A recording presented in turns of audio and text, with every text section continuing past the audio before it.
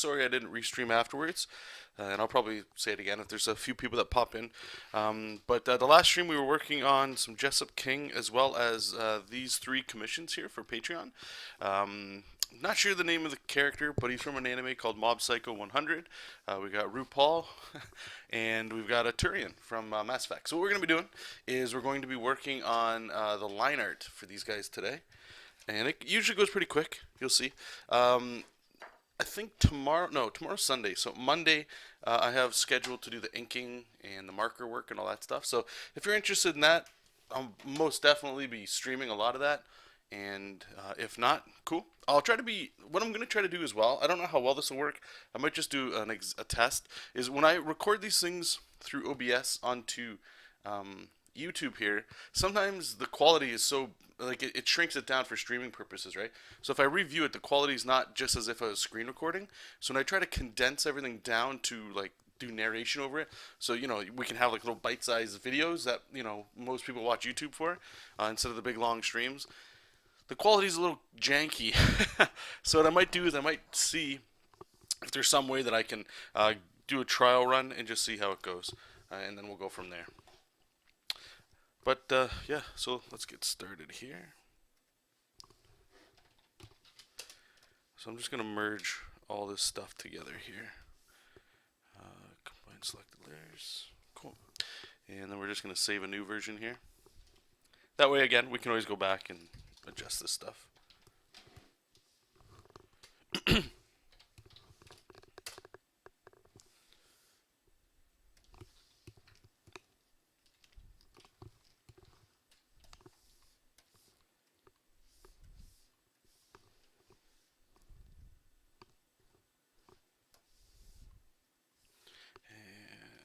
Just make sure we're all good here. Cool. Okay. So let me just pull up my reference too. I don't want to make sure I'm drawing these guys all out of whack. I'll just take this off screen.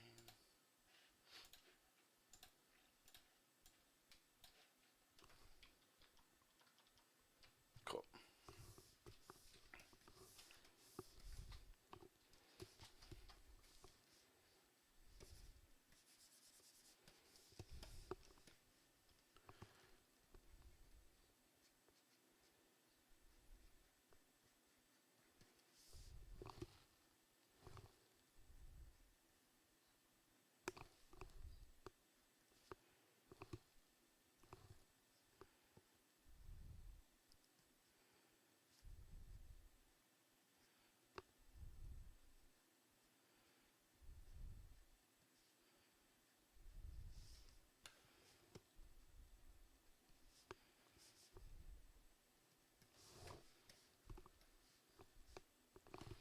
Hey, how's it going, buddy?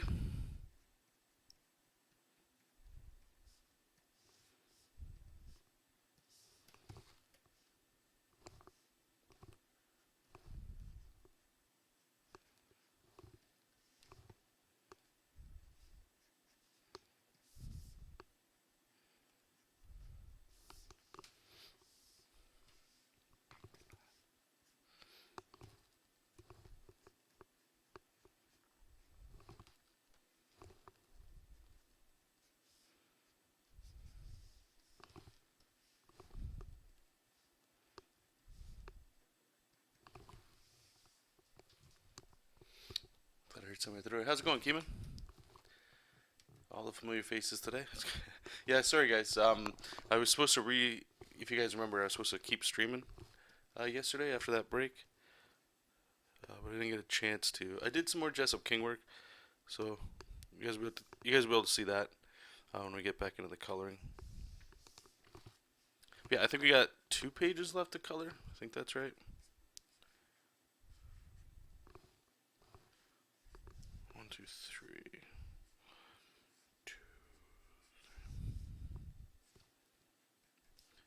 And then from there, I guess we're gonna just start doing some new pages, which is always fun. Get to start the cycle all over again,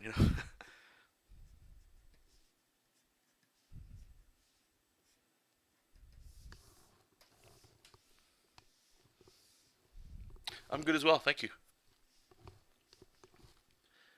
So how does this work? Oh, okay. So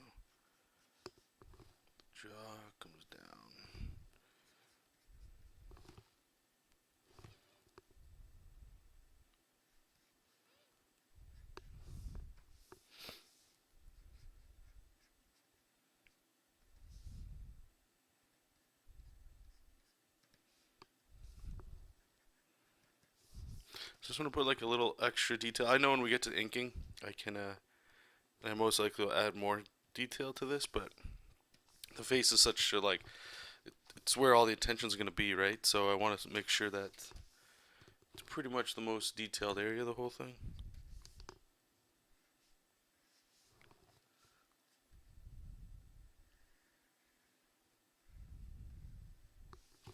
So we got here, and then this all goes in.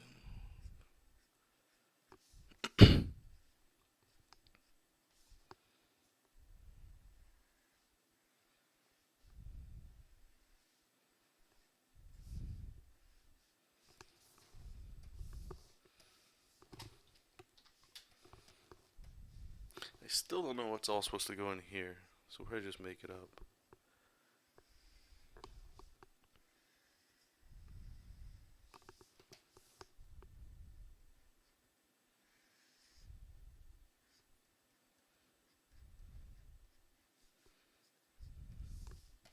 Let's add some stuff. Make it look more detailed. I think it's just actually. What am I looking at here? It's just clean on the inside, like just smooth. I don't think there's any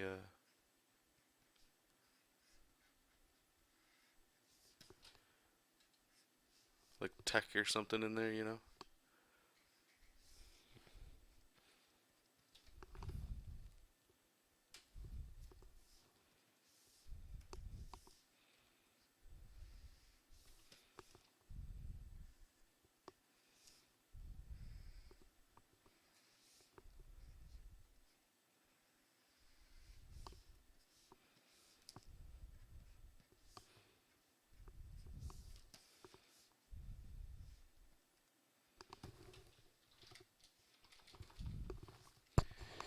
Hey, how's it going, Tyranny?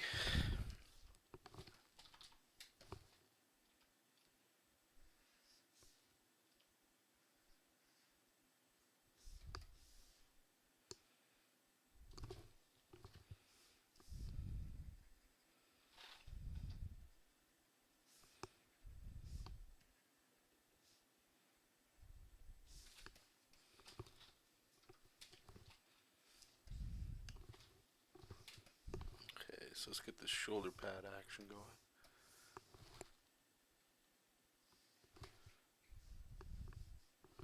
So I want it to kind of go over a little bit.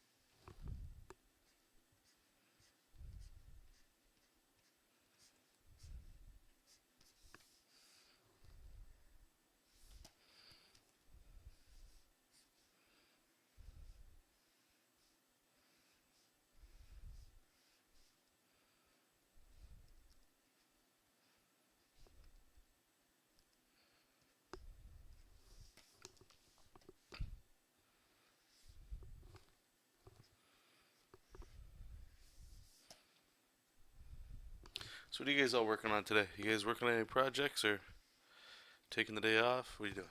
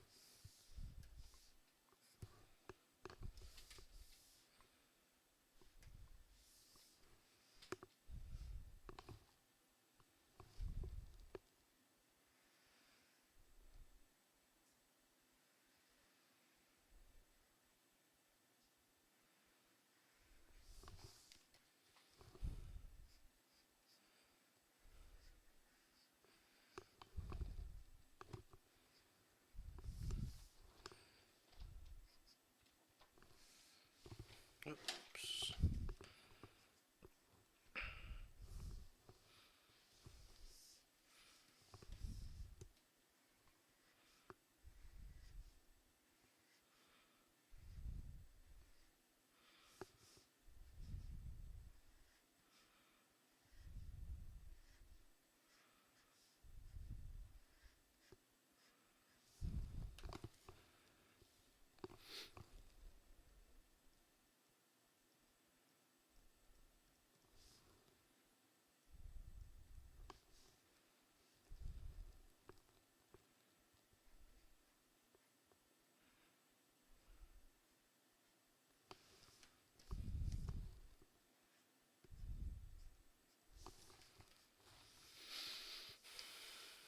Keeping's working on comics.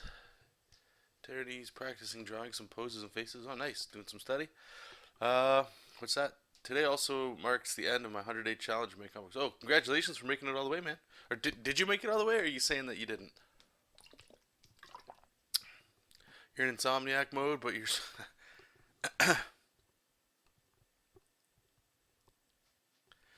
That's scary, eh? You can't sleep. It's not good.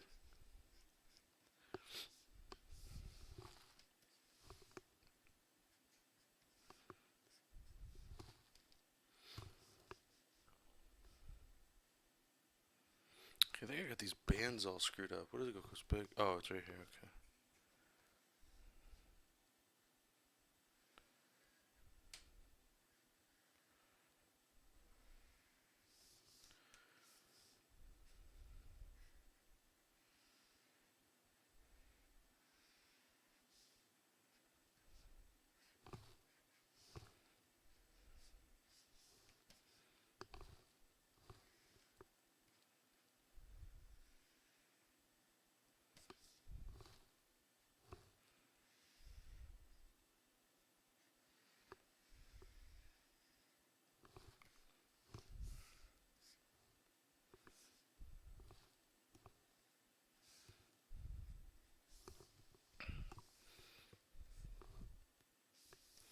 Okay, so let's figure this all out. Oh, so you did do it all the way, man. Congrats, man. Is this your first time doing that, or? You know, it's funny. I keep seeing more and more people doing the 100-day thing. So let's put you on the spot for a sec. So what's your big takeaway from doing the whole thing? Was there something you saw or you noticed now that you're all done, or um, is there anything like a new habit? Did something unlock for you? Like you always used to get stuck on certain things during the production of it or something, and now you kind of understand it better? Or maybe you just started getting the ball rolling on studies and stuff, or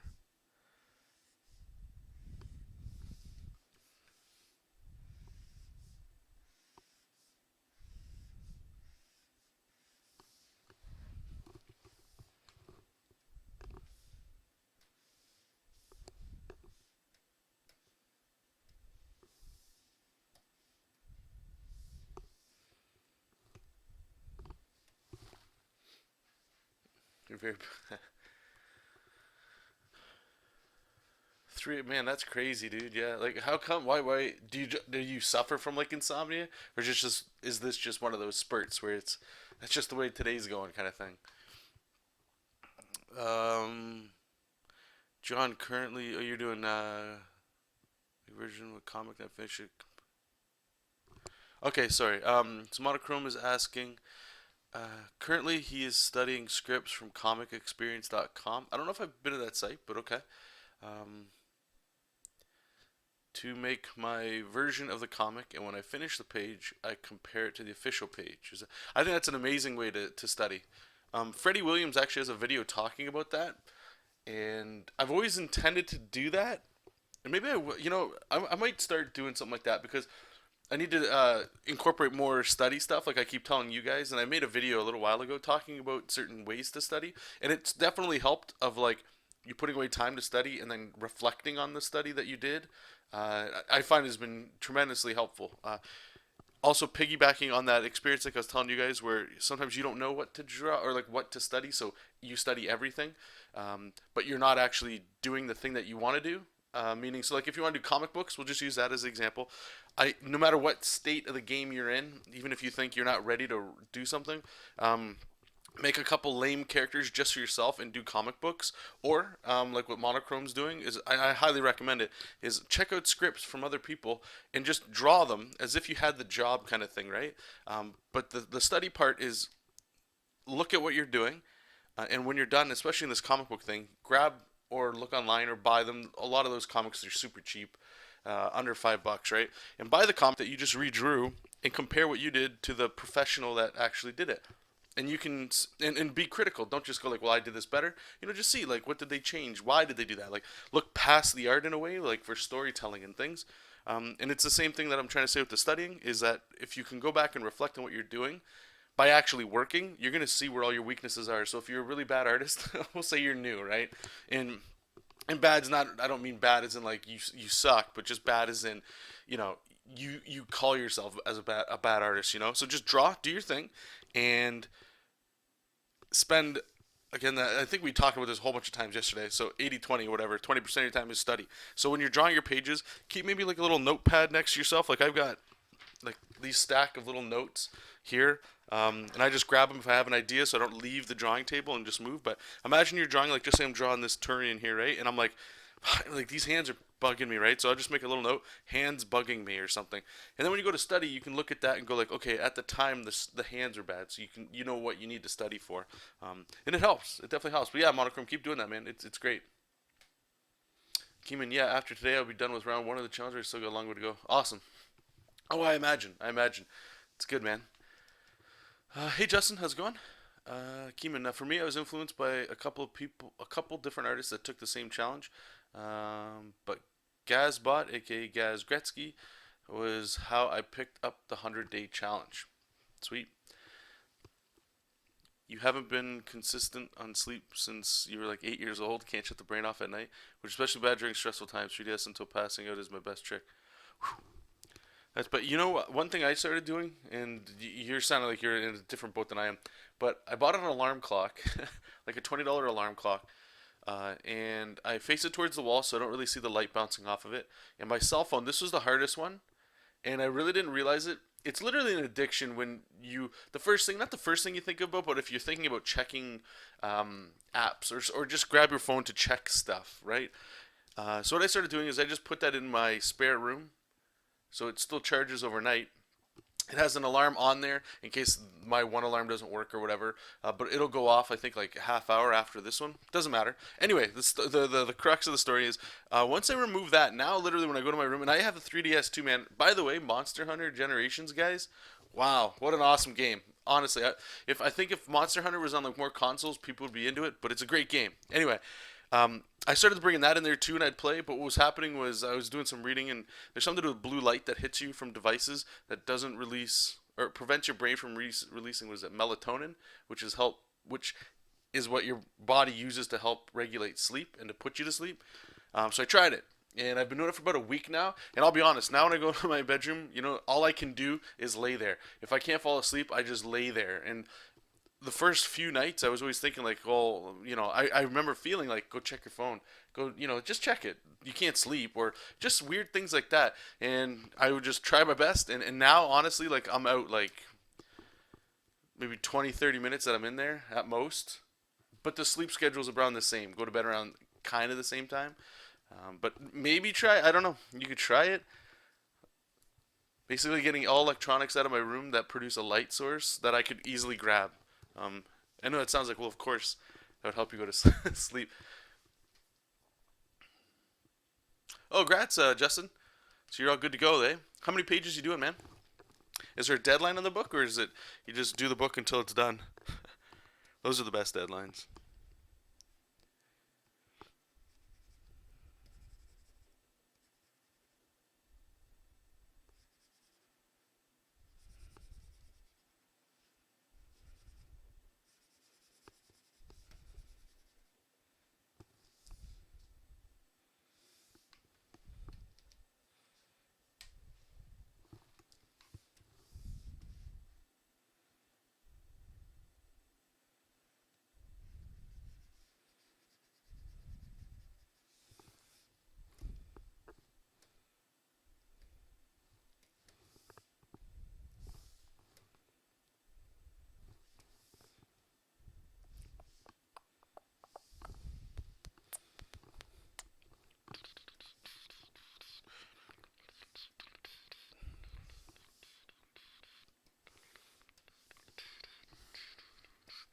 All right.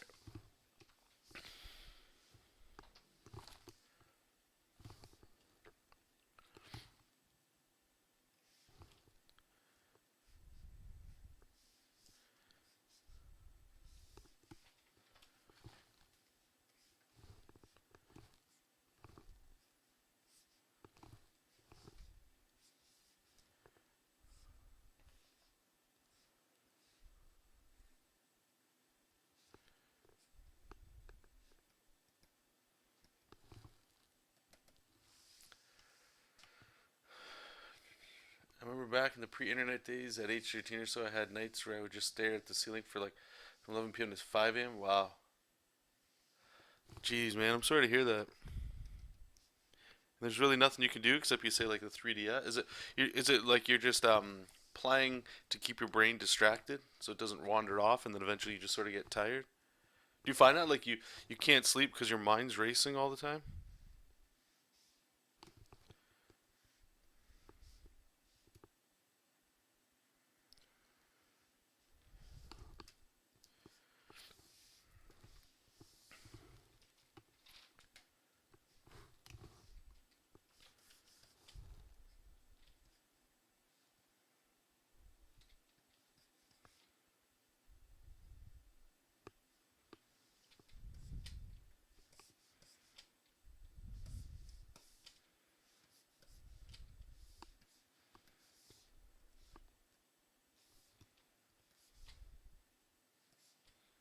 Well, let's put it this way too, man. Like in reality, if you're able to keep this up, I'm sure it can't be the best thing for your health and stuff, but if you're still able to like, it always sounds like you're doing work and stuff. So I mean, at least there's that, you know.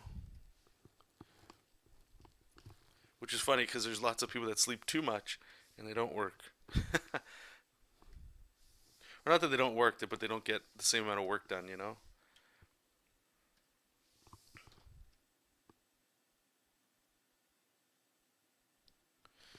Okay, so this guy's done. That's pretty much it, guys. Like then from here we would go into inking and stuff, but we're not doing that today. My best deadline as a freelance artist is just finish something until it's done. It's great. Oh, so you're like not multitasking and stuff?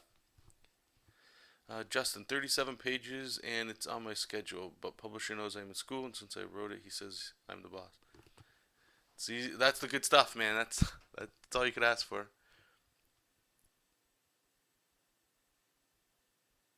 Well, you can actually buy melatonin, really? I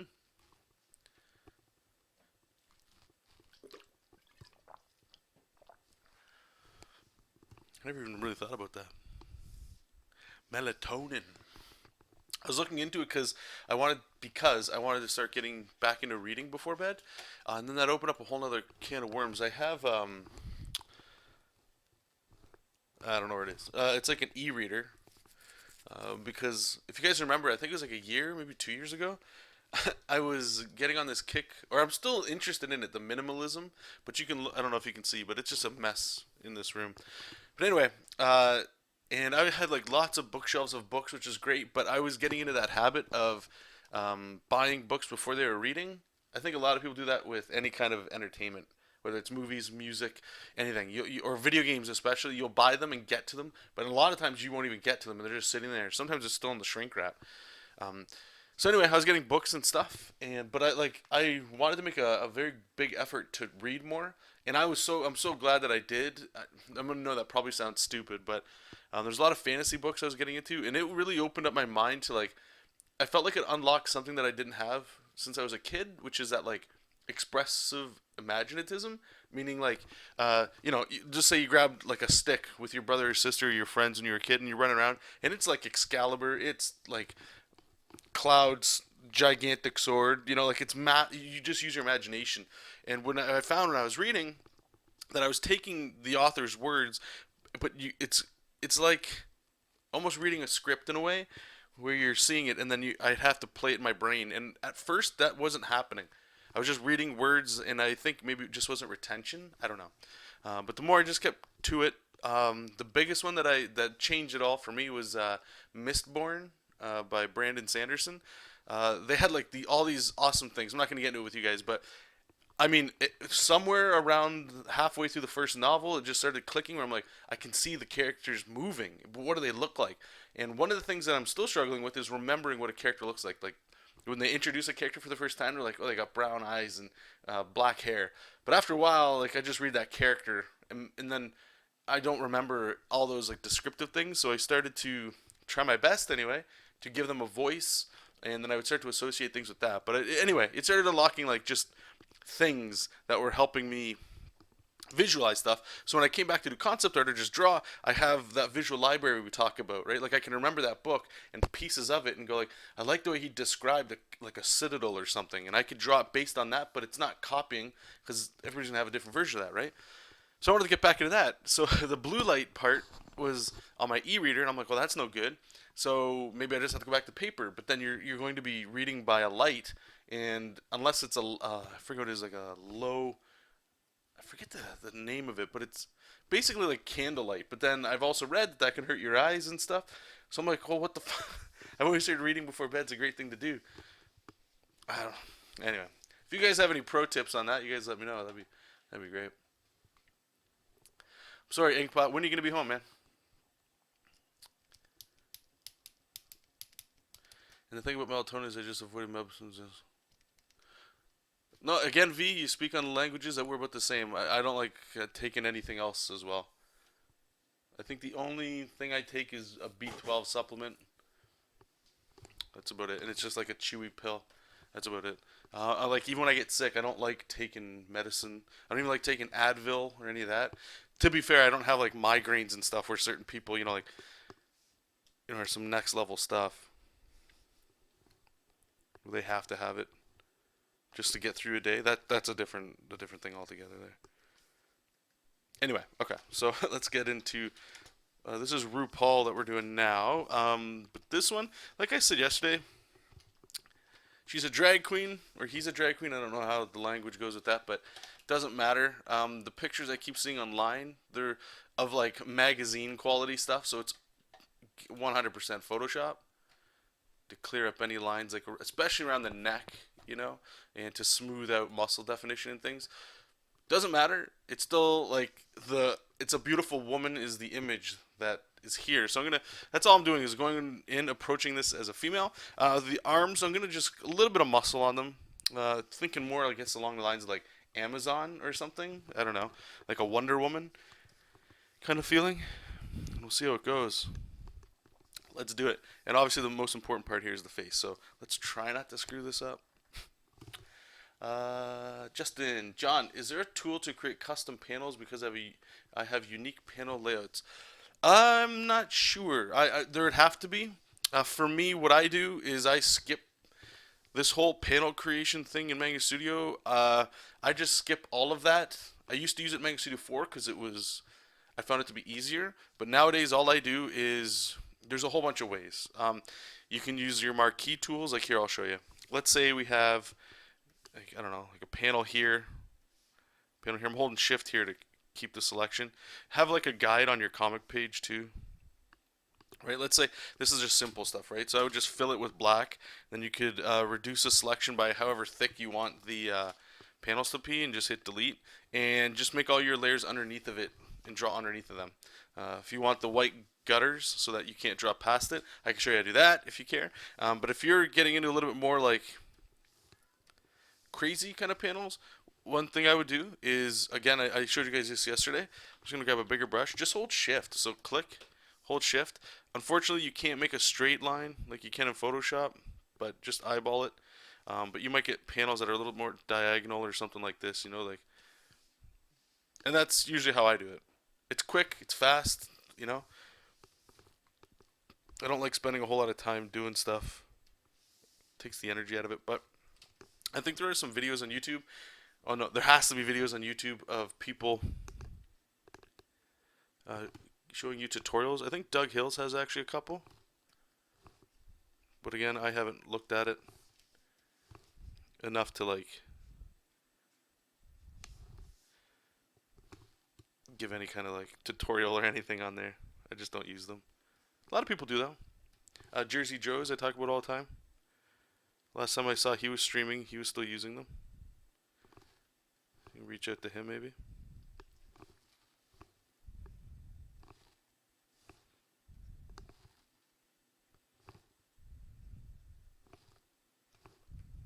The nostrils are a little bit bigger here. Whenever I do like a character like this, I have to look at reference. I'm not. I actually like one of my not pet peeves, but fear. Like you know how you guys are always talking about.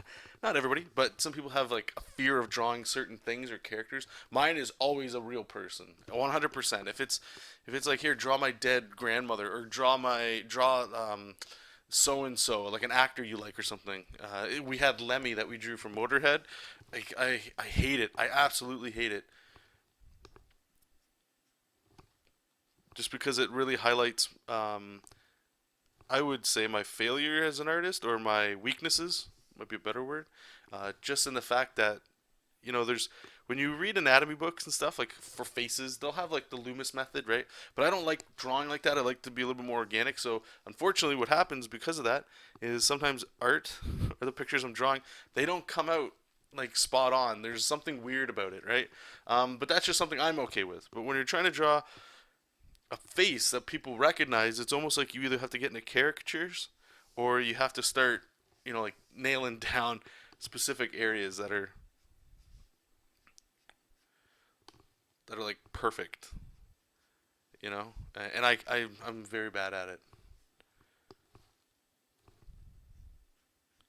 So usually I'll even like if somebody's offering work or something and it has like any kind of level of realism in there, I usually just like I'll pass, man. Like it's an area that I know I need to grow at, but I don't want to because I'm not interested in drawing. Like, don't get me wrong, this character, RuPaul here that we're drawing or attempting to draw anyway, it's fun. It's fun to do this stuff, but at the same time, if it was up to me, I would never draw this just because like, and this is just me. I could look outside and see, or look at a magazine or a movie and see these things, where it's like when you're drawing your own stuff or like a superhero or something, it's like interpretive.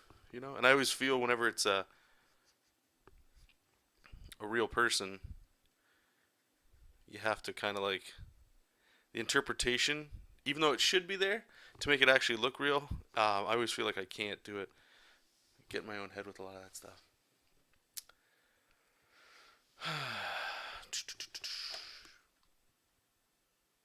Hey, no problem, but have I ever tried nutritional yeast? It's high in B12 and tastes like. Dude, I didn't even know nutritional yeast had B12 in there. Really? I put that stuff down like that. Here's the thing. Even if you guys aren't vegan, okay, when I went vegan, there was a whole bunch of like ingredients I never even knew about. I just, not blinders, but you just go, you have your meals. You might go, I'm bored of it, so I'm going to look up a recipe, blah, blah, blah. But like going vegan, you got to find these substitutes for things that are out there. And nutritional yeast isn't something for vegans, I don't think. It had to have been around just to enhance cheese flavors for things. I'm telling you right now, it's insane. Like, you get cheese kicks or whatever, you can put it in stuff, and you're just like, it's cheese. Not 100%, I get it, but it's close enough for me to just be like, wow, this is impressive, man. So I didn't even know that had B12. I'll have to check that out.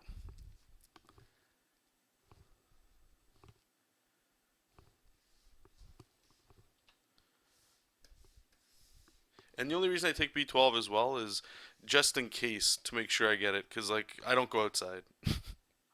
I don't see the sun. And I'm pretty sure the sun can, if I got that right, your eyes can filter sunlight to create B. No, that's wrong. That's vitamin C or D, one of them. But B12 comes only from soil, I believe. So there's also the misconception that if you eat meat, you're getting it, which is wrong because a lot of farmed animals, they're just walking on concrete slabs in mud. It's not like they're eating from the ground, so they're deficient in B12 as well. So they use chemicals to put in the animal's body so that they can produce certain things so that when you hack them up and eat it, you're it's sort of like it's weird. It's like you're filtering your nutritional needs through the animal. And once I started seeing even that stuff, it was like, this is some weird stuff. Man, humans do some weird stuff. When you guys, you know it. Come on, guys. You guys all know people do some weird stuff, right? When you start digging a little bit harder into like, especially, let's just say veganism anyway, saying how people eat or treat animals or get to a certain point, like milk production. I'm not going to get into the whole thing. If you guys are interested, I'll let you know. But like even with milk production and stuff, and you're going to get the side of people saying like, "Oh, I grew up on a farm. That's not how it's done." Great, but the vast majority of people that go to a grocery store or any place that sells like a certain name brand from a place, they do these practices. But you see this sort of stuff, and you're like, "Man, this is like." Why would a human being do this? And it's so weird because like you and I'm kind of getting preachy here, so I'll stop. But you and I, it's like you can walk around and let's say you see an injured animal, period. Chances are you'd at least be concerned, right? And you'd want to do something to help it. Um, Unless it was like a super scary animal, like a snake or a spider or something. But yeah, anyway, yeah. So the more the research I would do is stuff like that because you kind of you don't have to, but I don't know. It just seemed like the world isn't what I thought it was in your rose tinted glasses a little bit, right? Especially when you change something as big as your like your diet, really, like what it is that you can actually consume for the most part, right? So yeah, it was weird stuff. You get angry at things and all that, but I don't want to bring all that into here. If you guys are interested, I mean, I'll always talk about that stuff. Yeah, I didn't. I had no idea that that was nutritional yeast was recommended. Vegan zombie guy. That guy's great. I made his what is it? His what was the cake? It was a chocolate cake. Is it wacky cake? Is that what he called it? I think it was wacky cake or something like that. Super simple. You guys can make it with like literally nothing. You're gonna get your chocolate fix out of it. Get a little coffee on the side. Like this takes work, as my dad would say. This this takes work. You gotta everything's low cal, right?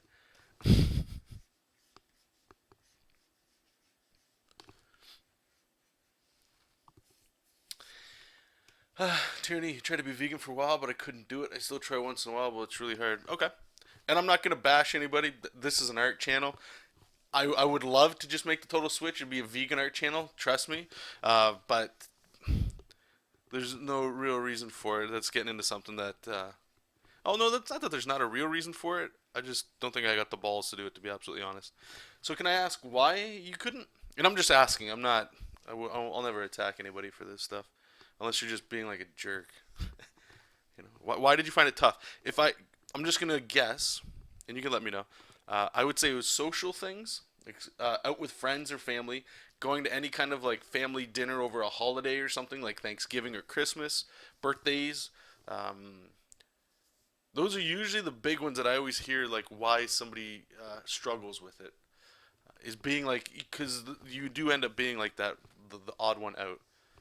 People are like to act in tribes, right? So that's why you see somebody like trip and fall or something, and maybe you're not the maybe you're a little concerned, but you might notice like somebody will laugh, and then everybody kind of laughs. It's just weird things that maybe like on your own you probably wouldn't laugh at, but you want to fit in whether you're thinking about it or not. It's like on a subconscious level. You just want to be part of a group. We're social animals, right? So when you go in there saying like I don't eat this and that, boom, right away, you're conflicting with what people is normal and you know there's been really nice people about stuff but a lot of the time it's a lot of like oh I can't do this I can't do that oh I could never do that or my favorite my favorite this is my favorite one like people that would attack you or whatever they don't count because they're just whatever right but my favorite one is like when they try to like soften it up saying like it's very honorable that you do that you know like I'm not impressed but or maybe I'm not happy. What's the word I'm looking for? I'm we'll just say impressed, even though that's not the word I'm looking for. I'm impressed that you do that. Like that's something very noble. Noble, that's the word. You're noble and honorable to like do something like that. But I know I couldn't do it. It's like those backhanded compliments, right? They're basically saying when you say something like that I don't agree with what you're doing because it's really difficult for me to do it. Um, it's honorable that you're doing it because it's a good cause. It makes sense, right? You don't want to see nobody really wants to see stuff happen. But I mean, it's such a weird thing. It's such a weird thing. I've never in my life, and I'm not a religious guy, but this is the closest stuff that I've ever come to, and I don't like to associate too many things, especially with veganism, with religion at all. But I could see where you know you get like certain religious types and people where they're saying stuff like persecution, or people just don't see things in a certain way, or you're like, hey, would you like to check this information out? And it's like right away, just fire and brimstone. It's awesome. Anyway, was his cookbook? Was it on like? Were they doing a GoFundMe for that or something? You really love chocolate and cakes. Okay, so I think I know what you're talking about, like a Snickers bar, like milk chocolate. I'm with you. It's so hard to find that. I'm not defending your choice, or I'm not defending mine. I'm just gonna add something here, so whatever. I will say that the longer you eat a certain way, your taste buds will change. And I think that's one thing that most people don't know about, right? So, or they're not, or maybe they just don't think about. That's probably the better way. So, the milk chocolate taste that you're getting, I'm with you. It's great, and you're still gonna get your cravings for it for sure. But there's ways you can go about eating stuff that still hits that stuff and still tastes like it and sends a signal there, right? Like, and I know what you're saying. I get it. There's certain things that I wish would be like, oh, cool. Like around me. I wish I could go buy something that was like that, right? As for the cake, I'm the same way, man. Again, this takes work. My biggest vice is pastries and coffee. And like donuts are so rare now because I think where I'm at, unless I'm making them, and I'm not making, good store bought, not store bought, but like a bakery style donut. There's only like, I think London is the closest thing, in Toronto, of course, from where I'm at for that. So I'm like eating donuts maybe once a year, which is probably good. But at the same time, I could see what you're saying, right? Like if you have certain inkling to things. But the wacky cake I talked about, I know it sounds stupid, but it actually it hits for me anyway. Anything, and it's like super cheap. Oh my God, is it cheap for all that stuff? But anyway, no, thank you for sharing that though. There's an animation called Kilgore, and oh really, Kilgore. I like the name. Wasn't that like a fighter from Killer Instinct? Kilgore, I think so. Okay, so we got this hair action going, looking beautiful. All right, so let's get into it here. So we're gonna do the long neck.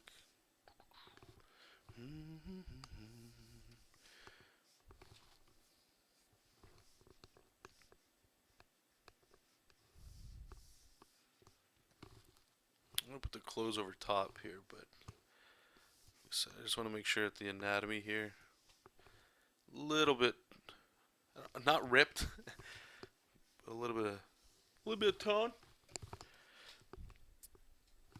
Oh, bicep peak. I'm gonna have to move this whole image over here. Things are getting crunched up.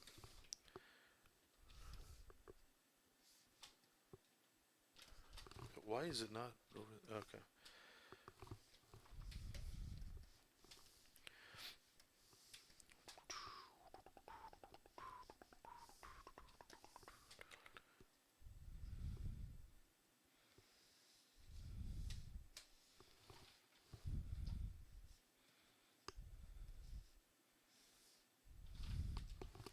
Hold on.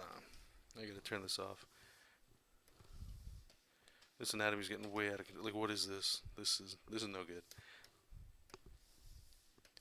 All right, let's fix all this up here.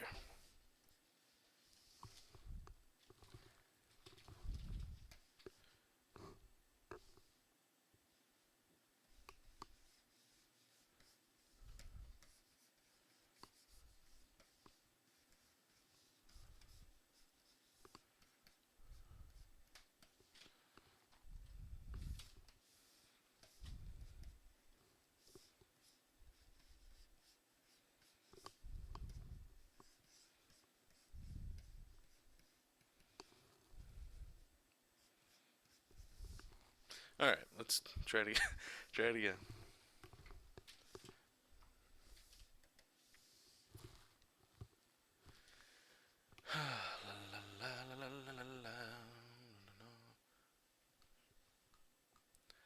Love her hair, looks gorgeous. Yeah, the picture I'm looking at, like I say, is.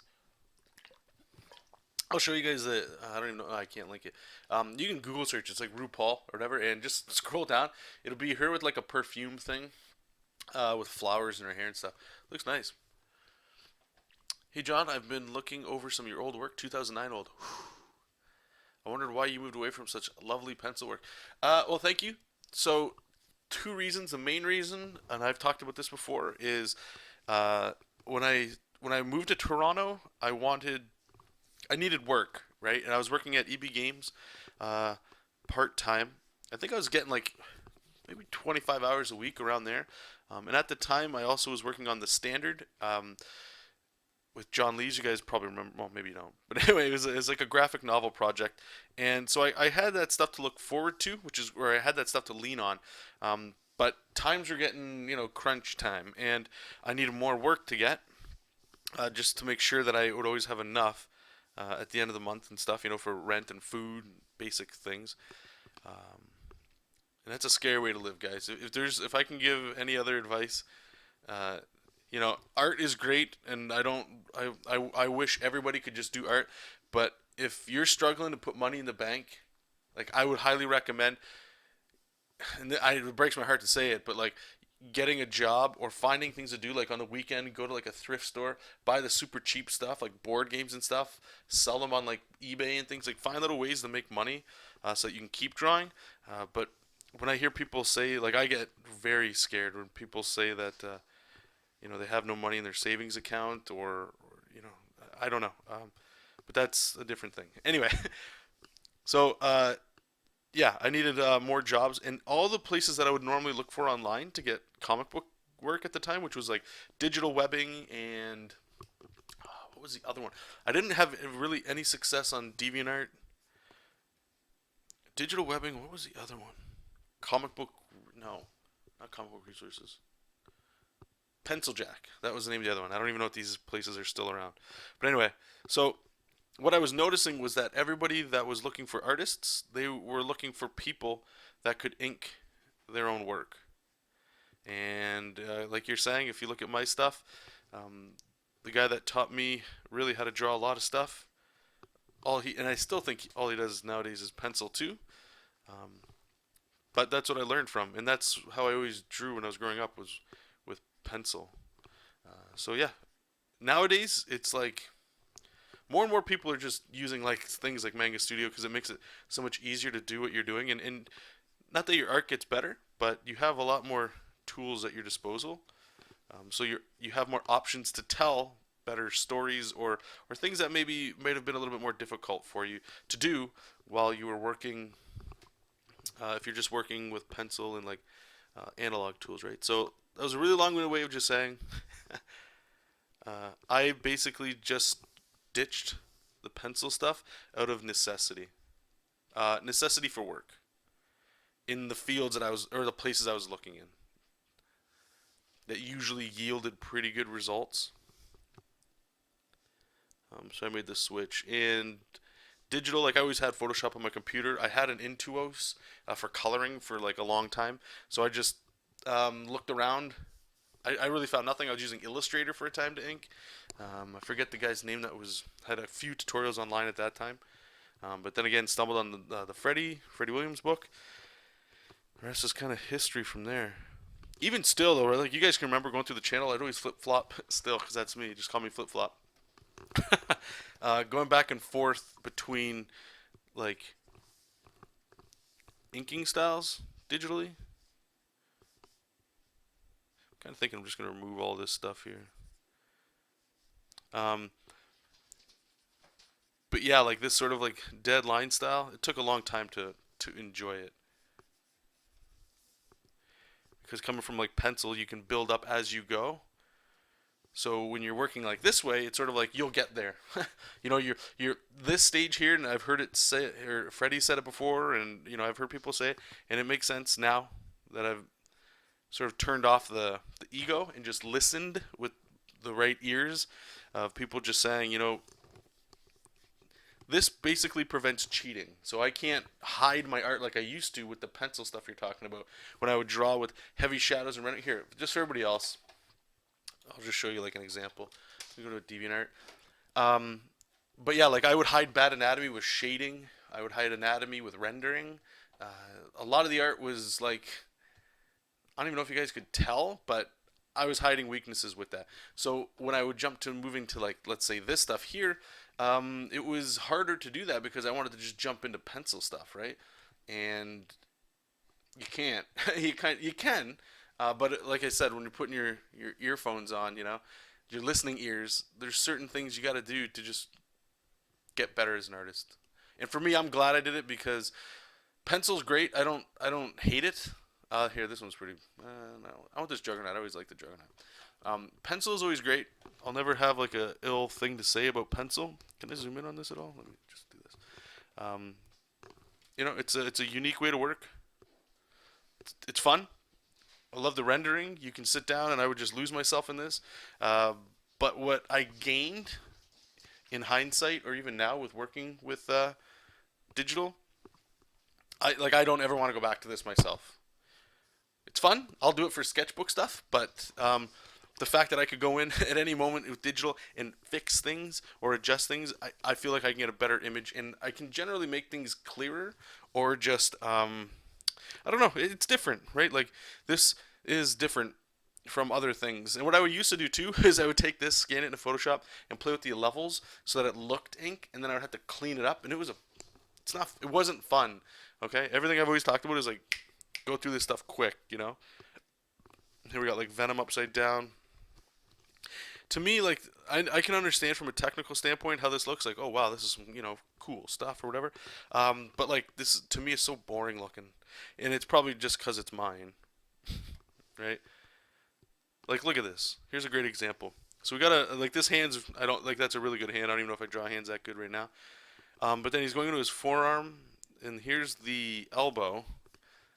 But all of this down here, look at this. I'm not even gonna worry about what kind of anatomy's in there. If it works, I'm just gonna block it out in shadow. And the thing is, when you block this all out in shadow, it flattens the image because that's just a solid piece of black over form that's in foreshortened, right? So if my arm's coming up here, there's a part here that would probably have shadow, part here maybe, and then like in here probably not, maybe, right? But it'd be rendered or something. But what I've done is made it all black, so this just turns into like a flat, boring shape, and it looks horrible inked. In pencil, you can kind of see through it, so you can still see the form underneath here, but it's gone. It's gone when you're doing all that stuff. All this really cool rendering in here. Can I zoom in? Oh, I can. Sweet. Look at all this really, like, this is intricate stuff. This is awesome. And the other part that really sold me on doing what I'm doing nowadays anyway, and everybody's different, do your journey, but I would get, like, let's say somebody inked over top of this, and this isn't a nose in the air kind of way, but there's a lot of people that don't know how to render. So when you see something like this that's heavily rendered, or they don't understand maybe how to do rendering, some of the lines can get a little sloppy, or they're just human. As I'm in here doing all these little ticks, they get bored and they just start doing stuff, right? And these are not professional inkers over me because I'm still amateur at this point too, right? So amateur inkers. And then the worst part is then when coloring gets on here, there's no room for the colorists to have fun. And because of that, it's like flat kind of artwork inside. Like I never had something that melded together. Anyway, flash forward to now, and we're doing this stuff, right? Like just keep it fun. Just keep it fun. But anyway, that's really long-winded way to say to answer your question. I hope. Jordan, how's it going? I have a question. I'm not sure if this is Freddy's book or not, but when you draw a shot with a foreground, middle ground, and background, do you vary the size of the contour line for each element or keep the same all around? I know generally the closer the object should have a larger outline. That's totally up to you. Um, it's highly recommended that you change the line width based on how close something is. That's all. So for me, yes, I'll push things. Let's see if we have. Give me a second here. I'll bring up some Jesop King here because we have to. Chapters, inks. Trying to see. Is anything going to show up here? Let's try page 2. I think they start their little fight. No, of course not. Page 3. I'm looking for this one panel. Yeah, okay, so this panel down here. Here's a good example. So let me turn off all the fluff. Let's turn all the ink work off, all the text. Okay, so you can see, here, check this out. So on Momo, her lines here, this rock is thicker because I intend it to be closer to us, right? Her lines are that thick. If you go here, his they get a little less. And then even the background here, I didn't even put anything on there. Um, yeah, that's about it. But there, I do have like a standard that I put everything in, and then once before I go into actually ink, I'll adjust them. So like right now, I'll throw this here, but once I get in here, I'm like that might be too thick, and I'll adjust it. But generally, yes, that principle is always the same. Whatever's closer, I put a thicker line on there. And I mean, obviously, when you ink, sometimes it gets lost, right? Like it's hard to tell anymore, like what the hell was is in front of anything, right? Like even the ship's gonna get a whole bunch of new artwork on it. It like they just look different. But yes, to answer your question, I do that. Yes, I believe Freddie does that too. I think it's just one of those staple rules that's just good for art. Period. Hey Matt, I ever heard that the book drawing from the right side of the brain helped Capullo turn the corner? I have it, and it has like exercises in it, but like anything, I didn't stick didn't stick with it. It'd be nice to go through that because there were some weird things they were saying, like get out of the house or something, and it was like I don't know. It was the book. Maybe there's I didn't get that deep into it, so I'm missing a good portion of it. But it was sort of getting into like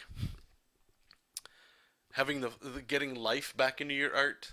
You know, like appreciating what's outside. Go draw outside to bring it back to your studio stuff. And I think I was just well, I know I was just super impatient with a lot of that. So it was like, yeah, but like, what's the practical thing I can draw right now to like, get those quick gains? It's like what a lot of you guys struggle with, or you tell me about.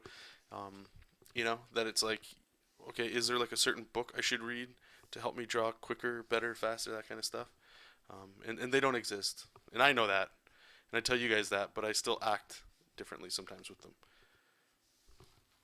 But I don't know if anybody else has used one. You guys let me know, or use that, or read that book. Let me know. I've heard good things. There's been people like that that I've known that paint, that have read it and they like it.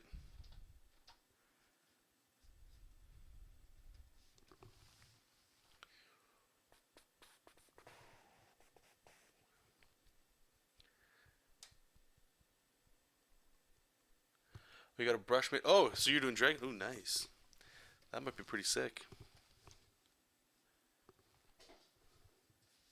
Because you could use like those scales on like Captain America and stuff too. Then couldn't you? How does it? Does it look good? I'd have to imagine it's at least a great starting point. So a lot of this clothing here, we're gonna put rendering on there, but so some ideas of where some of this stuff is going. I really don't like this. Here's that drawing from realism kicking in. I don't like it. Um, hey John, sorry for the slow thing. Oh no problem, man. Don't worry about it. But someone came in text board. Okay, I hope you heard my answer. Did you hear my answer or not? If not, I can give you the too long don't read version. Just let me know.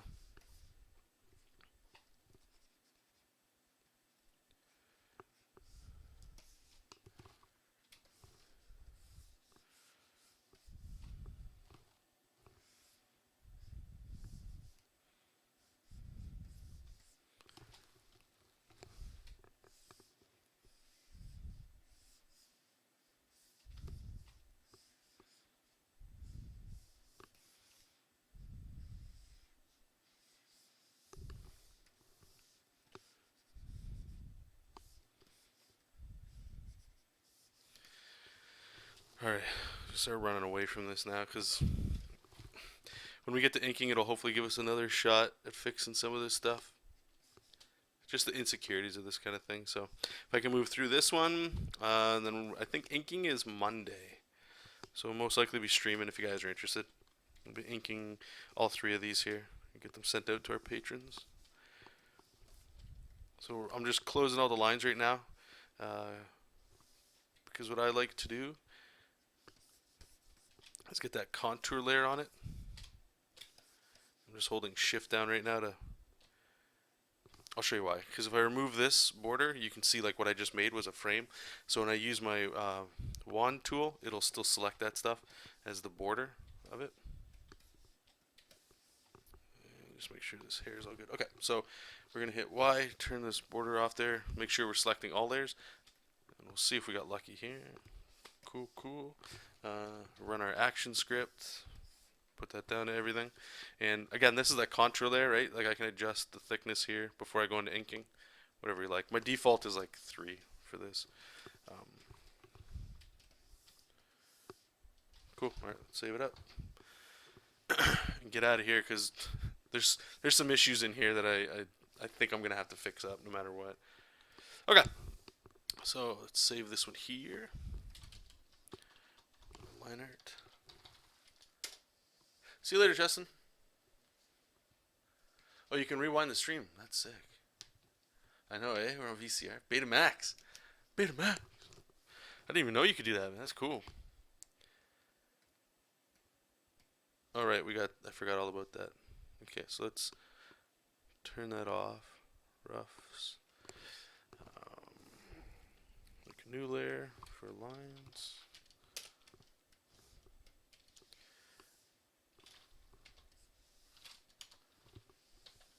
Yeah, we'll just lower the opacity a bit here.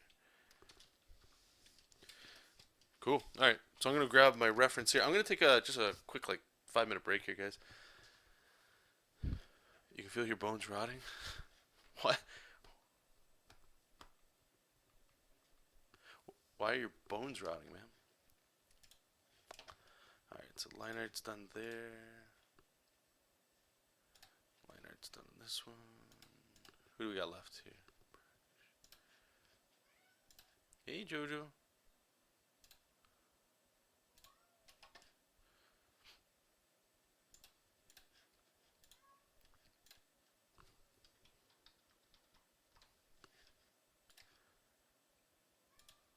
Okay, I'll be right back, you guys.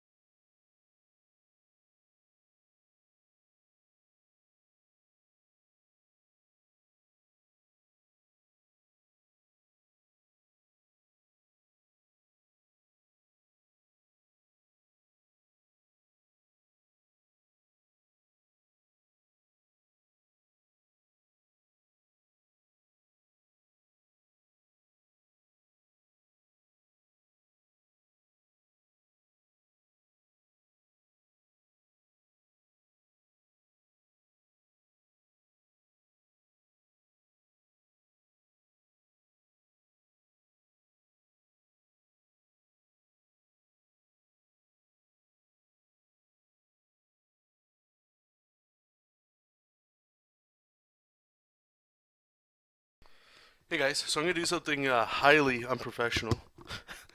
I really shouldn't hit stream. I apologize. I'm going to go grab a coffee.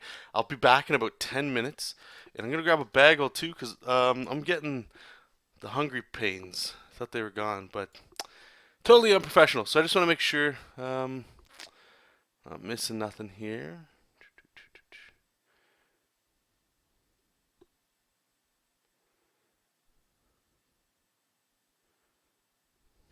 Okay, so I'm gonna be right back. Again, I highly apologize. And if you guys have any questions, please just put them in the chat. Just put questions in capital. So when I come back, the first thing I'll do is I'll just double check what you guys are saying, and then we can get right back on there. Let me here. I'll open this so you guys can take a look at this before I go. So last night I finished after our stream. I finished up the colors for. Or no, I started doing the colors here. No, we finished the fire one. Remember that. And this is what we're going to start today as well. Probably in like 20 minutes after I get back, whatever. But yeah, I've already got the shadows going, the flats for everything already done here. And we're just going to add the quick shadows. And it's going to go super quick. So I'll be right back, you guys, again. Thank you. I apologize if you're not here when I get back. I understand. I totally get it. But thank you if you're still here. And thanks for watching so far. Okay? I'll be right back.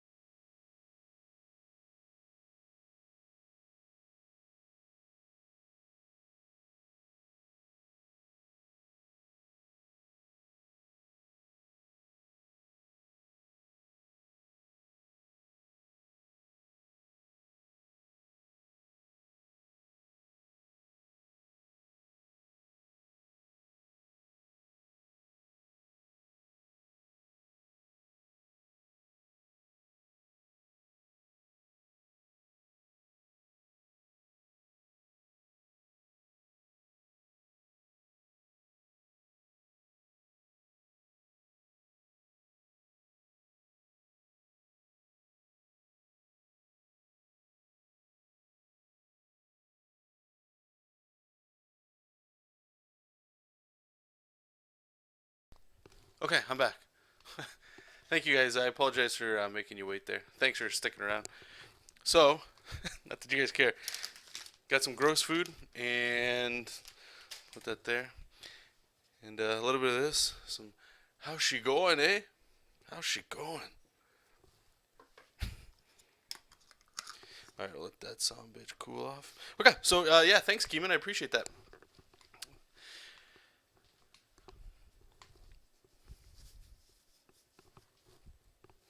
I don't know if there's anybody in the chat right now. If you're even watching the recording too, just let me know. If I've been hearing people saying that they want to do some fan art, which is obviously super amazing. If you guys want the swatches that I use or anything for the characters, you guys just let me know. I might just post them online anyway, or make it free on Patreon and send a link. You guys just download it from there, and yeah, that way like it might make it easier for some of you guys instead of trying to screenshot stuff or whatever and like color pick if you care, if you're interested in any of that. But let's get this going so we can get back to doing some J King. And I was thinking about it on my drive. Thanks, James. I was thinking about it on my drive. I think I might have to get into, sorry for all the noise here, a little bit of writing with you guys. I'm not sure. I'll have to check because once we finish up with the coloring, that's only going to take a few hours. Then I got to get the next batch of 4 pages done. So I work in batches of 4. So once we get those pages going, I don't know how far ahead I wrote. So they may be done or they might not be. I'll let you guys know. You guys can see. Then we can kind of like write it together or something. Yeah, I got a little, and I apologize here, guys, for noises and stuff.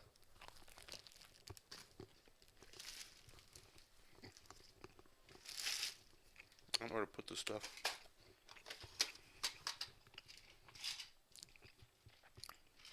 We're literally streaming from the seat of our pants today, eh? God.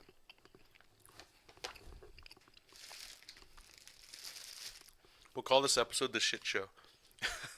Okay.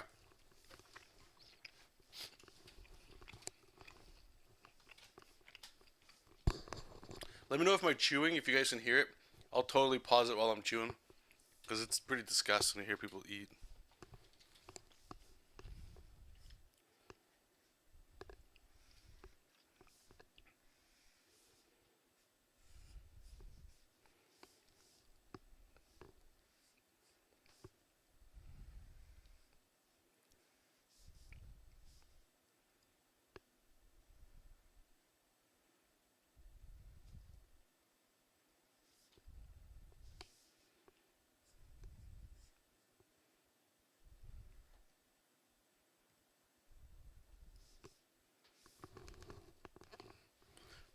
Hi, Momo.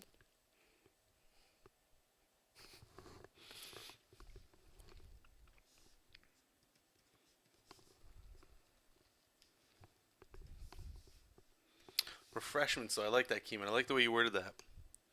Somehow refreshments just makes it all sound like it's okay.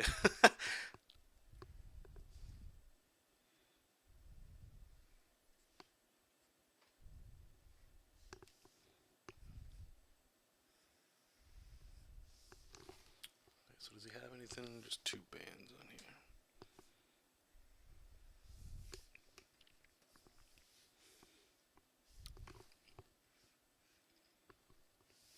So what I'm going to do with this arm here too, I learned this trick, not even a trick really, but I learned this from where I work. And the idea is if you know that it's basically called, I don't even know if it has a term, but we call it like asset optimization. And if you don't know what an asset is, I really didn't know what one was until I started working there either. But an asset is basically anything that is used and that can be reused for the development of something. So in art or video games, in the case of my job or whatever, is anytime I'm drawing something, it's an asset, right? So if I can optimize that asset to be reused in multiple places in one, then you're saving time down the road, which really speaks a lot to even this workflow that we're doing here. We're just trying to stay on top of stuff while you're drawing. So what I'm going to do is, so this whole arm here, right? And this is just, it's sort of like layering. If you think of building stuff up in layers, it helps down the road. So a good example here is like just this arm I'm going to leave on its own and draw the rest of them behind it, so that if I wanted to, I could move the arm if I felt like it. But really, what I'm forward thinking, I suppose, just to save myself just a little extra time, which I'm using up right now by talking about it, which is that I can make this layer its own contour layer. That way, I don't have to go in there and redraw over all this stuff. You'll see when we get there. It won't take too long. This thing's pretty simple. Right, so like I'm just going to draw right through this. So if you look, this is what I'm drawing right now. And thinking about like again, asset management and stuff like that. I know some of you guys work on your own comics and your own art and stuff, and it's like that's not something relevant to you. It may be because you might need like channel artwork if you want to start a YouTube channel, or you want to, once you get your comic going, you want ads and stuff. So you can totally go in there and just, what most of us do, just piecemeal things, like take parts of stuff and put it together, which is there. But if you can think about changing or adjusting your workflow a little bit, sometimes it makes it a little bit easier. So you can go in there and you can just pull assets from files. What's up, Zelda? What? What? What? There's no food for you. Oh, it's freaking hot.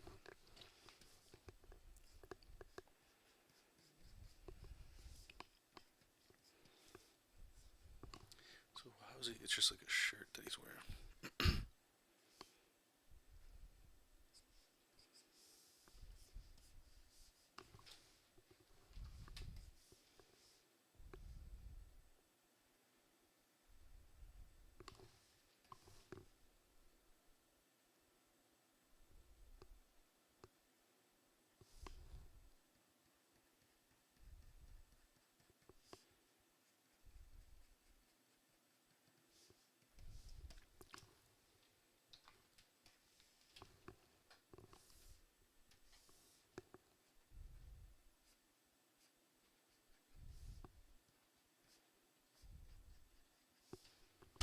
I really want to animate up these eyes, just like the reference I'm looking at, the way they have them. It looks pretty funny.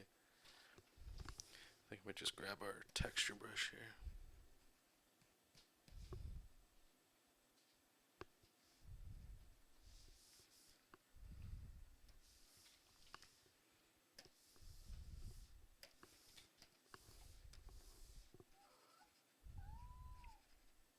See how we do.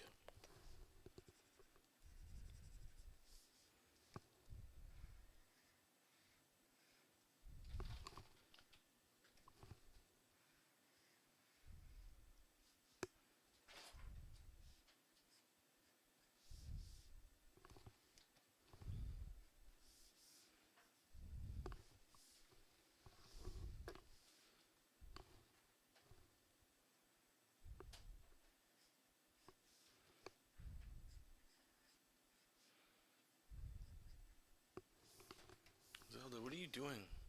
There's no food up here for you. Give me 1 second. Got animal control here. Come here, Zelda. Come here. Come here. I know what you're looking for. Come here. Come on. There's no food for here.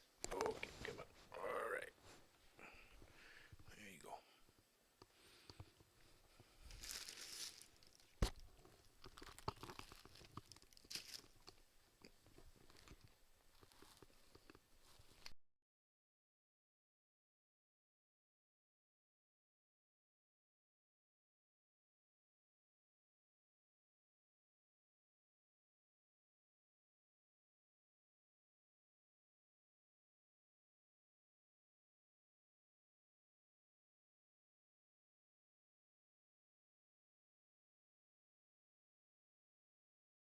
Okay, I just wanted to mute that while I was eating, so you guys don't hear the saliva fest.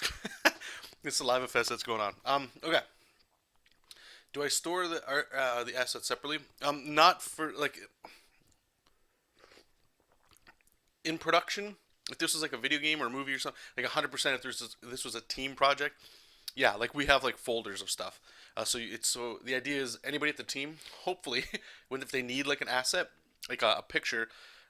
So the whole idea behind this stuff, trying to be really quick with it, is let's say one of the developers needs an asset, an image asset. So instead of asking the art guy where is it, hopefully he can just go in independently, grab it, and use it. That way he doesn't need my help to take me away from something I'm doing, even though it's like a quick thing. But if you were to get like a much larger scale project, it would be nice because there could be people in like a whole nother office or another room that need an asset, and like if unless you guys are all on chat or something like Slack or something, it's not really optimal. We're such a small team; it doesn't really matter. But the mindset is still super important. So for this, no, I mean I'm just doing that for this again, just because I know this is going to be so foreshortened in front of us that it's not a huge deal. I could have just did the KO layer like we're going to do and then just manually draw over it. It's not a huge detail sink. I just wanted to bring it up in case you guys are drawing complex things that maybe to think like that so that it could help you out. Hopefully, save you some time down the road. That's all. I didn't mean to make that super complicated. Welcome back, Hobbies. Thank you, Chaz. Welcome to the stream too, bud. Hey, Inkbot. John, I've been wondering, you have the EX version of Manga Studio. Any reason you're not using the multiple page function? Yes, I do have the EX version. The reason I'm not using... I don't even know. I'll be honest with you.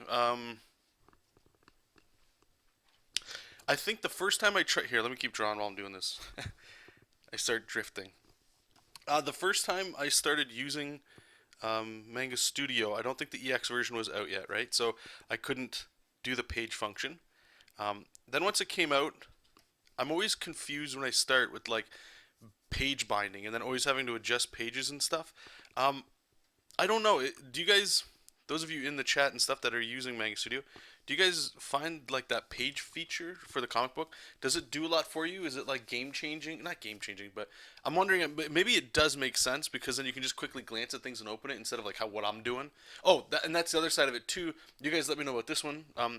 So I work at these files individually, right? So let me just save this. Zelda, what are you doing? It's gonna get to this some disciplinary action here. What? What are you doing? There's no food for you up here. You wanna look outside? Here. There. Okay. There's so many cables here. She's gonna rub against something here. Okay, so when I do these pages, like if you guys look at this one, right? This one's the color version. I have multiple versions of this saved. So I have an ink version, a line art version, a roughs. That way I can always go back. I have yet to find the need to ever go back, but that maybe it's just something I need to get through my head that I don't need to work like that anymore. Again, the only reason I do it is from the DC Comics guide to digitally drawing comics. That's how Freddy was working, and from what I understand, the reason why he worked like that was in case, let's say, a file gets corrupted. Let's just say you're working on a page and gets corrupted. It's super rare, right? But let's say it happens. Then you've lost like your whole thing. Whereas if you're working with, okay, well here's, one second. If you're working on like the color version and the color file gets corrupted, you can still go back and you still have the inks, you know? One second, guys. Come here, Zelda. Come on. Come on. I know. There you go. Okay. Christ. So that's the main reason, and that in and of itself is one of the reasons why I guess I don't do the comic page thing that I think a lot of people use Manga Studio for. But if you can do that, I mean, it'd be interesting. I just wonder if you'd have like a whole bunch of different file versions. I don't know. You guys let me know what you guys use it for.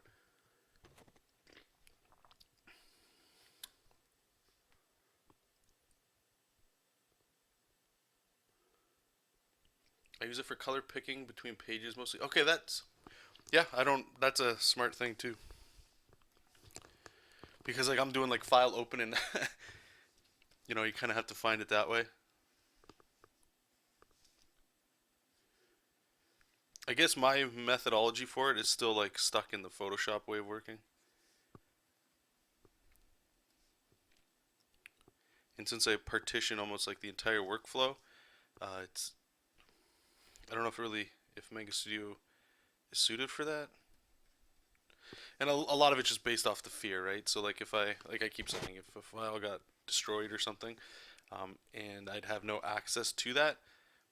To be fair, I do back up pretty much every day as whatever I did that day. I just back up on an external hard drive, so it shouldn't happen. But if something gets corrupted, like I've had it, you guys have seen it. If I open up SketchUp, right? So I got SketchUp open, and sometimes you'll see Manga Studio here. It'll just go black as it's loading, right? And it'll just close. Um, and that's super scary because it doesn't happen often. Usually, it doesn't ever happen where if you just open it, it's fine. It's normally fine. But sometimes, very rarely, right? It's rare enough that when it happens, you remember it, and you're like, never again. I don't. And I get super super salty about that stuff, man. It's like all your work is just it's gone. Not a good feeling. This guy's all steroided out. It's good. What are we missing here? Oh yeah, here.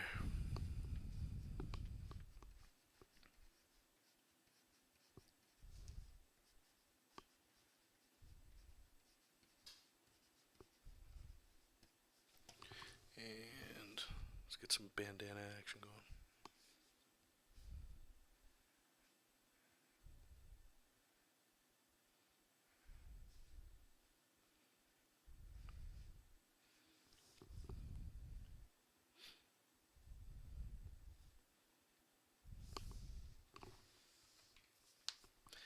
Let me just scroll up here.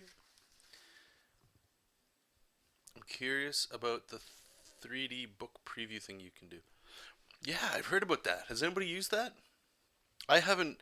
I haven't used that at all or tried it out. You have Manga Studio EX4, okay, and also had that function, and I liked it there. I used it in there as well. And exporting. So I guess this is the crap part, I suppose, is that what I should do is make another folder. Like here, I'll show you guys here, okay? So this is um, in general the process that's talked about in the DC book, right? And each one of these is numbered as in the phases that you're going to do this, right? So the docs are the scripts, anything you're going to get from a client um, related to the project. Reference is all the images you're going to pull from the internet, get from email. Anything that has to do with the project, you just save it in the reference. And then you just start going down. So here's the thumbnails for the whole book, right? Here's the breakdowns for each page, lines, inks, final. What I put for final, I should actually move that around. It should go inks, colors, and then final, which would be a flattened version of all the lettering and stuff, just like a TIFF image or something. And then save for web, which is like the formatted size for web, so you can just quickly send it to editors and stuff. So what I'm thinking, what I'm going to have to do then is each page that I'm done, just save the final flattened version. That's high resolution. And then if I want to do the PDF thing, like you guys are saying, or whatever, is then I would have to make a new story and then just copy paste each file in there. And that, maybe I like, I'm glad you guys are bringing it up because this might be some forward thinking. I'm so early in the project. Maybe it's like once a week I go in and, or maybe that's part of the workflow. As I finish 4 pages, the last thing I do is paste them into that thing like that. Maybe I'll look into doing that. How much RAM is Clip Studio currently? I upgraded to 1.62. I noted a big increase in RAM usage. Sorry, Steve. I apologize. I'm not a big tech guy in Manga Studio. I can show you some stuff. I don't know anything about that. I will say one thing that I have noticed is whenever you make a new layer, if you go up into the layer properties tab, the expression color, if it's color, I notice that each layer that you have that's color takes up, like, it makes the file massive. Even if you have like little details, but you like work on a lot of layers like I do. So to get around that, if I make those expression layers gray, it saves a whole bunch of space and time. No, hey Felix, this is a character from an anime called Mob Psycho 100. I've never seen it, but it is one of our Patreon rewards. So anybody that's pledging $15 or more, they get access to this as well. So you can get like a what's it called? A custom sketch of a character you like. So we're just wrapping these ones up, and then we're gonna get into some Jesop King. It does look a little bit like Ryu though, right? All you need to do is change these hands into fists, and then it's like evil Ryu.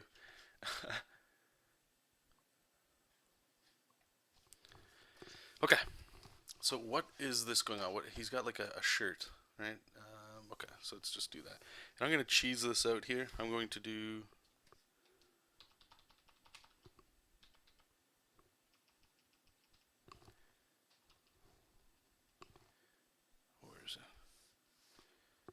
this will be good.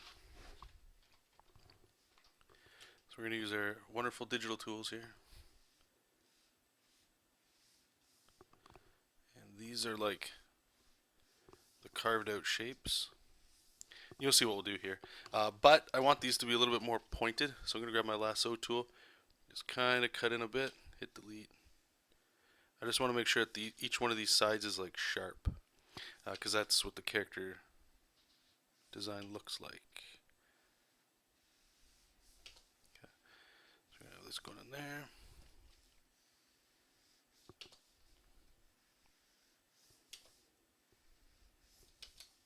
Okay, so we got that. We're going to run our action, turns them into line art, and I'm just going to lower the opacity a bit so I can see through it. We're just going to erase it. So we can still see through it. Just a super quick way to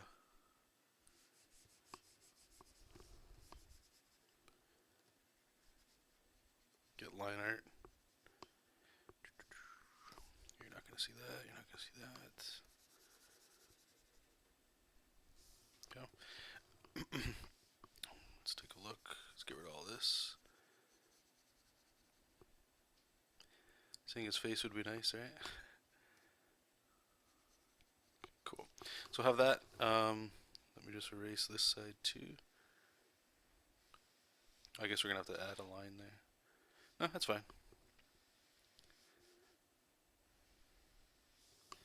Alright, so just put the opacity back up.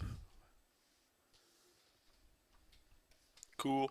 Alright, so I'm going to show you guys again what the hell I was talking about while we were going through there, right? So, oops, let's turn that off. Let's turn off all our roughs. Okay, turn off this perspective crap. Don't need this. Right, and what we're doing is we're just making sure all the lines are connected here. So we got this. Right, this big nub of an arm. Cool.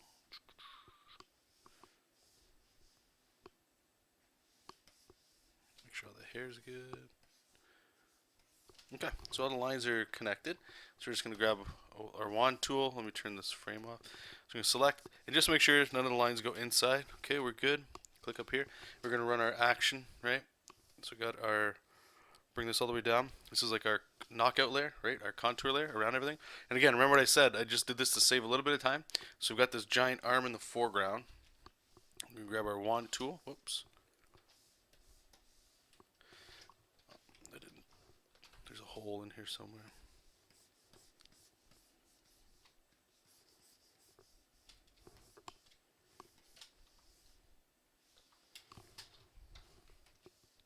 Right, we're gonna do the same thing, run the action, and so this is really the whole point, right?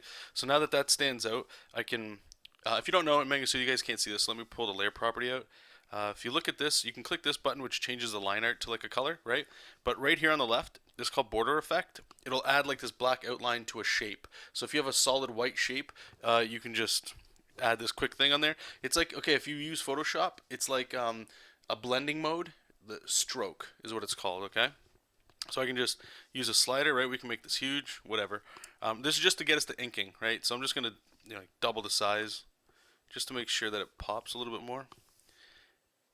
And once we actually get into inking, then we'll find out if that's too much or not. But we're doing that next week, so don't worry about that. So we got that. Let's put our frame on there. Make sure everything's good. All right. I'm gonna save it real quick. And all right, let's adjust this. Remember we put this in yesterday just to make sure that we don't forget about it. Might even pull it. I don't know. We'll see. Okay, where's my object selector? There we go. Okay, so we're gonna click on here, and you get like a whole bunch of settings down here. I'm just gonna like fiddle with a bunch of this stuff just to see. I'm a fan of lots of speed lines. Grouping. Let's see what this does. And this is something I recommend you guys do if you guys don't, which is sometimes you gotta just mess around with sliders and settings until you get something that like resembles, I guess, not even what you had in your mind, but sometimes it's just nice to see it, and you can go, oh, okay, oh, cool, you can make little Kirby dots too. See? Now I just saw that. I didn't know you could do that because we're changing the length of the speed line. So that's pretty cool. So if we go max, yeah, it looks way too big. That looks fine. Gap from reference. Let's see what this does. Yeah, it's fine. And brush size, we can change that so these get a little thinner or thicker. Brush shape. Oh wow, I didn't know we could change that. Let's see what's in here. My computer's gonna have a heart attack right here. Oh sweet. Texture line, that's what I want. See if it did anything. Because the textured line, if it can get, oh, see, we were just talking about this, weren't we? Where your screen goes black and you lose everything. It's loading though. So I'm gonna take this moment to have a disgusting bite of my little bejel.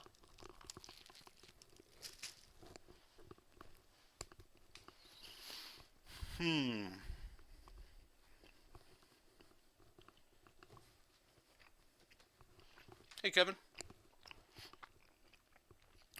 Okay, so it did the texture, which is cool, but I lost that point.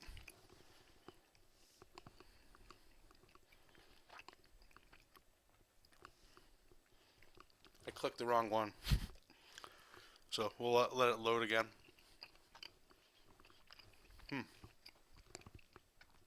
That didn't take remotely as long. Okay. And,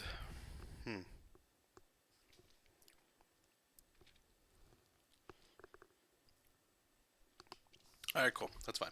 Leave it here. Let me just want to catch up to what you guys are saying there.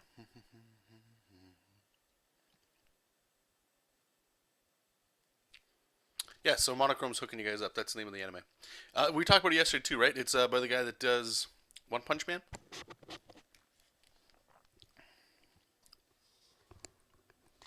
So it's not just me, eh? The Manga City was just crazy today. Alright, cool. So what you can do is, since I've already made this path, you can actually just grab these individual points, and, you know, it's going to get a little laggy.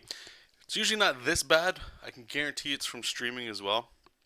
But anyway, you can move these things, and you can adjust each point so that really just gives you freedom for, like, if you like using these speed line kind of things. But I'm just trying to move it around so it's not all so close to his face.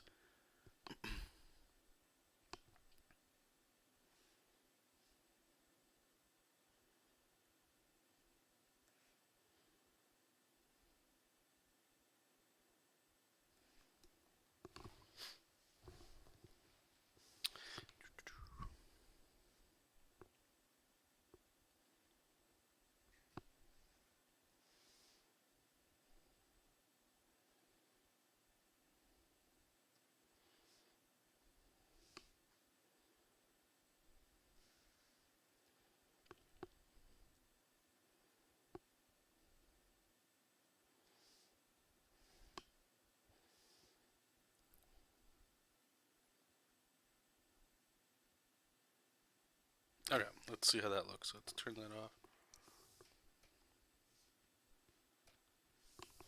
Let's see, I think you can actually add a point. Yeah, I'm going to add a control point. There we go. Just so we can bring it in. I just want a little bit of the speed line still on the arm. It just looks a little bit weird where nothing's kind of affecting it.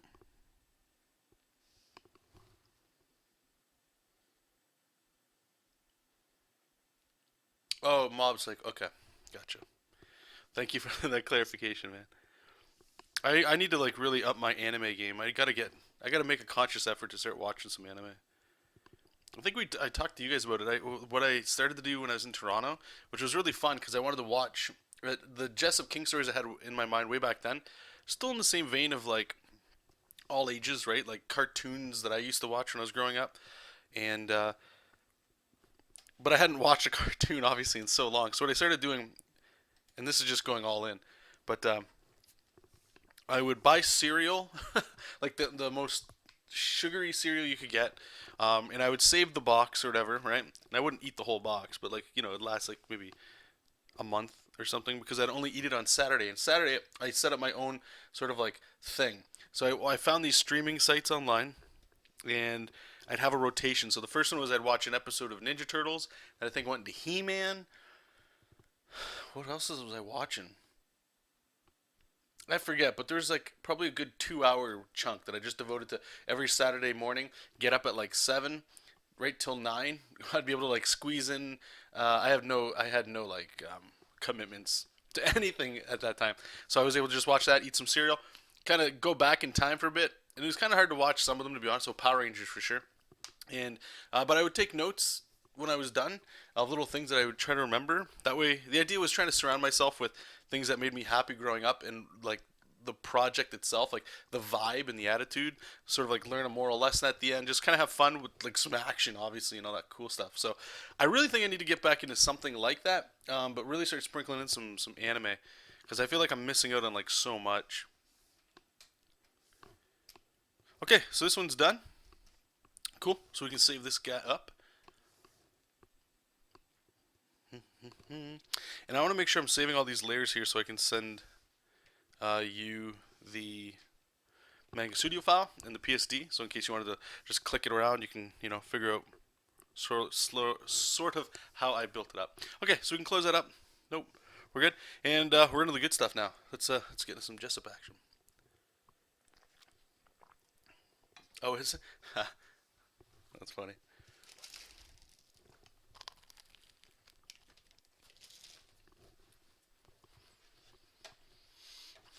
Okay, let's close this up here.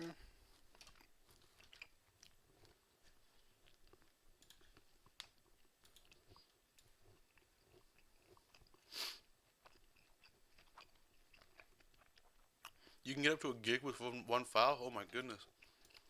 That's got to be like brutal for the system, yeah? Sorry about talking here, guys. Okay, let's close that. We don't need that. Somebody mark off my to-do list. Cool. Okay. Jesop King time. So let me get my chair here.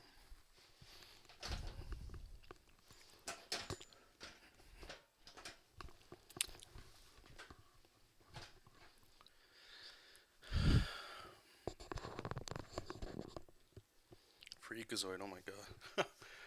I didn't watch that show. That was like, I think, a little bit past me. I think, what was it? Tiny Toon Adventures. Was that what it was? Tiny Toon Adventures? Yeah. That was like on the tail end of what I was watching. Power Rangers definitely was on the tail end of watching stuff in the morning. Okay, so let me just open up. I got a couple things I have to open up. One of them is my online timer. And I'm actually going to bookmark this because I keep going back to it. Is my spreadsheet for how long, like, keeping track each step takes me here.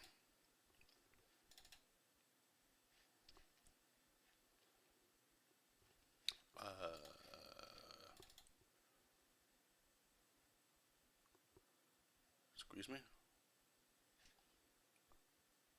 Oh no.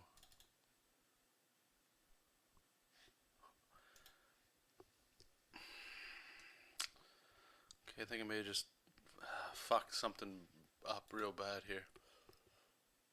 Ah, shit. Okay, so what I did last night is I backed up my entire Jesop King folder on Drive, but I deleted the Jesop King folder. Pretty sure I had my time thing in there. Is it in the trash? Oh, please let it be in there.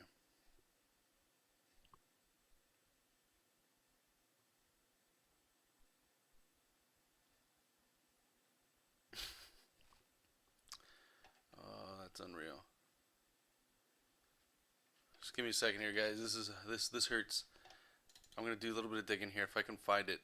Can't find folder. That folder doesn't exist.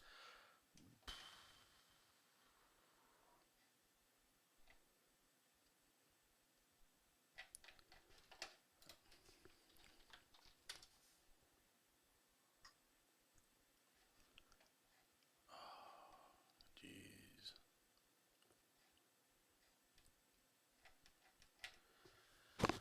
Oh, I feel like swearing. I feel like swearing real bad. Just give me 1 second here. Okay, so there's a file I uploaded for you guys to download if you're interested in it. I'm going to. Oh, I'm gonna throw up. So all these measures I thought I was taking, and it just took one delete for not even paying attention. Okay, what I'm going to do is I'm going to duplicate this here. Sorry, you guys, you can't really see what's going on here. Just give me one quick second here. Locate. Where are you? You're here. Um,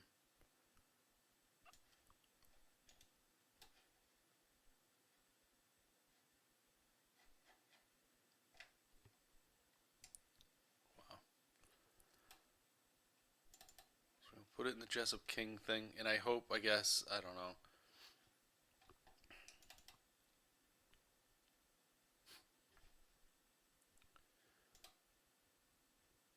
So I'm gonna have to do is I'm going to have to manually. So okay, the only saving grace to all this is I remember I put in an hour yesterday. So we're at page 6. Let me just put it in here. And the only saving grace I got here is the fact that I live stream and that it's recorded. So I'm gonna have to go back, watch yesterday's video, and just plug in all the values again. Wow, that's no good. Hmm. All right, well,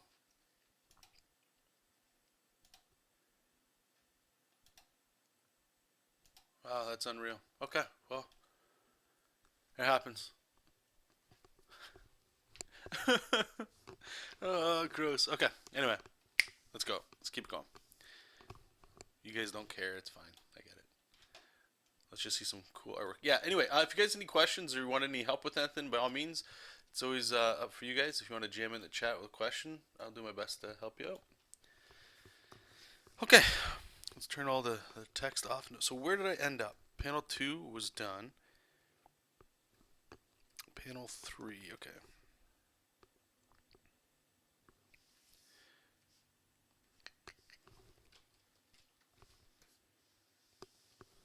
Alright, I'm going to cheat this a little bit.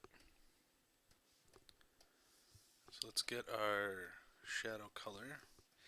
And so I'm going to start with the background here. Whoops, wrong button.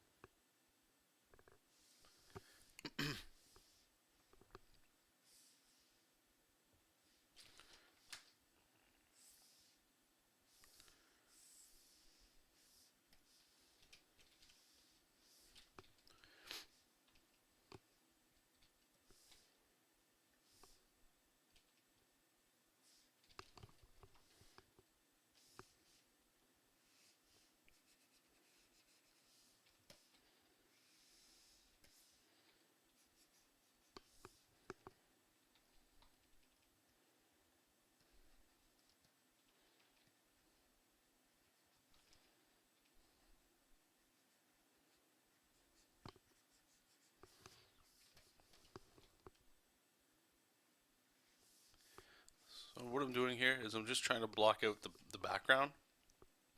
And then because we have color flats, and this is really, I don't want to say the only, but pretty much one of the major reasons why it's important to have color flats.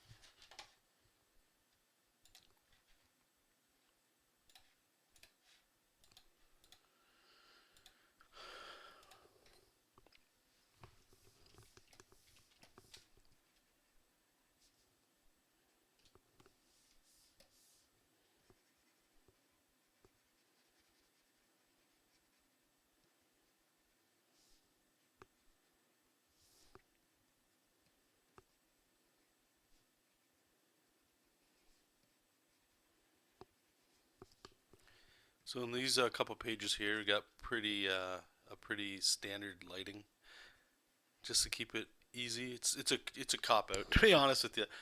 Just putting the sun kind of above and behind a little bit. Just make it so you don't gotta think too much about the choices you're making, or the choices I'm making anyway with the lighting. But we'll experiment a little bit more in the future pages with more drama.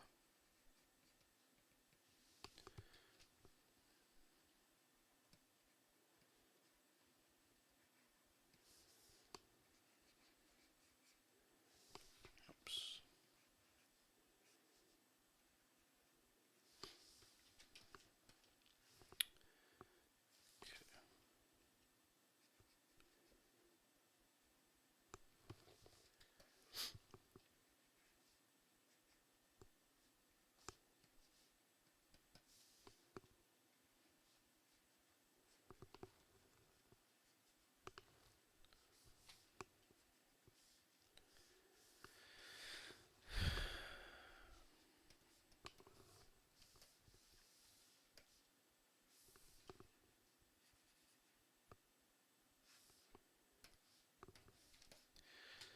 Okay, so let's select the ship. That way we can delete it from the shadows. And we're also going to select the characters, delete them from the shadows. And that right there is really the only, not the only reason, but a heavy reason to consider, working with flats. It also makes it easier to do, like, if you do highlights and stuff, you can just select like a certain area or a chunk that you wanted. For me, really the only thing I care about with the flats, because Manga Studio is awesome, you can just select things with the magic wand, super easy. So it's not really that big of a deal. Let me just open up a previous page. Get a smaller version. Because I haven't left the scene yet, so a lot of the same shadow work applies here. So the insides, gotta get shadow action on them.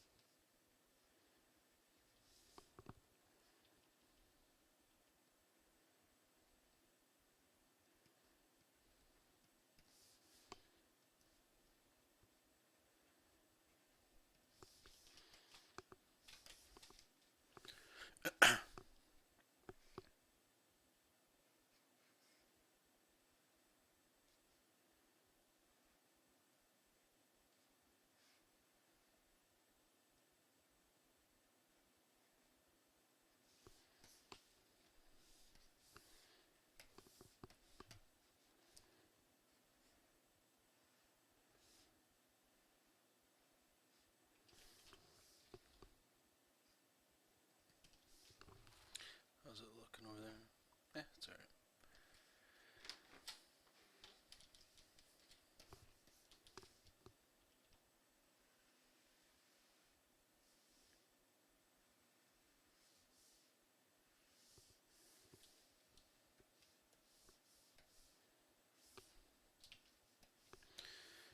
Alright, let's get our little smooth watercoloring going. Just to blend this stuff up here so you don't always have like sharp edges all the time. Totally optional.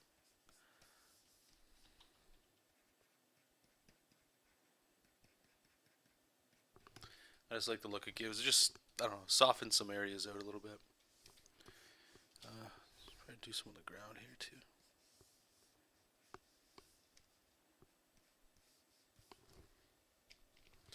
Just helps give some things some form, you know.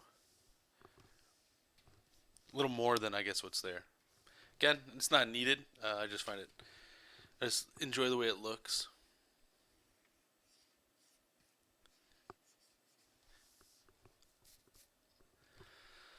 Okay, so let's get this going. So we gotta put shadow on the characters, right?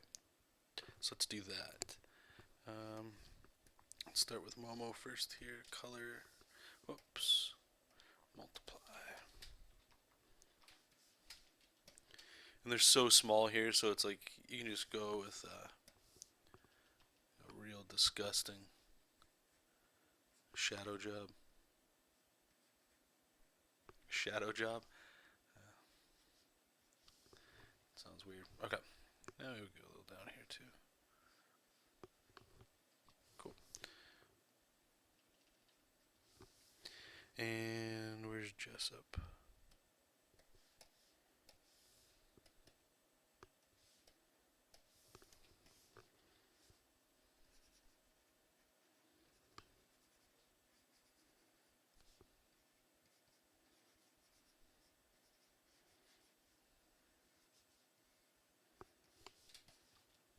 Again, just super quick.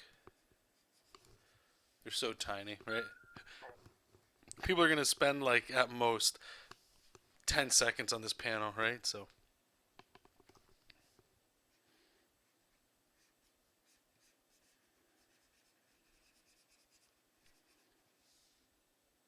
maybe that's a lie.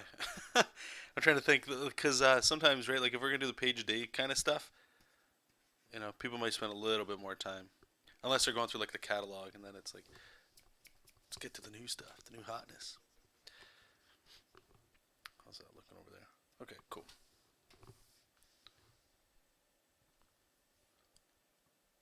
Oh, thanks for all the compliments there, Tierney. I appreciate it. Thanks for popping in. Alright, now the best panel on the whole page. We get to have some fun. See, this kind of stuff, it's an extreme close-up, right? Like, we've had these panels here. You know, I love it because we get to get into like all the muscles and stuff. You guys know I love doing that. Even here, you know, you got like this giant tricep in the foreground. It's really cool stuff. But then here, it's the same thing. It's cheesy artwork, right? It's just in your face. You don't have to show background stuff, all that cool stuff. But what it lets us do is we get to spend some time here and think a little bit more of the shadows. Not too much. It's all, you know, quick. But you get a little bit extra room for detail, and that's fun. I dig it anyway. So we got our light coming straight down. That brush a little big. So I'm gonna give his nose a nice cast shadow here. Maybe I'll actually push it all the way down onto his face. Give his a little smile.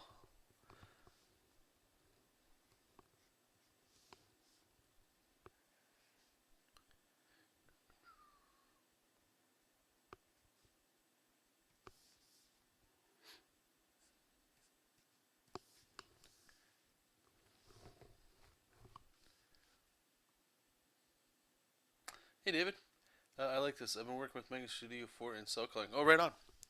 And how's it been going for you?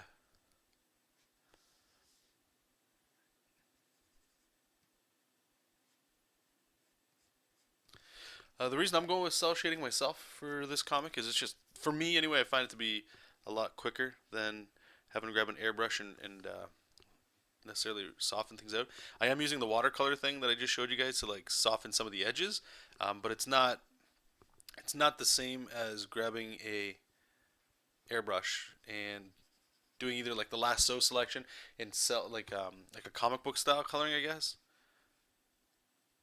So I would recommend if you're like super quick in any of those things, go ahead. Whatever is gonna keep the stuff going.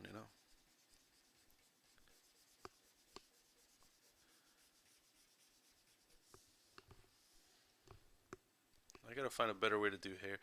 I keep saying that. I really have to. I'm gonna do that after we're done streaming. I'm gonna sit down, figure out a study schedule here. There's so many little things I want to get better at.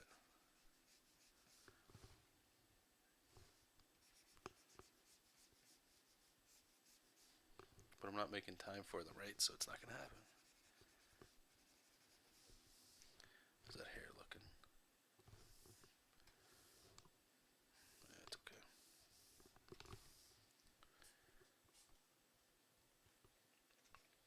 This one quicker for you too? Cool. Are you doing the same thing where it's like you just make a shadow layer on multiply? It's funny. All you have to do really is flats, and then just pick a color for your shadow. And then if you want, you can do highlights, but that's where I kind of draw the line because if I go into the highlights look weird. Like shadows, when you draw them like this, I find shadows they work better. They look fine cel shaded, but when you start getting into the highlights, it's like you can only put them in certain spots. I haven't found a good way to do them just yet, unless it's certain things. I might actually go back to the previous page where she was shooting all the fire and add just like a trim sort of thing around him of like a bright yellow or a red just to help show that light.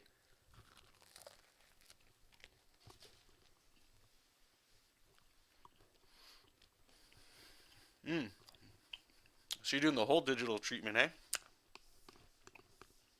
I'm glad you're liking it, man.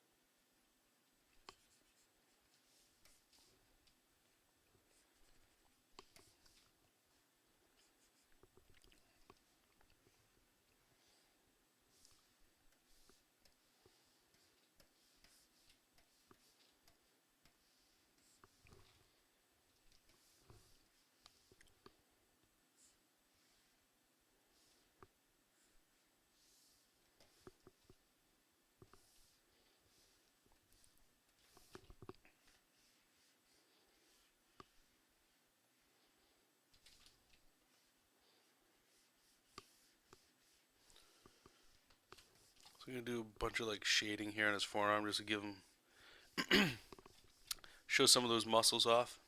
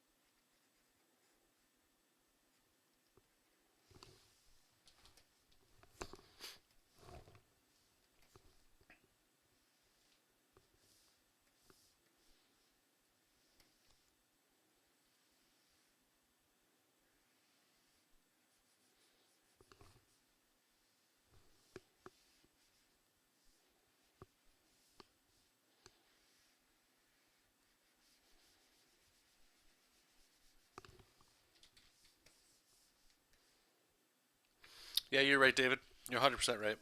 You have to find a good way to use them, like sparingly, for sure. A tremendous artist that I look up to. I don't know if you guys follow him, Derek Loffman. I reached out to him. I bought a couple of his tutorials, his PSDs, because he works in like a cell shaded style. Here, I'll show you like an example of his work. I don't want to show you whatever. Who cares? It's the internet. Let me go to tutorials. I got a huge tutorial folder. I think it's in there. Okay, let's try to find Derek Loffman. ABC. Okay, maybe it's like a Venom or Darth Vader. Just give me 1 second here. I just want to show you guys. And the reason I bought them is because it's very similar to what we're doing right now. But he was adding highlights, and I liked how he was doing the highlights. But I know, or I had an idea anyway, that how he was working was very similar to what I'm doing with like. So if you're using a multiply layer that's a single color and you're just doing that, 100% that's for speed. 100%, and it always works with any color you use it on. So his highlights, I had to imagine he found a way to do that as well, and I dug the way they look. So I bought a couple of his tutorials. Why are they not here? Maybe it's on my downloads. Just so I could. Jeez, that's funny. All right, let's see if are they in here either. Here we go. Yeah, so I bought the Venom one, the Darth Vader, and the Deadpool. I'll open the Deadpool. Everybody likes Deadpool. And the reason I wanted them is because he keeps all of his layers here so that you can just go through it, right? So, here's his rough background layer and then the finishes. But this is the meat and potatoes that I wanted. So I wanted to know, like, what are you doing with your highlights, right? Like, so check it out. His shadows are like that purplish color that we use anyway. It's a little more saturated, but that's fine. But this is the game changer right here, right? So he has it on add, right? But all I want is like the normal look, right? So he uses, and I asked him on Twitter, and he sent this out too, but he uses like this disgusting yellowish green. He says, right? And for whatever reason, Manga Studio put it under add, but it's actually add glow. I think he said he uses. So that's all I wanted to know. I paid for the tutorial just to know that, because check this out. So now that I have like that color, and I don't know why it's specifically that, but let's just assume here, I'm going to add like a highlight to Jesop here, okay? So make a new layer on top of everything. Color, add glow. Right. So when I use that color, right, like it's going to add a highlight to everything, which is great, because what this does is, like, it looks nice, don't get me wrong, right? But no matter what color I put it on, it's doing the same thing as the multiply. It's adjusting it so that no matter what you're doing, the same look is on everything. And that's really the whole point, right? So as long as you're using this sparingly, and the reason why I like, again, not that I don't like the way this looks, it doesn't actually look that bad. I'm looking off screen here for it, but you can use it anywhere. It'll always work. But it's an extra step, and I'm not sure if it's necessary all the time, right? Because things can tend to have like a shiny look to it, and I don't want that. And I really don't want that. But this works for like if they're like on fire or something, right? So if we zoom out just so you can see it, right? Like I'll turn that layer off. The shadow's fine, but when you just add that one extra light, it's really cool. But then it's taking it to another step where I don't want it to get complicated. I just want it simple. But it's nice to be able to do that. So if you guys are interested in this, again, check out this guy, Derek Loffman. I believe these are like $5 for one or two of them or something like that. If you're interested anyway, they're there because like you can just click through all this stuff and see like, okay, how's he setting this stuff up? Cool.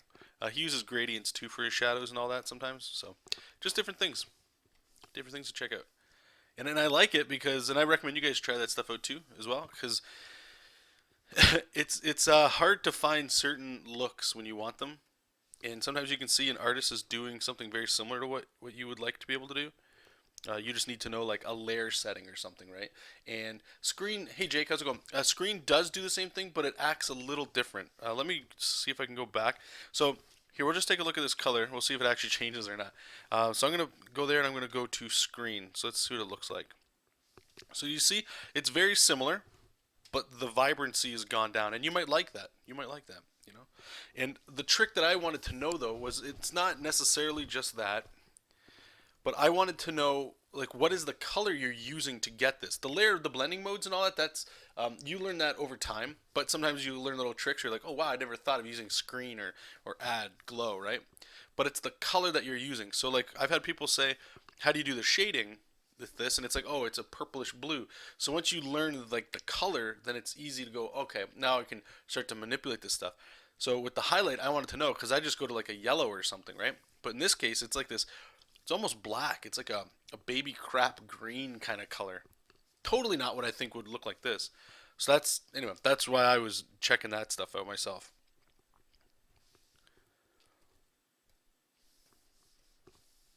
Okay, let's get back to this guy. This big ape. Oops.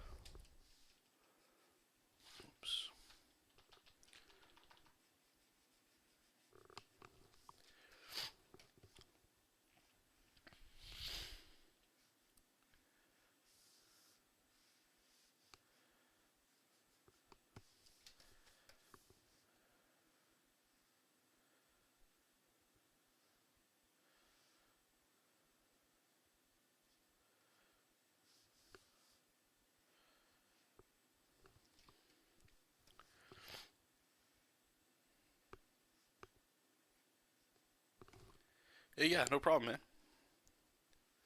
No problem. Yeah, we'll keep that in shadow.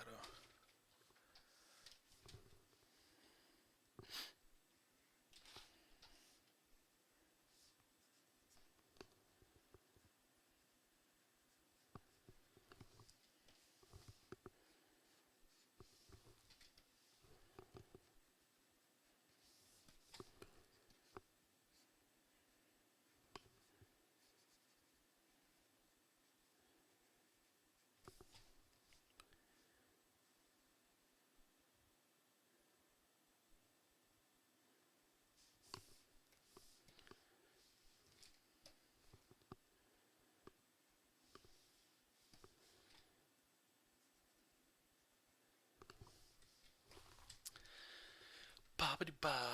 The style I want to go for is close to Sergi Brosa.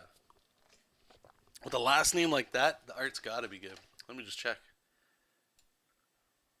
Sergi Brosa. Let's take a look at this guy. Oh, that's some clean work, eh? Oh yeah, that's nice. So this sort of thing too. I wonder. I've seen a couple. I was doing something a little different. Not. I don't want to. I'm not taking credit or anything. But it's like you add like a layer on top or something to kind of get. It looks not like a glow, but there's something in there that's softening up, combining all the colors. And I don't know if he's using that or not. But no, I love this stuff. This stuff looks really killer. And I think honestly, guys, if you're not like going in a Marvel DC route, and that's sort of the style you're kind of going in, like that direction right there, that sort of style of art is amazing. It, I think it allows you to be able to work in color quickly, and still make comic books. 100%, especially if you're just doing your own thing. Sergio Sick. I had no idea who the hell that was. I typically just hue shift the color until I get the effect I want. Yeah, you can do that too. You can do that too.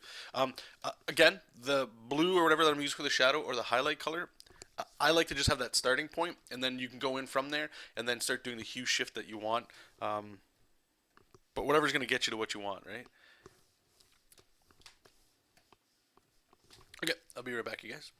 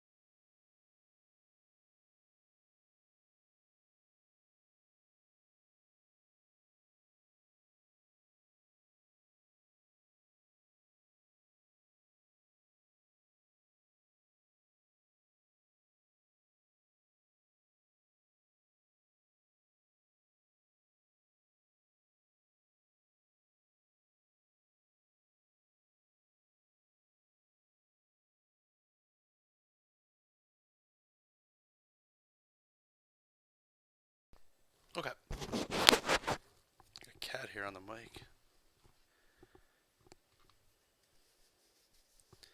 Let me just catch up with what you guys are saying.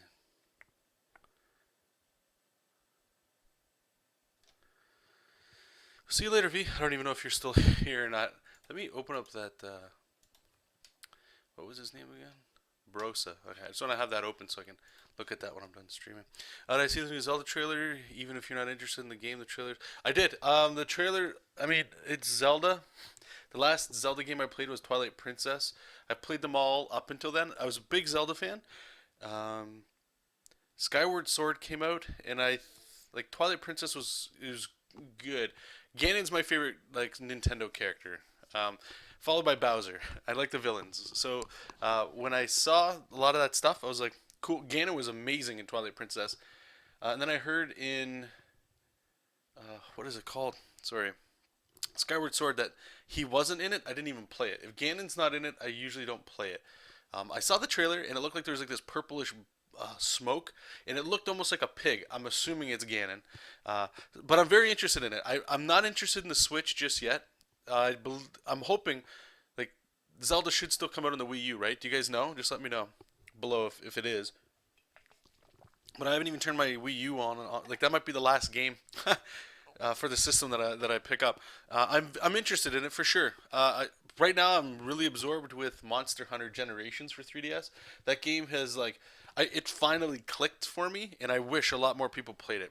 It's definitely one of those games you got to put some time into, and then once it clicks, you either like it or you don't. But anyway, yes, it looked the trailer looked interesting to me. I'll be honest, I wasn't blown away.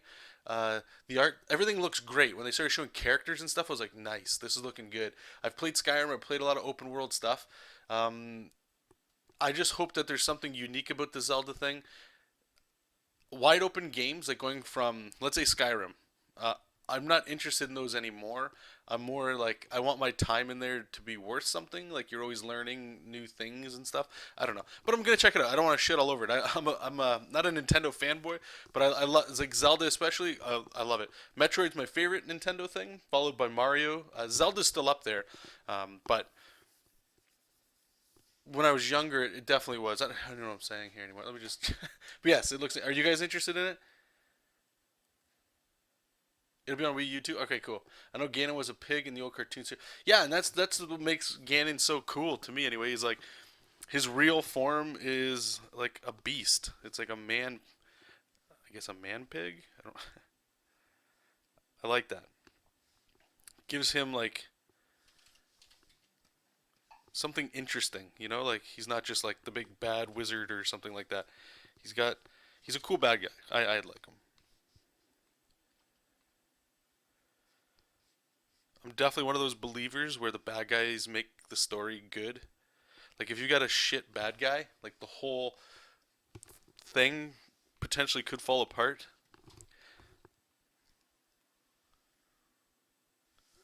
Like in my opinion, the bad guys, especially like the big bad guy, they're just as important, if not more important, than the hero. Because like the heroes are always like the hero, right? They're gonna do something to try to save the day or something.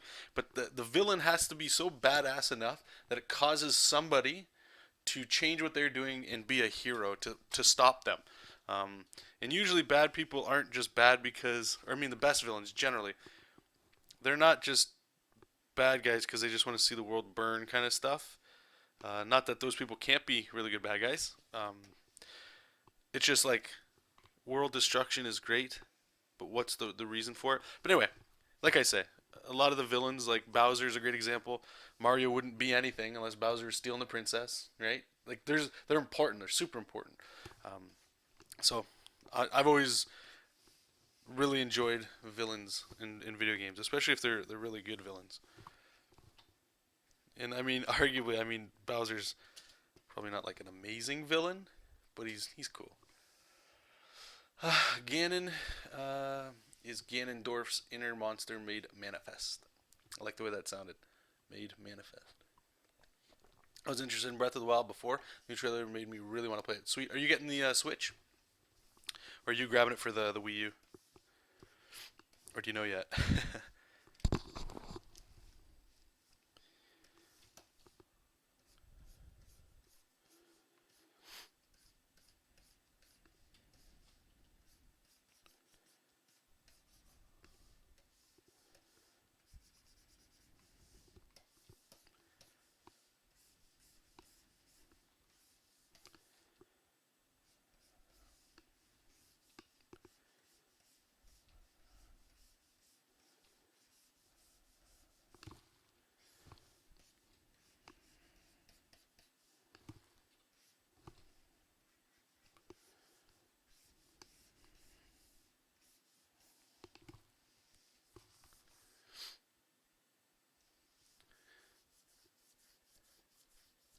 Felix, you're right, man.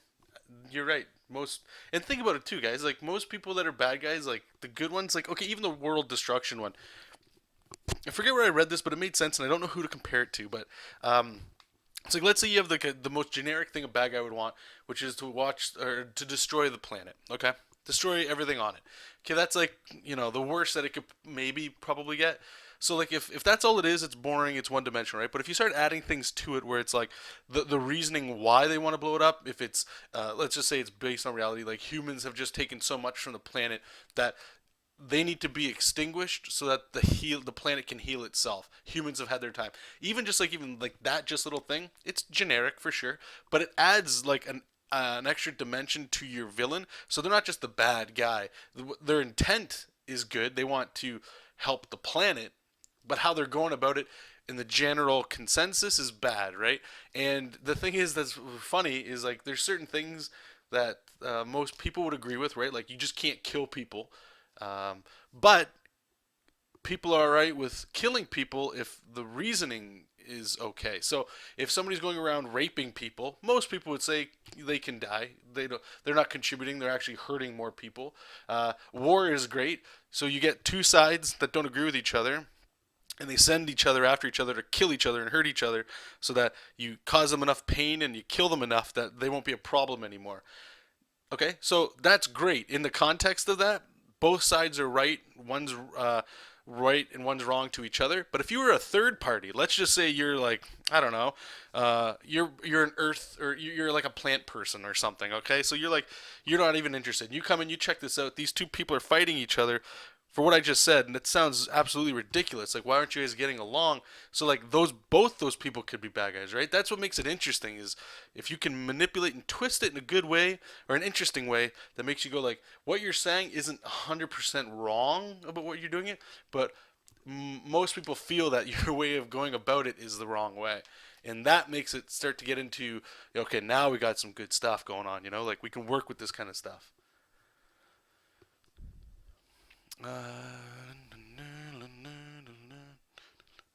I know they are out on the 3DS. Oh, what is the Monster Hunter? Or are you talking about Zelda? So, Ink, you're getting a Switch then? Nice. I'll probably get it on Switch. Heck, I'll probably drop the 150 on the Master Edition just because. Oracle Ages Seasons and oh man, not Mushroom Cap, Minish Cap. Mushroom Cap's fine. I like that name. But Minish Cap was an amazing game. That was an awesome game. The way to write a good villain starts with one phrase: "Everyone is the hero of their own story." The Switch is, I think it's 300 US when it comes out. So that's like close to 400 Canadian. Plus the games here are ridiculous. Nintendo's usually go for like $70. Plus tax, it's almost like $90 for a brand new game. So you're looking at like if you're in Canada, if you just want to play Breath of the Wild on launch with a Switch, if you can get one, it's like $500. That's insane. But if you got the money and you're saved up, or if just it's you, do what you want with your own money. It's too high for me right now. I like the idea of the portability. Like I really enjoy my 3DS. I play that more than like console games. So once there's like enough titles or something, we'll see. We'll see what's going on. No rush.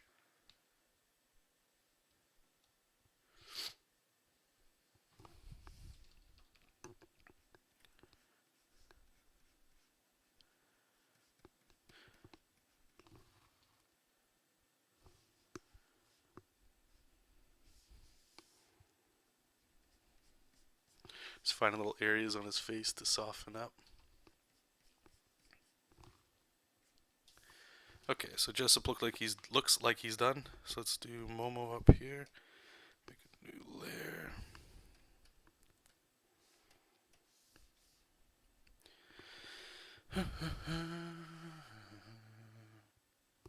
Yeah, my favorite Zelda was Link to the Past. That was the first one. I remember playing the first one on Nintendo. I don't even know. It was like a friend of the family's house. We were super young, my brother and I. I played more Zelda 2, but that game was super hard as a kid, so I didn't really like it. But the first one I sat down and played like right all the way through, and that we bought, which we were very lucky to, which was for Super Nintendo. It was Link to the Past, and it's just like Final Fantasy. The first Final Fantasy I played was Final Fantasy 6. To me, that one's still the greatest one I've still played. Other ones have been great, but that one's the best. And the best Zelda that I've ever played personally was Link to the Past. And then when like Ocarina of Time came out, I remember playing that and the great game.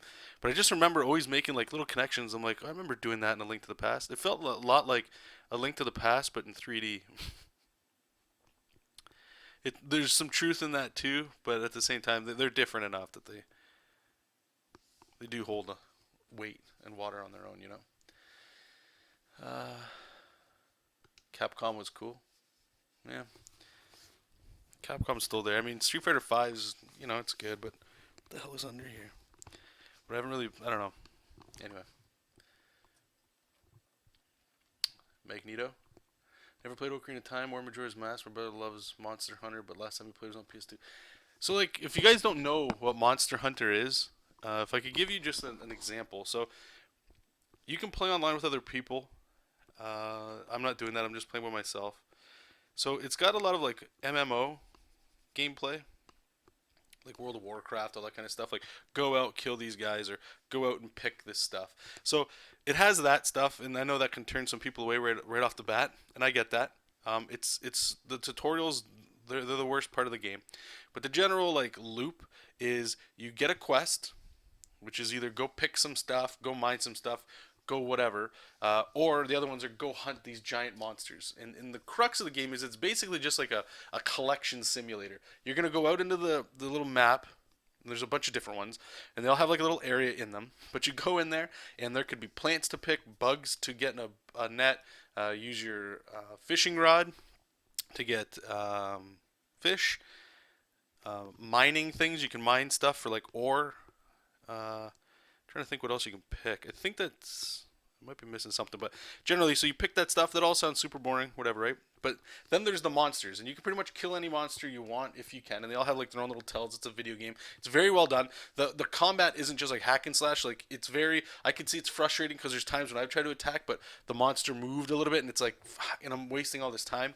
But the idea is all that stuff you collect, you can bring it back to town, and there's different recipes where you make your armor and your new weapons out of the pieces of these things you kill, and they actually look like the animals that you're taking out, and it's I don't know, like it's very rewarding. I was doing one quest today where I had to go.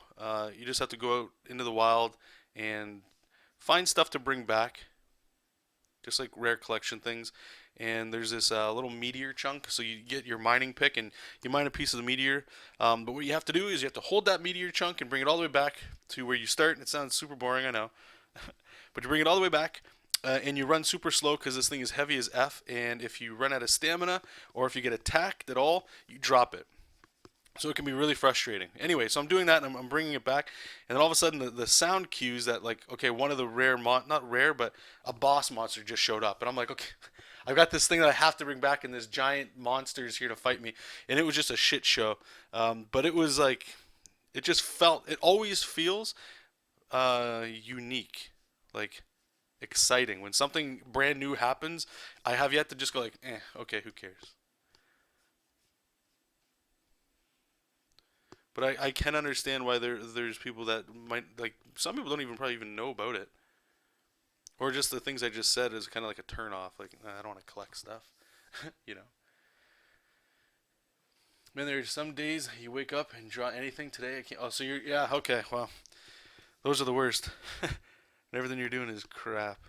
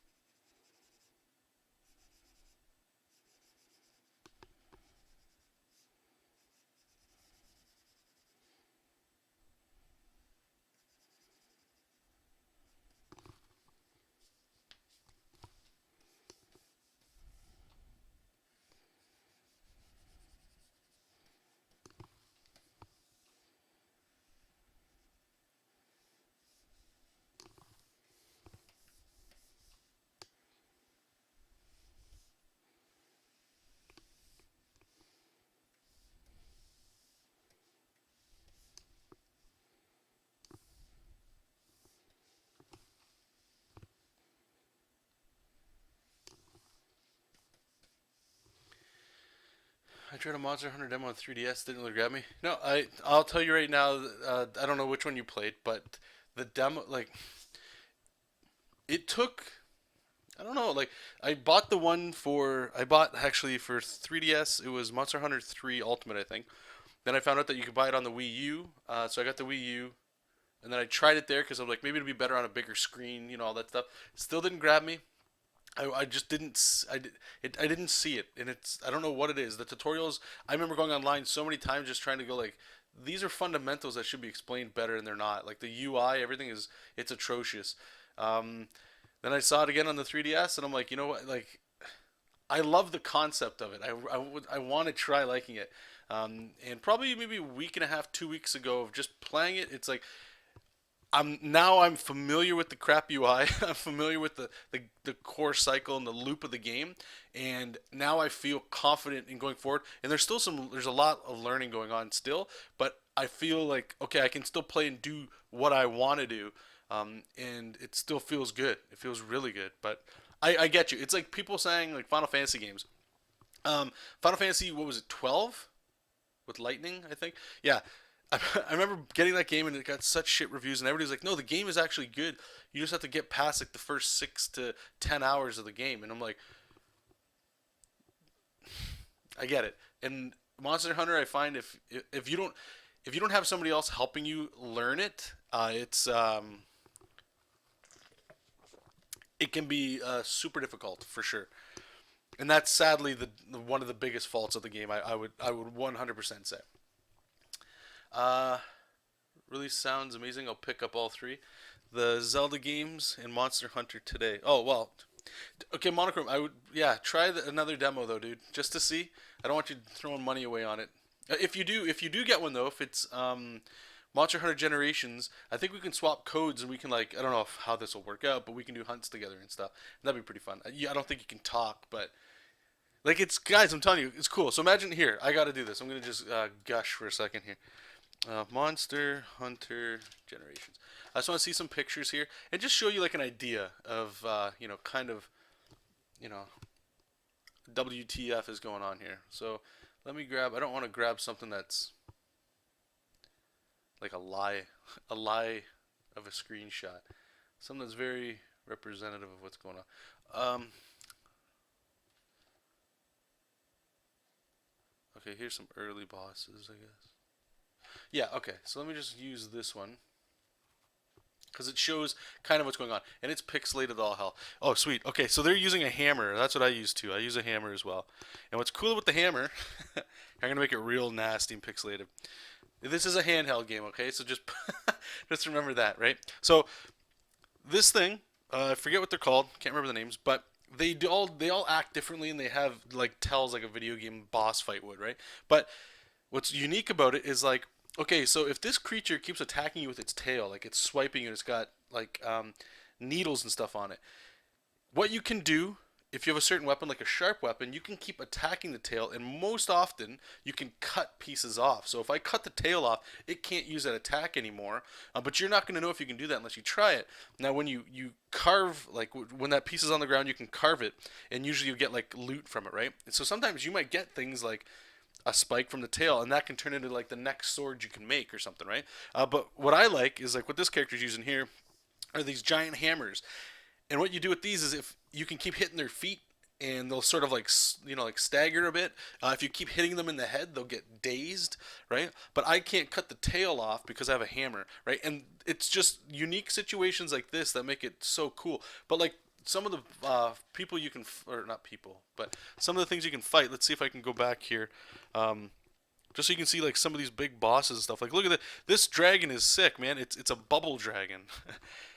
Which means it move like it sends these bubbles at you and stuff, and it's long and they move, man. They move. It's not like a boss is here and you're just kind of moving around. It's like they kind of bob and weave.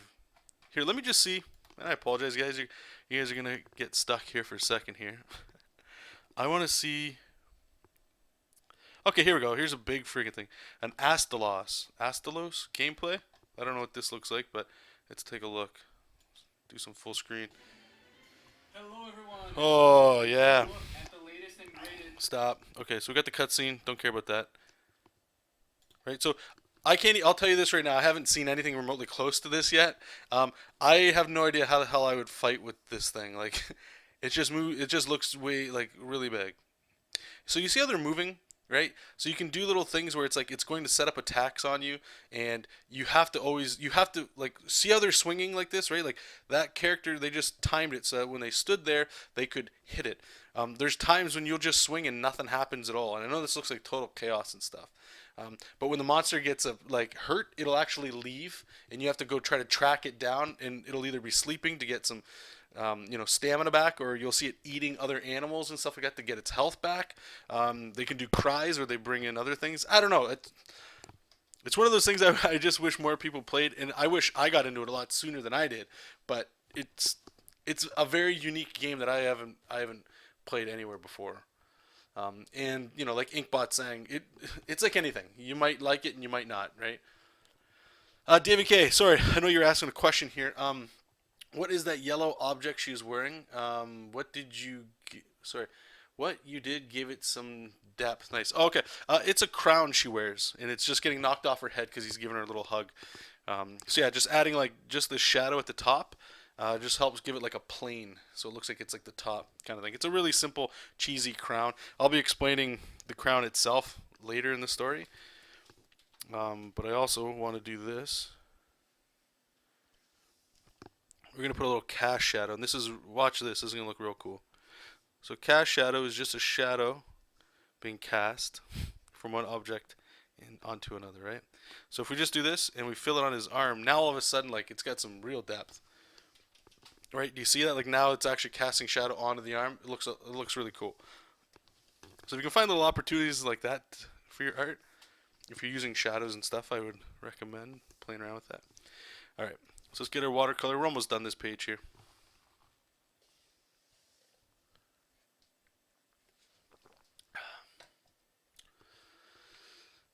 Used to be a big game imported from Japan and kind of explains a poor UI, but I love the concept of. Yeah, hey, Davon, how's it going? I mean, it's the same boat. The concept of it it's very unique. I thought that's why I always wanted to get into it. When I've tried it, nobody like my brother or whatever. He doesn't play handheld games. I'm older now, right? Like I'm 34, so it's not like I have a huge list of friends that play games that I can just sort of like, hey, have you tried Monster Hunter? And some people that have, it's just like what I just explained is like, no, this sounds like, who cares, right? There's so many games to play. And I do find that more and more people, for a good reason, they just like to play social games. Monster Hunter is social, but it's not the same, right? Like if you're gonna play a game like that, just play like World of Warcraft or something. Log in and kill some guys, right? But the idea of it was really cool. I'm just pumped that I finally understand why it's so awesome. And I haven't even really scratched the surface, and I know that for sure. Uh, yeah, if they put I don't see why they wouldn't put one on the Switch. I think that'd be really cool. Generations came out, I think, like a while ago, like 4 to 6 months or something like that. Maybe even longer. Please tell me you got the crown in a cereal box. No, it's a little bit more tragic than that, I guess. There's certain things about the characters as hopefully the story keeps going on as we learn about them. It's not as I don't want it to be as black and white as, oh, this is the good guy, this one's just temperamental. I want there to be reasons sort of for what they're doing. So I just hope it plays out once we kind of get to those stages. Okay, so I'm pretty sure this is done. Just want to just another quick. Oh right, we have to do. Make a new folder for special effects, SFX. What we need to do is put some shine on her eyes.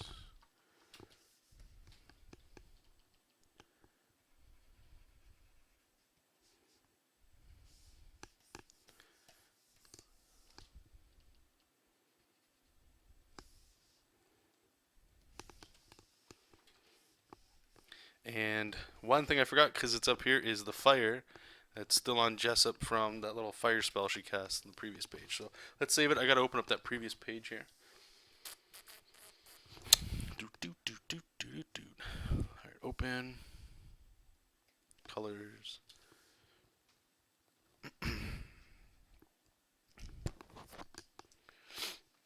Alright. So I'm just going to color sample some of these colors here. So we'll start with that one.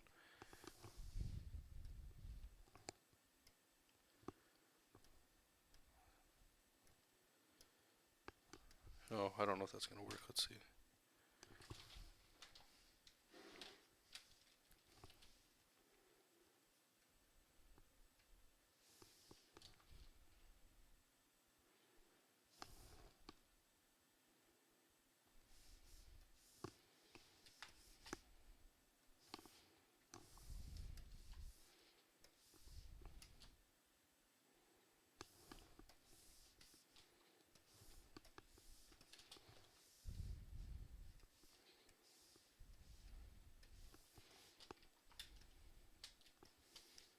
My computer's really lagging up here.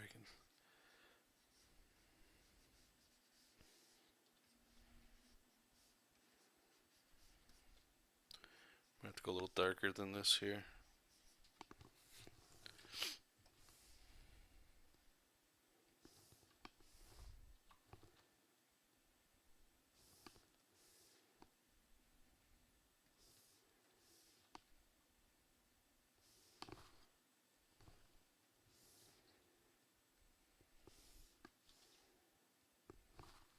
That's alright.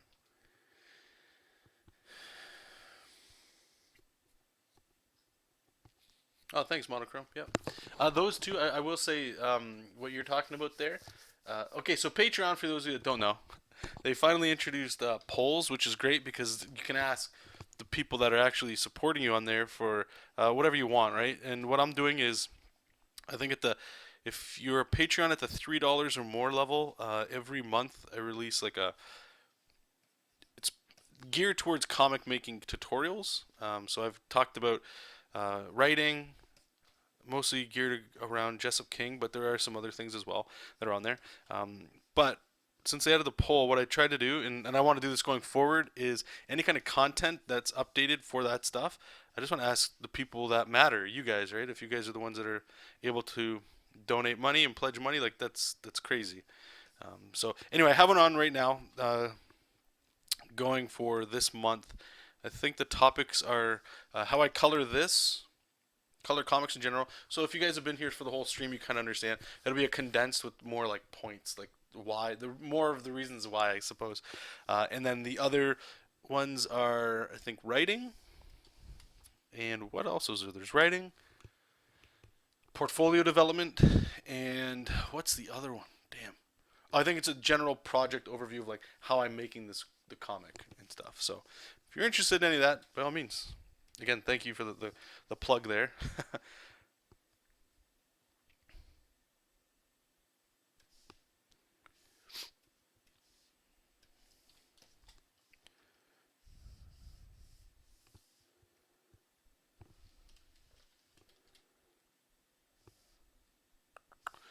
I don't know if this is, was it screen?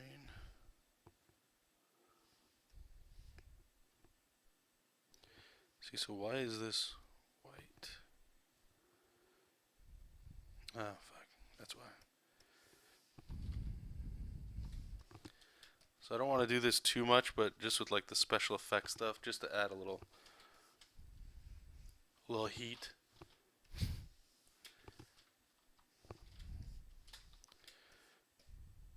Cool. Okay.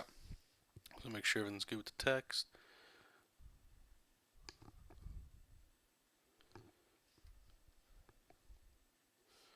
Okay, should be good. All right, so I'm just gonna save this up here. Where do I get my fonts? So the main font that I use is a Joe Madureira font from Battle Chasers. You can search Joe Mad. I paid for it. I don't know. I'm pretty sure you can get it for free in some places.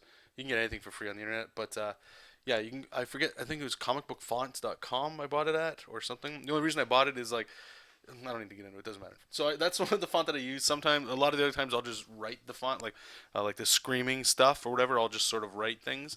And there's a lot of free fonts that you can check out online as well for comic books. Hey, Linus, how's it going? Okay, so let's close this down. Go to my timer. Stop. So this took, was that page 6? So we'll say it's 2 hours altogether. Okay, so we can close this. Let's get into next page. I want to get all these colors done today too. I don't. Do we have? No. Okay. Inks. So we're on to page 7, right?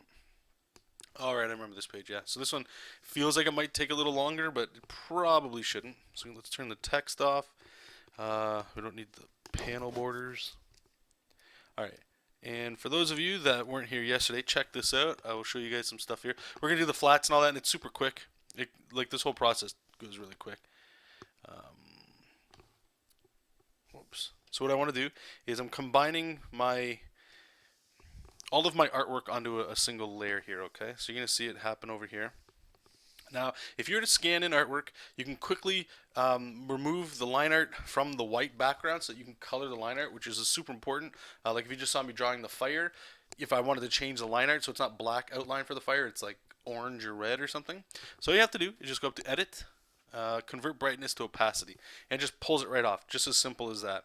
And once it loads, just give it a second. All right, so you can see it's all gone. I'm going to make a new layer. I fill this background one with white, just like you started with, just so I can have like a place to start. And I'm just going to save this as a color file, so we can always go back to it, right? So we're going to have that. The next thing I'm going to do, once it saves, I should probably start my timer here. Let me get you guys up here. Okay, so once we get that, I'm going to open up, I guess the page I just closed. And I'm going to eyedrop the line art, because I changed the line art color. It's not a black. It looks black, but it's like a darkish blue. I might be lightening it up a little bit more. I'll show you guys here. So if you look at her face, we're just going to fill it in. It lightens it a little bit, maybe. Can you even tell? Yeah, I'm going to have to change that, because it's not enough.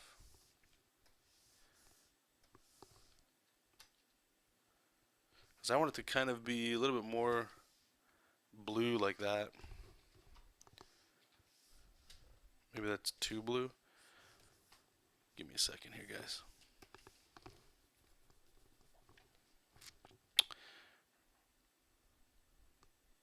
I'm just opening a page we've already finished here. I'm going to go to the line art layer. Yeah, I didn't think so.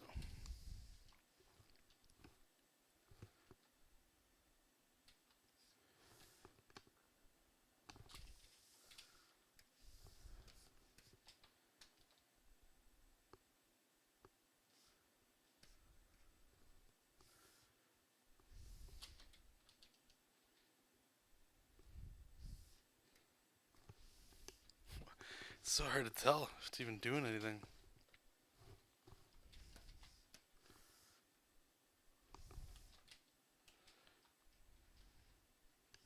Yeah, that's too much blue. Okay, I'm going to do this on a separate time here so you guys don't have to see me decide which color we're going to be using here. Okay, so we're going to use, let's open up that original page here. I'm going to pick this off blue color, and we're just going to fill in our line art with that. Cool. And then we go ahead and we're going to make panels for each one. So 1, 2, 3, 4, 5, 6, 7 panels. So 1, 2, 3, 4, 5, 6, 7. And then we're just going to rename them to P1, P2.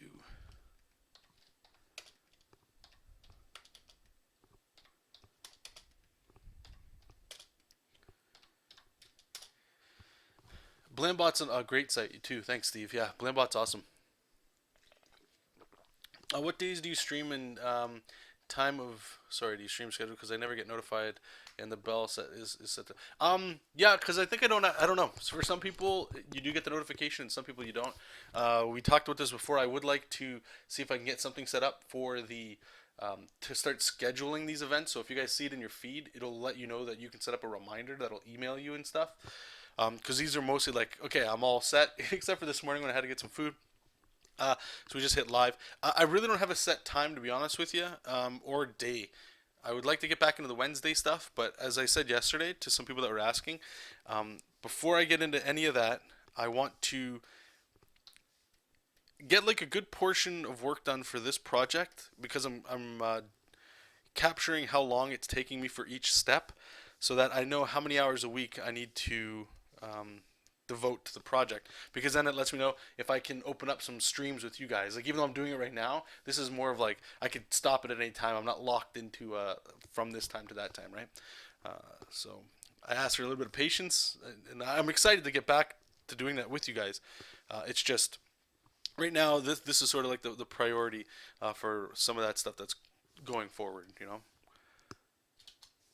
But it's pretty much safe to assume that the streams are pretty much every day. Right now it's, what time is it? 1 p.m. my time, and I'm usually at home around 5, so like 4 hours from now. So whatever time zone you're in, I guess sort of just figure that out. Yeah, I wish I could tell you another one. I think I just need to really start going. Okay, even though I want to stream for fun. I'm just going to make like a event page. It acts the same as this. V showed us that the other day there. Um, that way you guys can sort of see it pop up in your feed a little bit more naturally, and I believe you automatically get notifications from that stuff. You get email notifications? Okay, see, everybody's a little different on how they're getting their stuff. Okay, so what I did there is I just blocked out each color for each panel. What this does is, since I don't use the panel making tool software in Manga Studio, I can just click that background layer and I can delete anything outside of it. So it just gives me a great way to just like a starting point, and that's all this is here. And then we're just going to go through each one of these chunk by chunk. So we'll start with the first panel because there's a lot of, this is where we first find these tibbets, I think they're called. I forget what I named them. Pretty sure I called them tibbets. I got to figure out a color pattern for that, so we'll figure that out. And should be fun. What do we got going on over there? Okay. So make a new layer. I'm just going to label this one. This one will be Jesop. And what I do is I usually pick whatever character I'm going to do. Like we're going to start with here. And I'll go through the entire page and do this setup what I'm going to do right now for every character, just to keep it going. So we've already got his flats layer. So we're just going to use our fill bucket tool. And I just do this like pretty much in a lot of these open spots.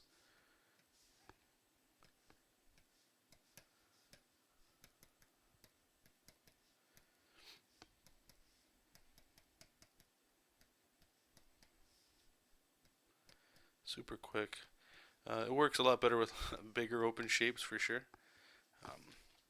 That's fine. So I'm going to use my lasso tool. Just kind of hit these areas that I missed.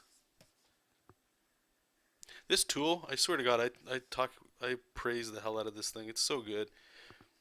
Anybody that's used a lasso tool in Photoshop or anywhere, even in Manga Studio, it's like you make your selection with the lasso tool, then it's like Alt backspace to fill. Or some of you guys, you don't use that hotkey at all, and you literally go edit fill, you know? Okay, hold on.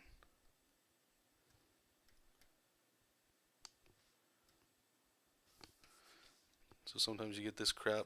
I got a little crazy with the fill bucket. Yeah, but this tool here, it's like you just make a highlight and it auto fills as soon as you're done. And that saves a whole bunch of time. Okay, so we got his shape here. Let me hit something here.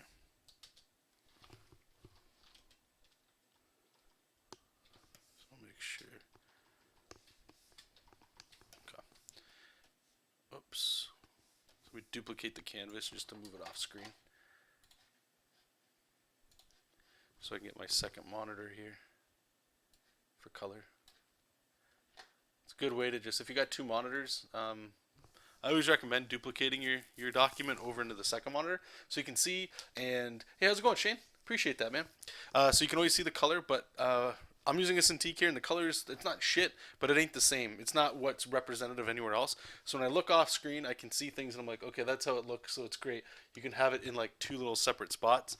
That way you kind of get, not the range, but you can see if something is too saturated, or, you know, like I was saying, you know the blue that we were just filling in with the line art?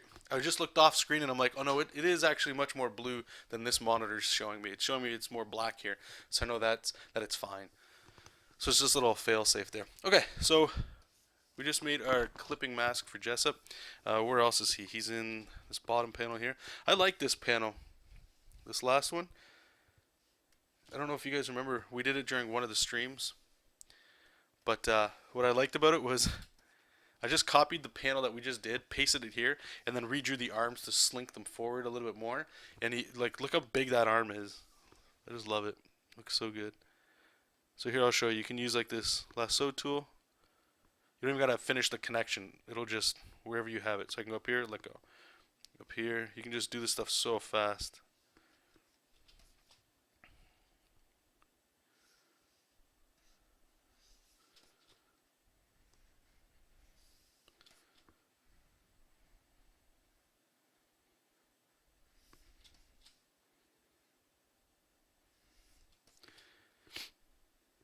You can see Momo smiling here because she scared them off. Little witch.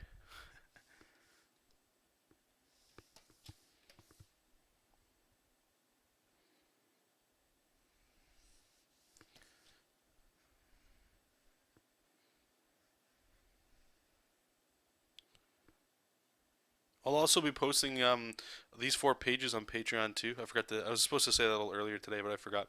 I'm gonna post it Monday, Tuesday, Wednesday, Thursday. These 4 pages in a row.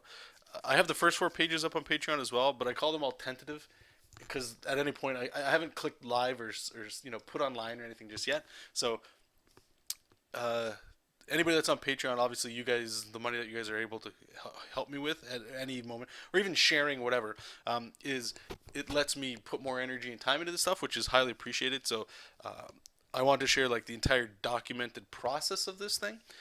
So again, if you are on there, if you're interested in that, you guys can check it out and get those pages. So if you wanted to read the story that's sort of there so far, there are those little things that you can do too. Okay, so now that we have his mask layer, I'm going to make a new layer. We're going to clip it to the one we just did. Sorry, go to color. And I've already got all his flats up here, so I'm just going to... Normally people would when you are flatting, you put each color on its own layer. I don't really have to worry about that just because of the simple nature of the book, or at least how I'm working with it. You'll see what I'm talking about here. We're just going to fill all this stuff in with this dark blue color.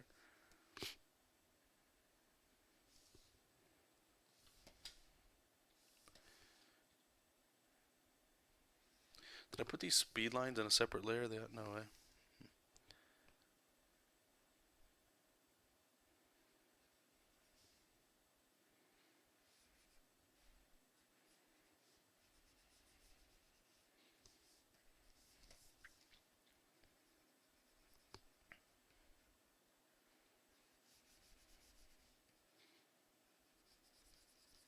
Okay, so I can use my fill bucket tool, just make a current layer, and just fill those in. And then all I'm doing is just going right down this line and coloring in anything that is that color.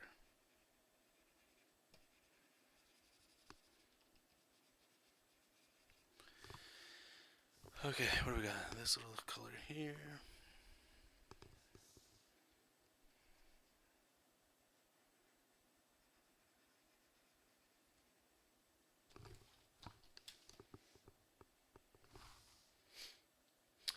You bought a monitor which rotates 90 degrees. Oh, congratulations, man! That's like the best. As for like a comic book artist, having a monitor that you can rotate it's awesome.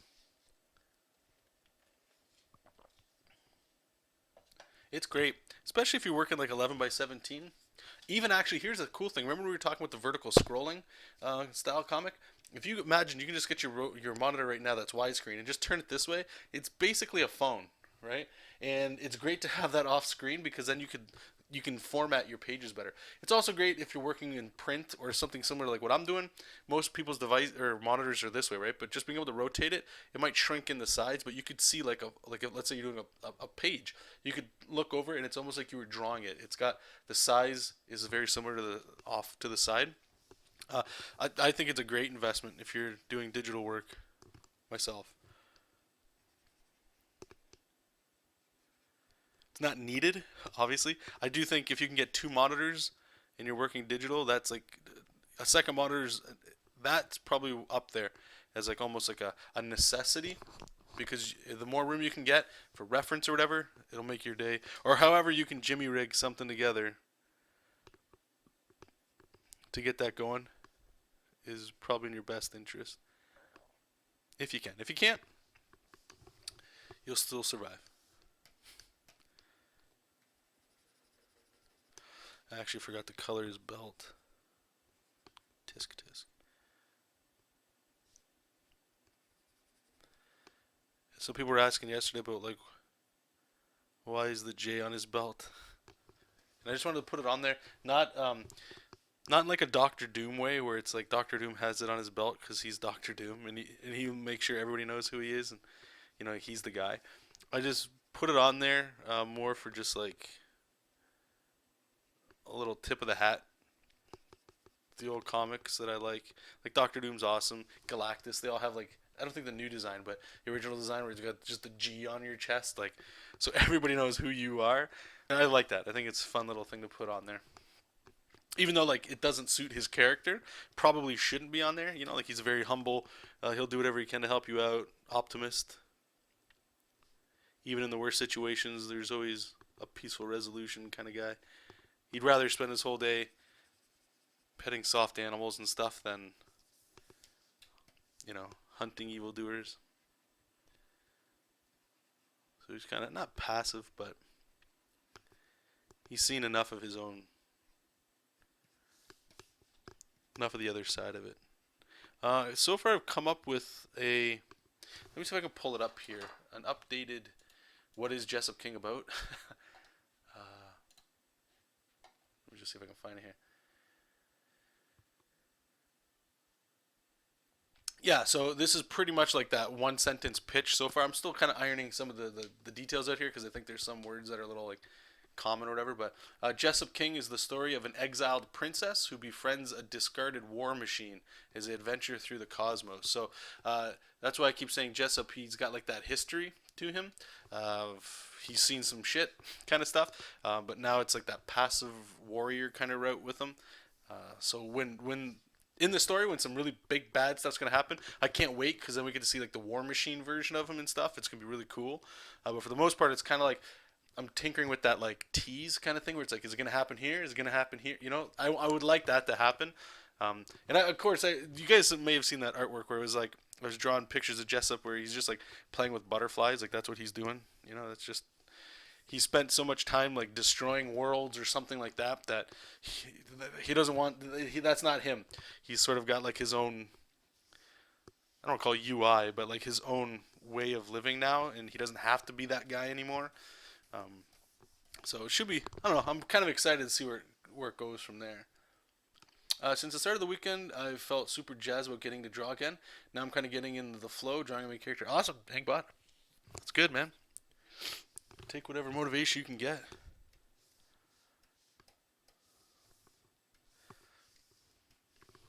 You sat down to draw, so that's already the first step. It's the hardest step, really.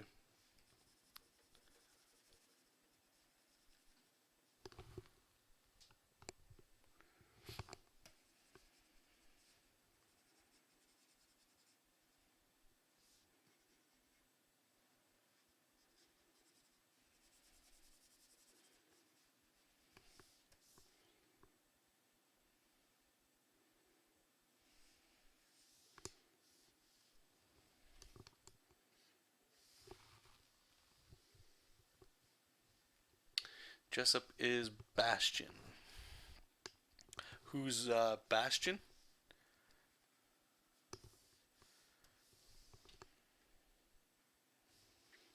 I think I just asked that question as if this was Jeopardy. Beep beep. What is Bastion? No, I'm sorry.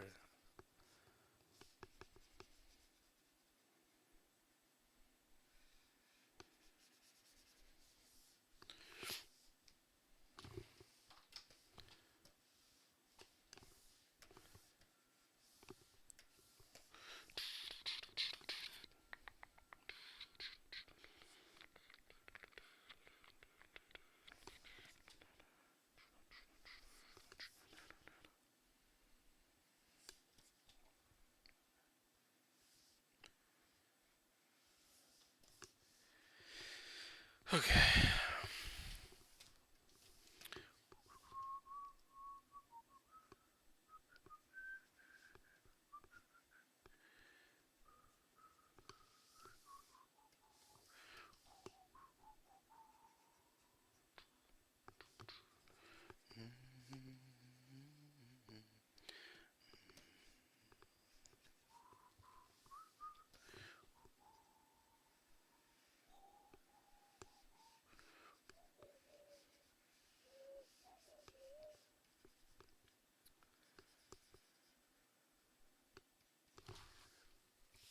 Bashi from Overwatch. Okay, yeah. He's an old war machine that became peaceful and plays with birds and for.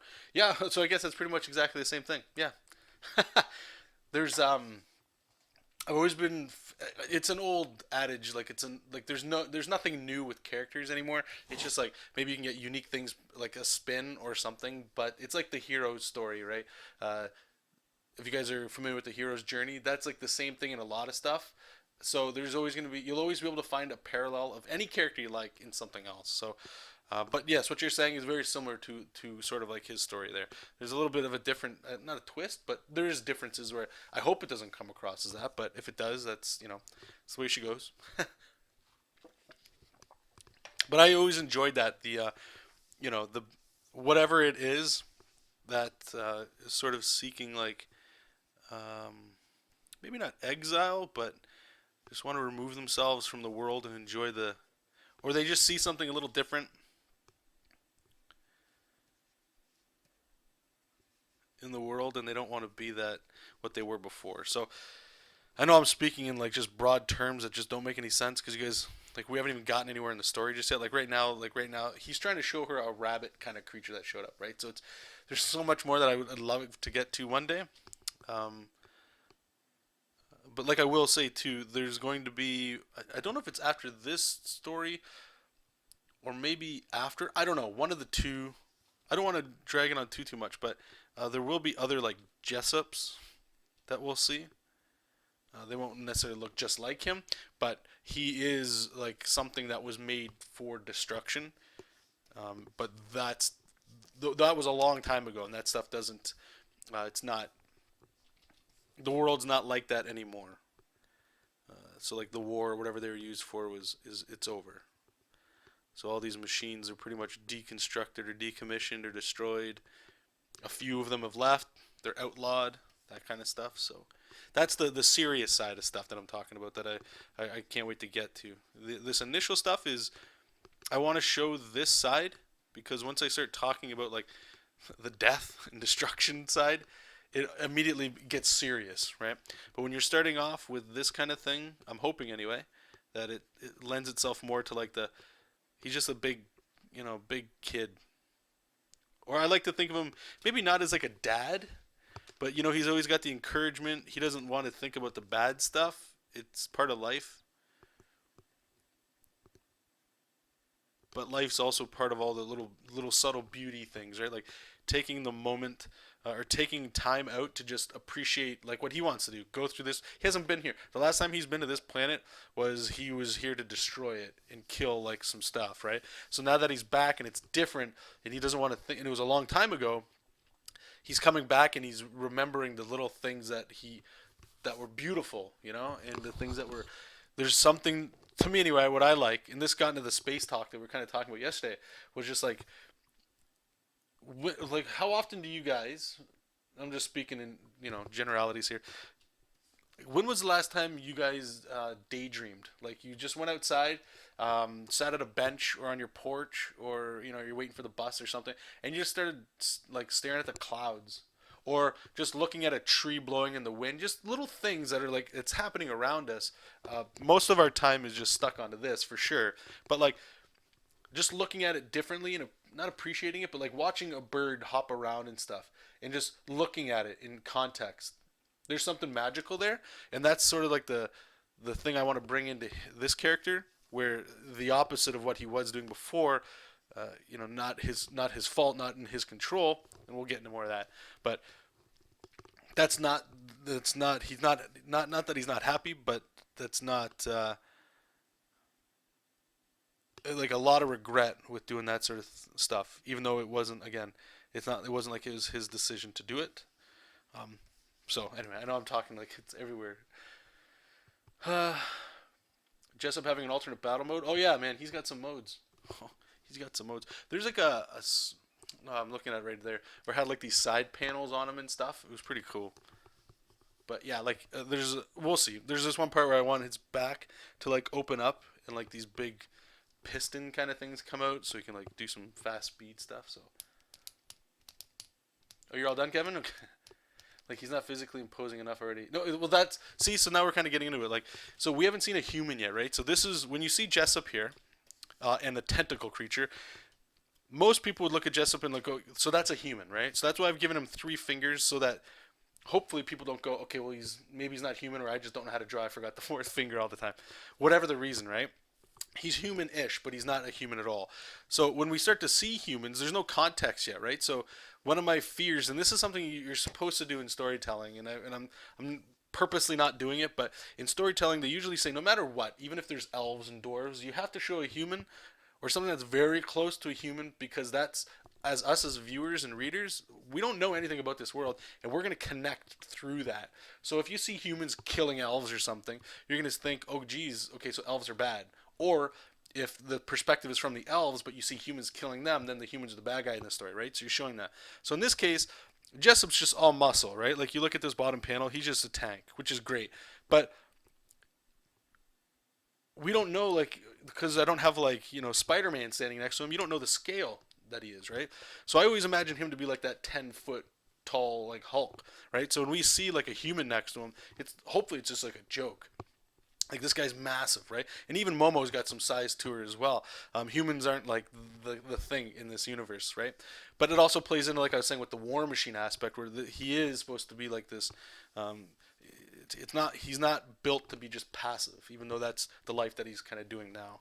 So we get. I mean, I'm excited to just obviously share more with you guys. I feel like these are all just little like crumbs that I'm leaving along for you guys to sort of piece together. But and it's like anything you do. You hope a lot of people enjoy it or they dig it and they find something in it that they like. And if not, I mean that's cool too, right? Oh, excuse me. Okay, so now we're gonna do Momo's flats here. So you can see hopefully how like easy, not I keep saying easy, but how simple this sort of workflow is just doing flats. Flats are hard to find, like good flat colors that you like, but once you find them, if you're doing this sort of thing where all you're doing is you're coloring things in flats, and then you're just adding like a shadow color, it definitely helps move things along. Okay, so she's done. So that's panel 1. Where else is she? Panel 1, 2, 3, 4. Okay, so she can actually be this whole thing. Let's just fill that. 4, 5, 6. So she's all a 6. And then the last one.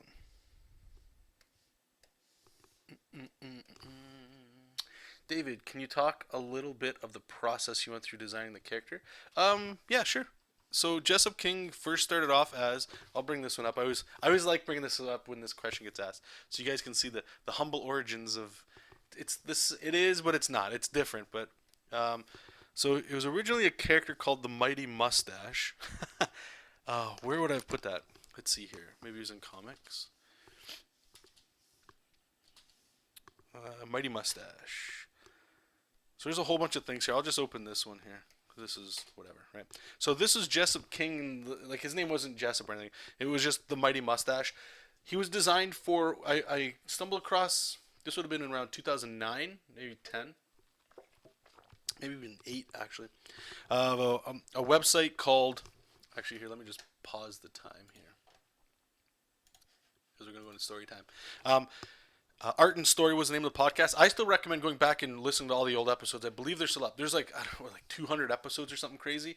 I just loved that show. I thought it was great, and it got me super excited to do comics again for myself, not just like that grind that I was normally doing. And what they started doing this challenge, and I never went to conventions and things really, right? Except a couple to Chicago, but it wasn't like I didn't know what zines or mini comics were. And the idea of a mini comic, I was still in a bad mindset of the only comics that matter are like Marvel, DC. Horrible way to live and a horrible way to think, and I'm glad I'm not that anymore. I much prefer indie stuff now than published stuff. That's just me. I much prefer manga in a lot of ways than Marvel, DC stuff. Anyway, so they were doing a contest where it was like, let's do a mini comic. Anybody that wants to participate, you just fill out this little sign up on a forum or something, and as long as your name's on there, and as long as you complete it by the deadline, you're gonna get an address from everybody that participated in the contest, and then you just mail your comic out to all those people. It was just like a little community thing, and it was awesome. So I got like, I don't know, it was like maybe 12 to 20 mini comics from other people from different skills and stuff. But it was an amazing experience, and I want to get into making another video to tell you guys about making a mini comic because it's not something that is glamorous at all. However, a mini comic is literally the entire process of making a comic book. Okay, that's it. And I think more and more people really should do that. So if you can feel what it's like to come up with the idea, the writing, the thumbnailing, drawing it, possibly coloring it, lettering it, and then what do you do for print? How do you print it? How do you get it to people? How do you fold paper together? Right? Like there's a lot of questions there, but at the end of it, 150% guaranteed, you will have a better appreciation for comics, how to make them, and you'll just feel better as an artist. Period. Okay. So I wanted to come up with an idea, and I came up with a really lame story, and it was actually here. I'll bring it up too. So I designed this guy, and the premise at first was okay. So it's Halloween. All these kids at school, they get to dress up for Halloween. I'm going total cheeseball here, right? And this one kid, he wants to be like a what's it called? A cowboy. So he puts on like this mustache here, right? And they're all doing their thing, and they have science class, whatever. So during that day at school, his mustache comes off, and he's in a little bit of a tussle or something, and he forgets about it. And then it knocks over, or that little tussle causes some stuff in the science lab to mix, of course, right? So they all go home. That night, there's a terrible storm. Lightning hits the school. You see where we're going here? The next day, he sees the mustache, and he grabs it, like, cool. And he goes home, and he puts it back up on his shelf when he gets home, and he loads up, I think it was like, instead of Street Fighter, I called it something like City Scrap 2 Turbo or something like that. He's playing it, and then all of a sudden he hears somebody telling him like, hurry up, we gotta go, there's like a crime, some shit, I don't know. And he's like, who the hell's talking to me or whatever. And then you notice that the mustache is talking to him. It's sort of like your Zordon or your Gandalf. It's the guy that's telling you, okay, it's your old wizard, right? So he's like, what the hell? So he puts it on, and lightning hits him, and he becomes this big mountain muscle. That's it. And then he goes and he fights stuff. And that's like it's fine for comics. I'll tell you right now. As a webcomic, I think it'd be great. It'd be fine. It's an excuse to get you to do stuff, right? So I was drawing it, but then I started getting in the hiccups of like I don't know what to do. So then I pulled it all the way back, and I did another comic called The Hunger, and that one was super super quick.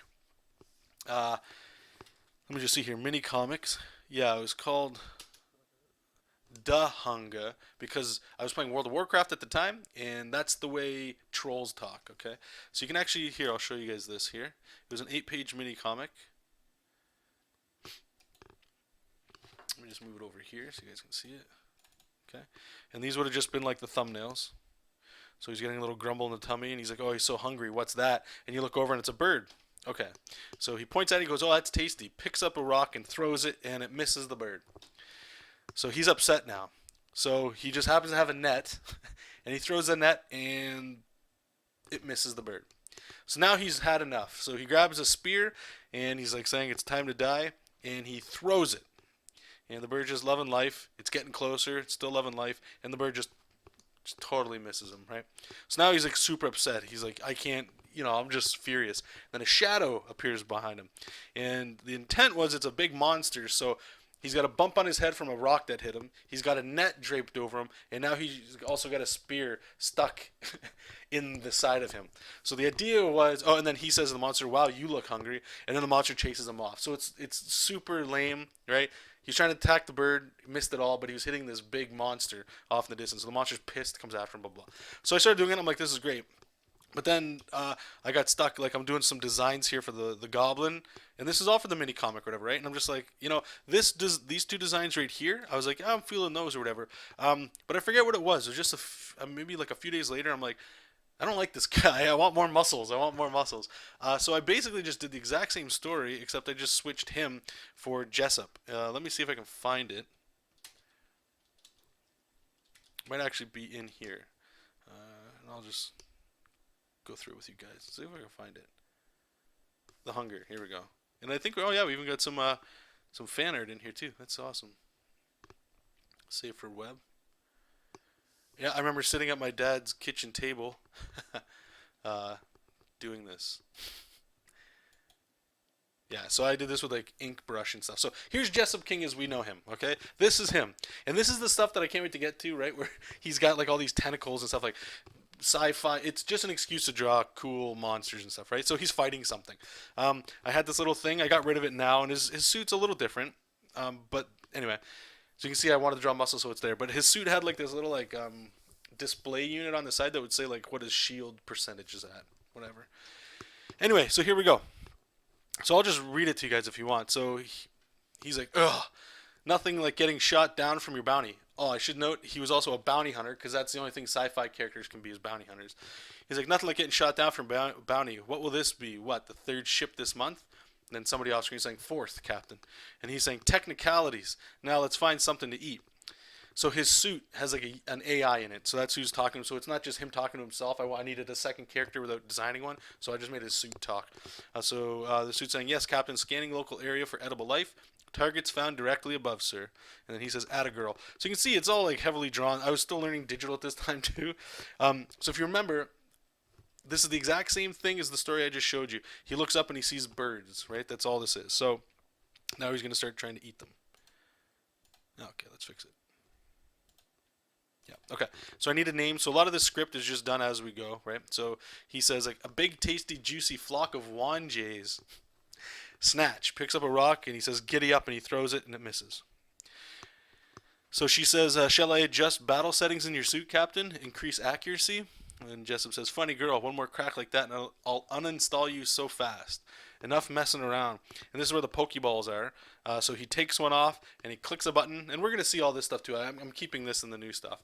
It's sort of like Batman's utility belt. There's all sorts of little things in there. So presses the button, throws it, a little sound. It opens up and it's got the net.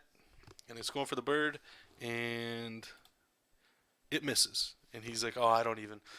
So he breathes out and he's like, she says, at the risk of being uninstalled, Captain, perhaps I should scan for vegetation. More little jabs, right? And he's like, I'm done. He's reaching for his gun. I actually got rid of his gun. He doesn't use a gun anymore. But so he says, I've got one last volt slug left in Susie here. Let's gather some electrodes in the atmosphere and cook this bird, right? So he's gathering electricity and he shoots it. And it's going and the bird does its thing and it misses again. And he's just pissed. Oh, my sweet asteroid belt. Look at that face. That's so brutal. So Jess was like, you win, bird. Well played. And then she says, Captain, you seem to have caught something else. And, whoops.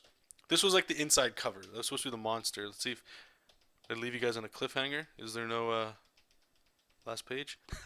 Okay, so you guys get to see the last page. For whatever reason, it's not in here. But the monster shows up and it's the same thing. Oh, you look hungry, and leaves. That's pretty much it. This is where Jesop King comes from. And this was done. Let's get like a date on here. See how long ago this was. 2011. Give or take. Okay?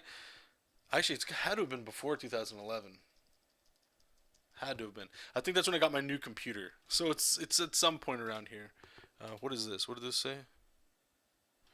Yeah, you could download it online for free and stuff. So anyway, so that's where it came from. And then a whole bunch of different projects came along. But Jesop's never left me. Just sort of like, I didn't know like in those days when I was working on the project, I didn't want to be a bounty hunter. I'm just tired of bounty hunters. I understand why people do it because it's easy. You can, let's go. Let's keep things going. 100% I'm with you. But I didn't want to do that because everybody's doing that. And I didn't want him to be necessarily that. I wanted him to be a little deeper, hopefully. And I've just never found a way to have fun telling the story or coming up with a good idea of the whys. And because of that, I've never been able to stick with anything. And I just want to definitely make sure here, I'm going to respond to your guys' comments here. I just want to highlight one other thing, that this isn't like my Lord of the Rings, or this isn't something that, oh, I've been stirring in the background for the last 15 years and it's finally seeing the light of day. Nothing like that. There's no romantic anything with this at all. It's just, finally, I've had enough. And the way it is the way it is, and if it's not going to be good, that's cool too. But I'm just tired of not moving on something that has some girth to it. Something that's been in working, like pages. I need pages of stuff, and so I'm just excited now because I've put such a pressure on it. I've put like okay, this is it. There's no going back from this. Let's just have fun with it, and we'll figure it out as we go. And because of that, I know it's better, at least to me, and that's all that matters. So a lot of the decisions I'm making now, like what we were talking about with like the War Machine kind of aspect and stuff, that's all come over like naturally over like the last year, I would say. A lot of back and forth, a lot of thinking, like, okay, what if, all that stuff. And yeah, it's pretty organic, to be honest with you. And I'm just happy that I'm finally just doing something, as opposed to just always, because you'll always have something that'll come up and tell you, or you'll always doubt stuff. 100%, 100%.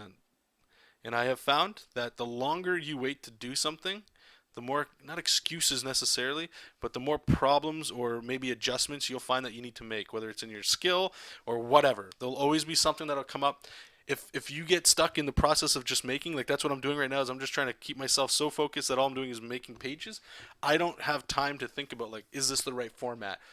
You know, that stuff. And it's helped me big time. So, Jersey Joe's old school. Yeah, he is old school. Kind of sad they didn't finish the year comic from the ground up. I know. I'm glad, Inkpot, that you were around back then too. And I don't even know, like, I don't think there was drama, but I just think they were doing it for so long that it just sort of, fell off. It felt a little bit like they were all kind of going in different directions. Kevin Cross was on that show too. I don't know the full story for any of them, so I'm not going to like speculate stuff. But um, I think Kevin came on and was just sort of like, he was like the buddy coming in to hang out. Love his stuff. Everything he's doing is great. But he was just sort of like the we don't really know necessarily what to talk about, so just add some more flavor to it because Jersey and Mark, it was Mark, right? It was Mark. Was it Mark? Yeah, I want to say it was Mark. Maybe it was. Forgetting names now. That's great. That's offensive. But it just, I don't know. It started to get, I don't know. It just felt samey, I guess. So now they're all doing their own thing. Although, if I'm pretty sure it's Mark. I don't know what he's doing. I don't know if he's still doing comics or if he left or something. I like the passion you have for this story. It's quite inspiring. Well, thank you. Okay, thanks, Shane. Yeah, thanks for popping in, man.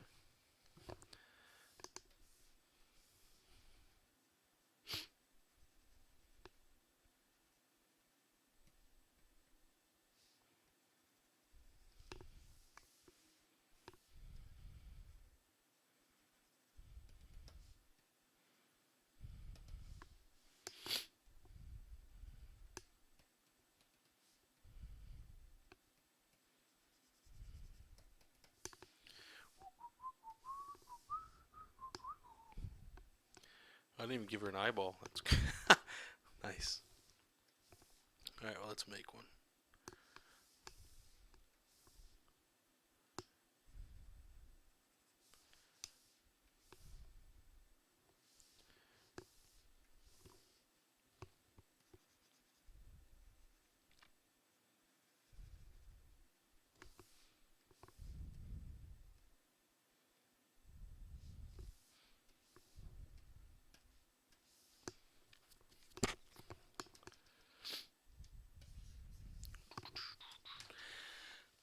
Okay, David. Sooner or later, you'll have to take what you have and run with it. 100%. Hey, Jordan, how's it going? I agree with you, David. I'm a great example of that. I've been drawing for quite a while. I can get work done for other people. It's just my own stuff is where the problem was. And actually, here's last couple of weeks anyway. This is relevant stuff. So when I was working on that client project, where if some of you guys are here in the stream, and it was under NDA, so I can't stream what I'm doing. But I still wanted to have I still wanted people around to talk to, like you guys, right? So what I was doing was just recording previous video. What ended up happening was, because I was doing somebody else's work, which I took on, and I love it. It was great. It was a great experience, and I love working with this guy, and I'll continue to do it because it's super fun. But what was happening, and I was noticing, is I've talked to you guys about like creative paralysis or something, where you always doubt what you're doing. You're putting too much thought and weight into something that's way too fragile to start with, that it buckles under its own weight. That's me. I do that all the time, and I've always done that. But I noticed that I started talking, and I was doing a little bit of research and stuff, looking at things like webtoons I was talking to you guys about, and it's like a vertical scroll. Mostly it works best for phones and web, because like web comics, like the page a day stuff is great, but I don't know about you guys, and I've said this before too, that I don't really necessarily like them. I'll wait batches of days so that when I come back, I get batches of pages to read, like story, you know. But sometimes with long form comics, kind of like with what I'm doing right now, the people coming to check every day, the context of the story isn't the same. It's not the same as sitting down and reading a book, right? So I was reading that, and I agree with that. I think that's true. And more people are reading on mobile anyway. Blah blah blah.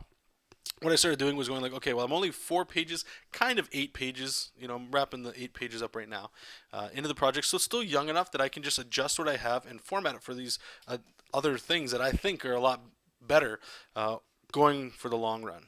You know, down the road kind of stuff. And the problem that happened is the problem that I always have, where it's, if I'm not continually working on this, let's say, then I'm giving my brain time to think of problems, and they could be true problems, and I do think it's a problem. I do think this comic would be way better if it was formatted specifically for web, because again, I have no intent on printing. However, it stops the first fundamental rule of the whole thing that I'm trying to do anyway, which is just keep making stuff, you know. And if I'm always going back and forth on decisions, it's kind of one of those things where it goes back and forth of, you're going to have a good decision and a bad decision, and you don't know which one's which sometimes, so you're going to have to just make a decision, or else nothing happens, right?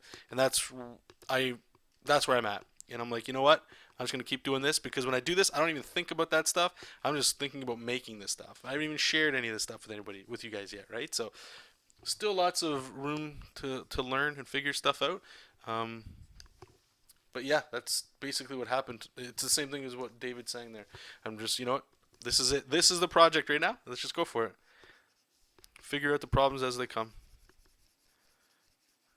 It's easier to find solutions when you have something, you know, than it is to think of all the possible problems and then make something for those problems. Because you know what's going to happen?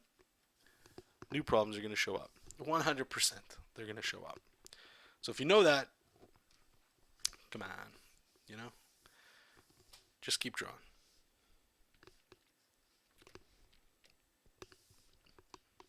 Or, and then the other could be true as well, right? Of all those problems you're thinking might come up, they might not ever come up. I don't like reading page a day and stuff, but if I start posting it like that and maybe it gets a big following, okay, so great. All that stuff that I would have been worried about doesn't even matter anymore, you know? That's all. So yeah, just make stuff. Just no matter what you do, even process of this, like we were talking a little earlier today about highlights.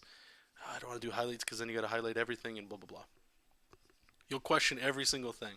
I think as long as you're making pages though, or story, or however the format is that you like to make it, you know, I say just do that, man, and go with it. You can always stop making something and start something new, but give it like a good run.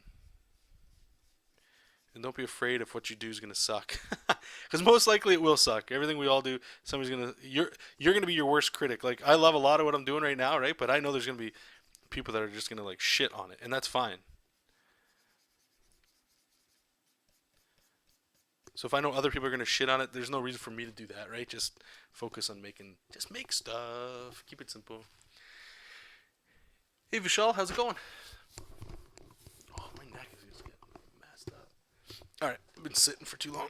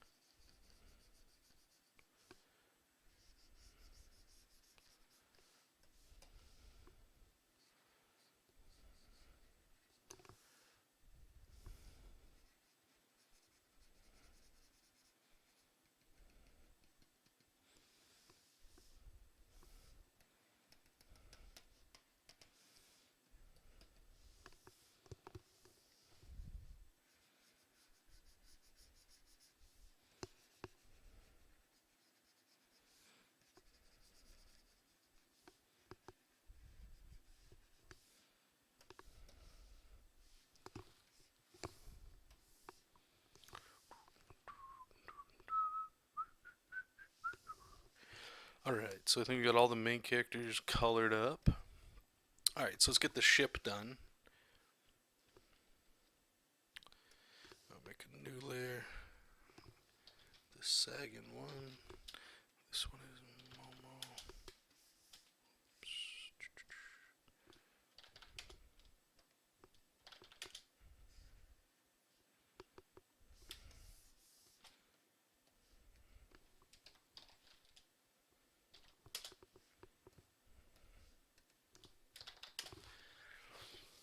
Well, thank you, Vishal. I appreciate that very much. Thank you. Thank you for the flattery. If you're an artist yourself, if you have any questions or you need any help with anything, this goes for everybody else too. If you're new here, thank you. Thank you for popping in. Hopefully you enjoy some art stuff. But if you guys have any questions, you need help with stuff, by all means, jam in the chat. There's lots of people in the chat that can help you out. And if I can help you out too, I will do my best to do so. Okay. So we're going to do the same thing here with this gigantic ship. I'm just going to cheese it up here. I'm just going to draw the outline, and then we're going to just fill her in.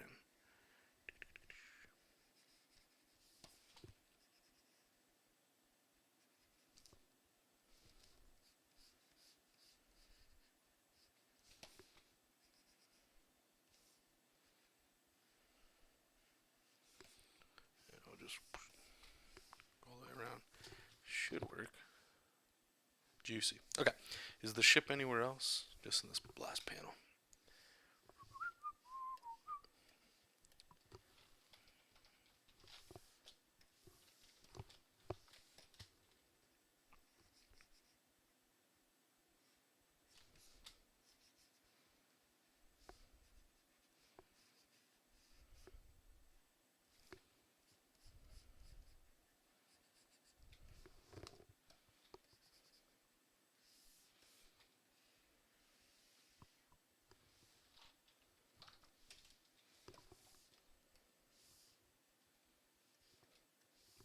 Alright, let's fill this stuff in. This one's a little harder. It's getting like this color. This red. Because it goes right across, but it cuts into the stuff that it's not supposed to. What color are this? Just the tips there. Just the tips. Yeah, enjoying, but eat it up. Okay, let's erase all this stuff here.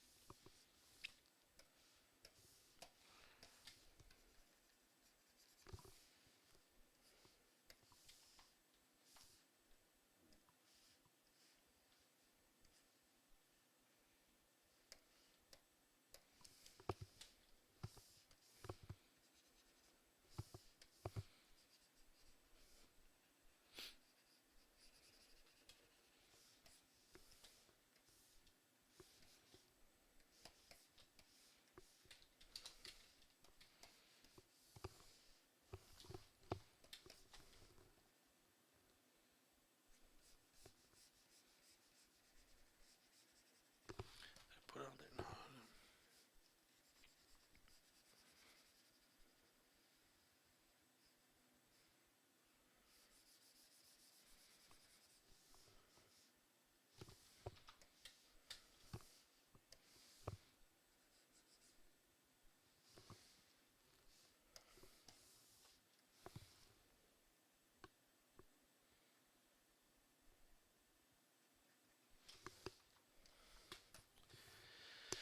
Okay. When you design some ship or mechanical stuff, do you think of the functionality of it in real life? Good question. I don't think there's anything wrong with that. It probably makes a lot more sense. It'll probably make the design look better. One of the things I want to get better at personally is drawing mechanical stuff.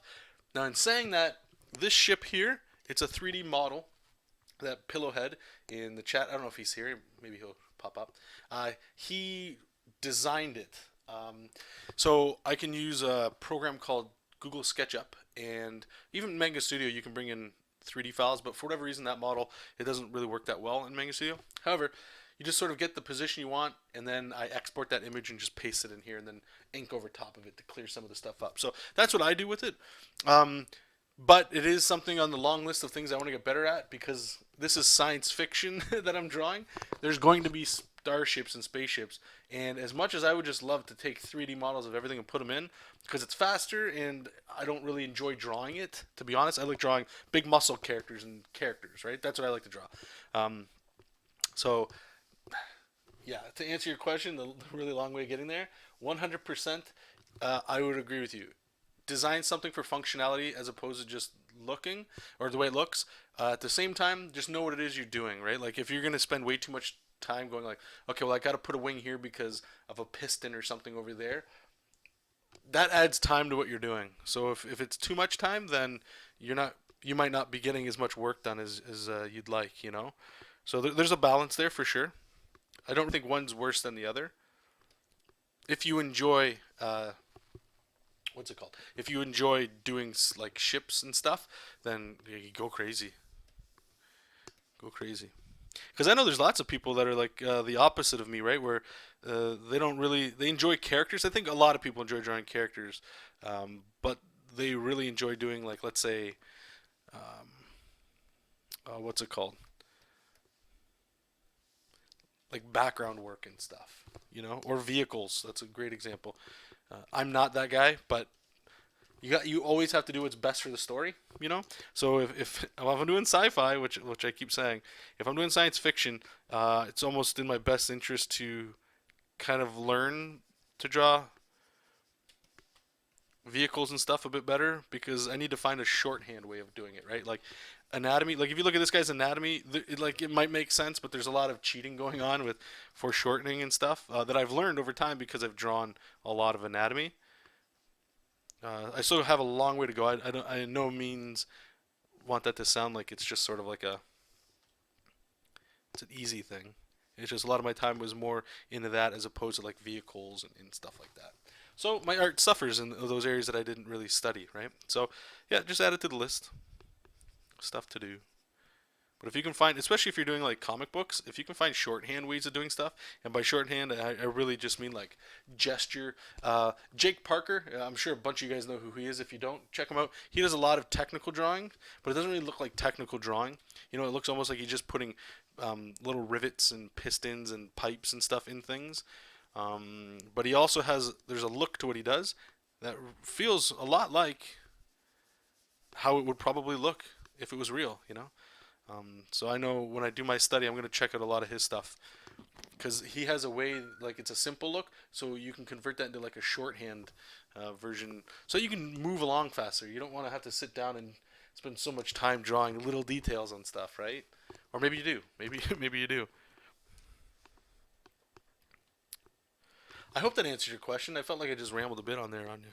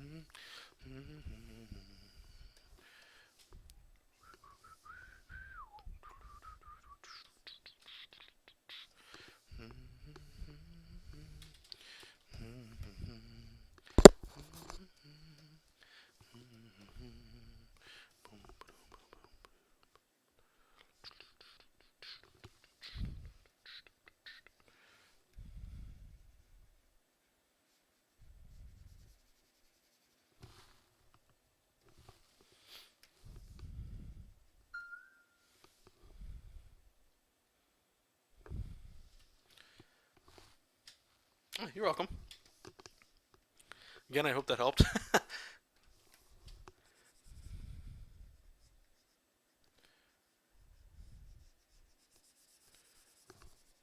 Oh shit, I'm drawing the wrong layer. Eesh.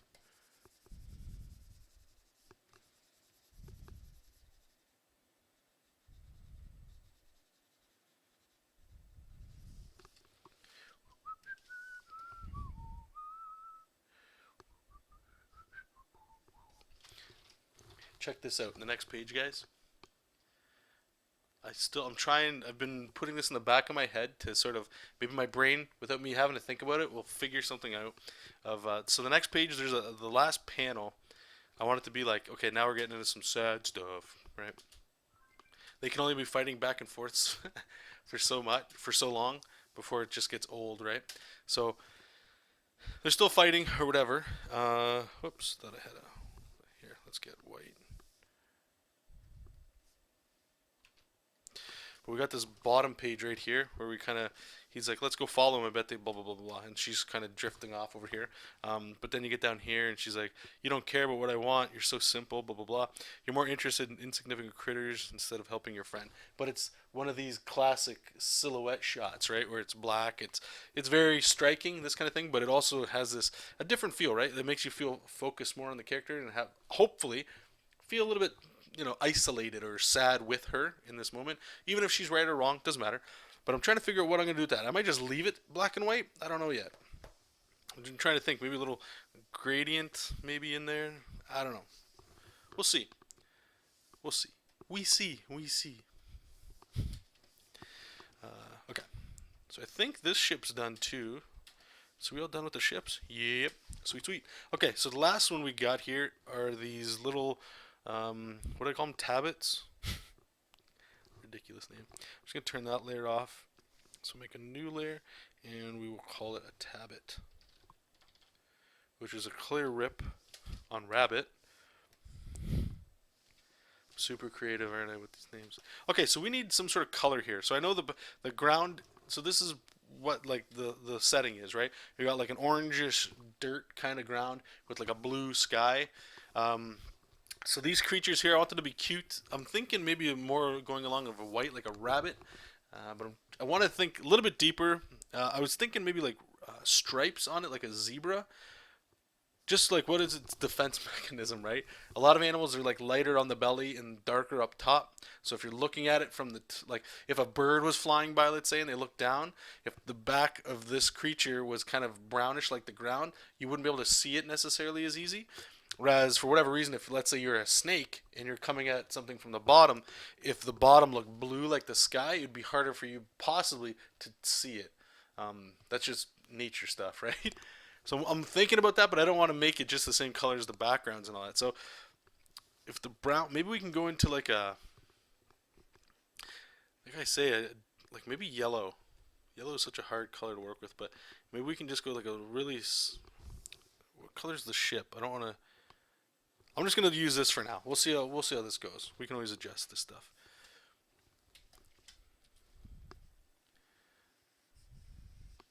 Actually, let's just use our paint bucket. It's quicker.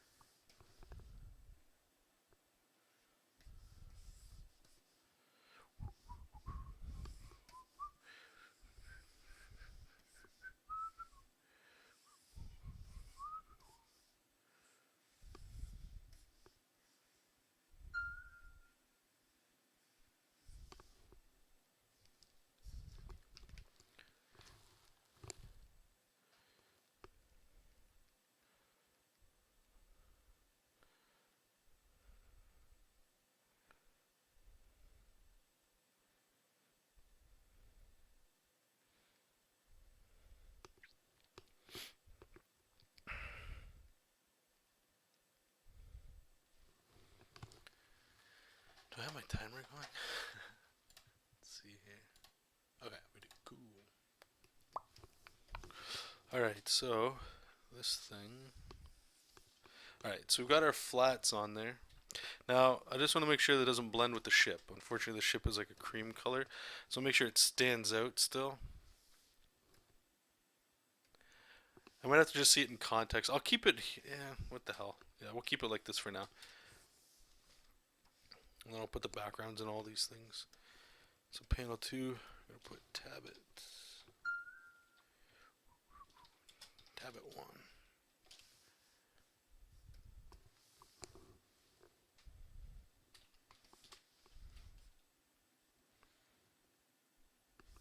I'm looking at this thing and I don't even know where things start and start and finish. Maybe we get some clarity when we get some color in here. So these little buggers are like wrestling. And these pages too, they're just meant to show. I wanted to do like, it's not just the character moments here of them like arguing back and forth. That's important. But I also, what I love about manga, that you don't really get in traditional comics, I find. It's not always the case, but I find it to be true in a lot of them, because they only have like, let's say 22 pages every month, so it's all got to be meaningful. That it's hard to. What the hell am I looking at? I don't know if that's a rock back there. What? Anyway, it's hard to have like these small little moments in the story, and I want to have them in there. So this doubles as a lot of things. One, it's character development for the two main characters, as well as the world building right here, right? Like we're gonna see little creatures. The one page where we zoomed out, this one here, I don't even know if it's still open. Yeah, where they're talking, but it's actually, what's it called? It's they're talking, but you don't see them at all, right? So we go up here, and we just got the text that they're talking, but you see some of the life on this planet, like these little bugs chasing each other. Like this one's running away, this one's trying to probably kill it and eat it or something, right? And then here, I'm just showing, it's like it's only rocks. There's nothing, again, I'm not drawing buildings, so it's organic and it's quick, but I'm hoping that it just makes it feel more rich, like there's more going on here than just this back and forth, them talking behind a ship all the time, you know. So that's one of the importance of that. I've purposely tried to have little scenes in there like this that show this back and forth kind of stuff. Okay, so I've got, like I said, the tablets here. But I want to make sure that they're not the exact same. So I'm just going to make a different color here. Maybe this one we can go into like a greenish yellow or something, a little darker. See how it looks. It might be okay. We'll fix her up. Is that a nice animal or like one of those trickster kind where the actual face is backside? Oh.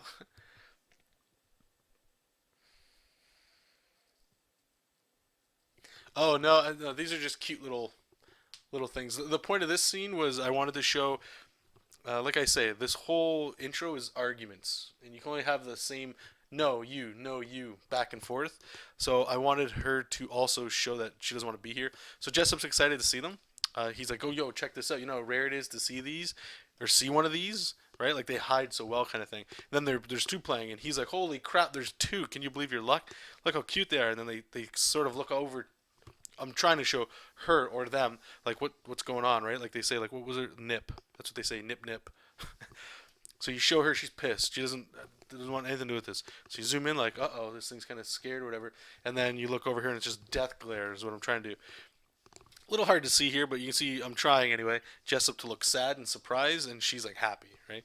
It's just her little way of saying like, no, I don't care, without him knowing, right? And it does two things. It does that, plus it also shows so some of the world building, I guess. At least that's the intent. Forgot to cut a little light bulb.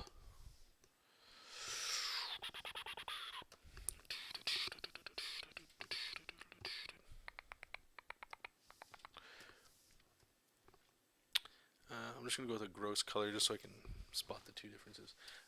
You mentioned manga, and that reminded me, but in some manga they have a character outside of a panel where its body and some of the head goes over to another panel. You talking about like breaking a panel? I'll be doing some of that too. Or another thing you might be talking about, which I've seen as well, is like, let's just say it's like, maybe what you said there, maybe misreading it. But let's just say it's a character with their hands in the pocket or in their pockets, and they're walking towards us, staring at the ground. But there's like three other panels beside them, and they're different things. What that can help show is it's not just a cool image of the character, but it's showing like them in relation to that stuff happening. So maybe those things cause them to walk and stare at the ground depressed, let's say. Those sorts of things. They're just little like storytelling tricks that you can put in there that theoretically, subconsciously, it's picked up. It's not really just right away you understand what's going on. It's more of like the subconscious sort of thing.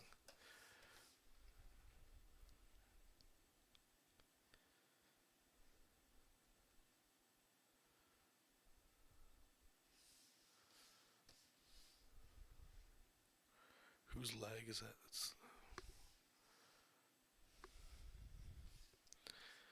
All right, so I'm pretty sure I drew this thing, but I didn't draw his like body. Like it's just right. So I'm looking for hands and stuff. Like I don't even. What am I looking? What is that? Is that a hand? Oh, okay. So all of this is this guy's body. Yeah, I didn't draw a separation of the bodies. That's great.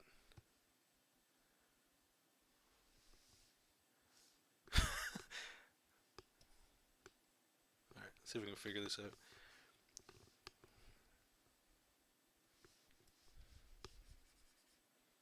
Okay, so we're gonna go here. The other one's got his hand on him, something like that. So we got a belly. That's the thing's foot.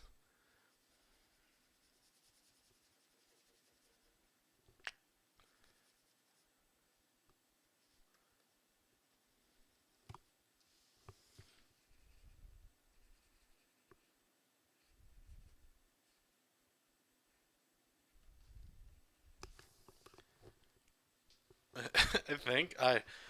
Oh man, what is going on? You know what? We're gonna do this because this is getting. I don't even know what I drew.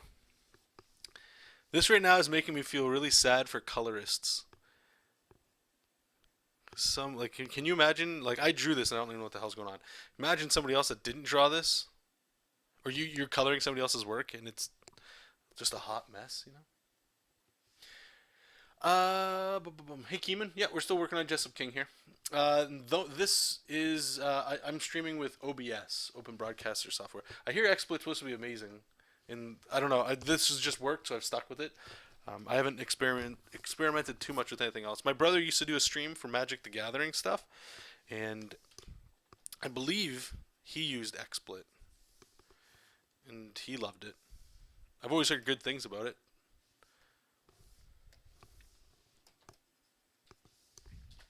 Let's just zoom out here. Take a look what the. I'm gonna change the red. It won't be red. Don't worry about that, guys. Let's kind of like carve this out a little bit. So make sure the hand looks like that looks a little better. I don't know. Maybe they look like they're fighting. I don't know. So we got the yellow one here. This one. What color do we want to go with this? Was it like a green? We said. Let's see how it looks.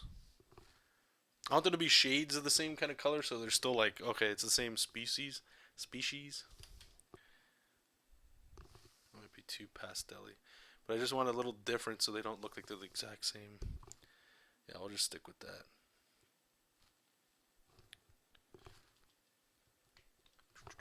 Okay, so we got that.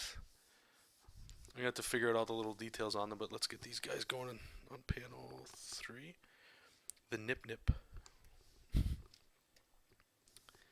It's a color. So the green one's up here. So what we'll do is I'm going to grab my wand tool. I'm just going to select outside these guys. And expand the selection. Invert it. Fill it. And we'll just select, clear outside of it. Cool. So all I did there was just it was just a quick way to fill just that specific area instead of going in there and redrawing everything. That's another benefit too of using like the contour method that we keep doing, like the Freddy method or whatever we keep calling it, because everything's usually got like a black outline, so it's easy to make certain selections. Sometimes, not all the time, but you can hope. A girl can dream.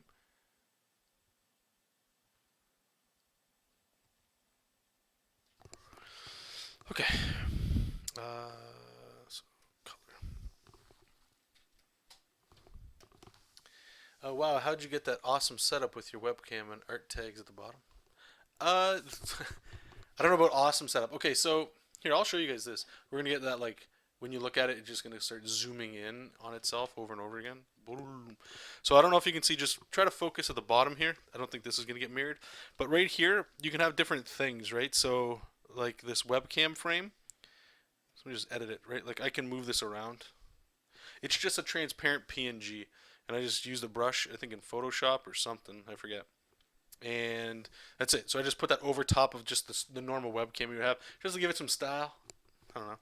And that's pretty much it. The links and all that at the bottom, if you're looking for those. Again, in Photoshop, I just have like the dimensions of YouTube, and I just made them, put them in there, and it's just an overlay, right? It's like right here. You can move that around too. Oh, I guess you can't undo while you're streaming. That's it. It's pretty simple. And then just little buttons here, right, to start the stream, stop it. That's it. It's usually, I mean, it's pretty painless.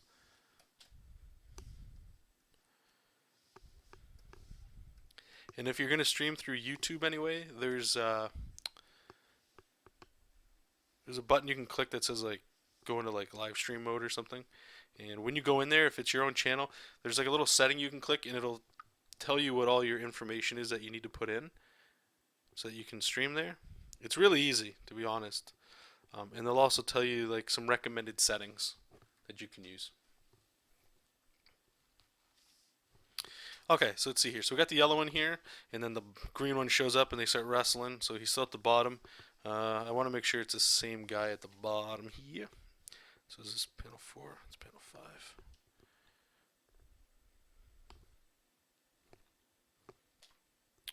Let me just fill it in.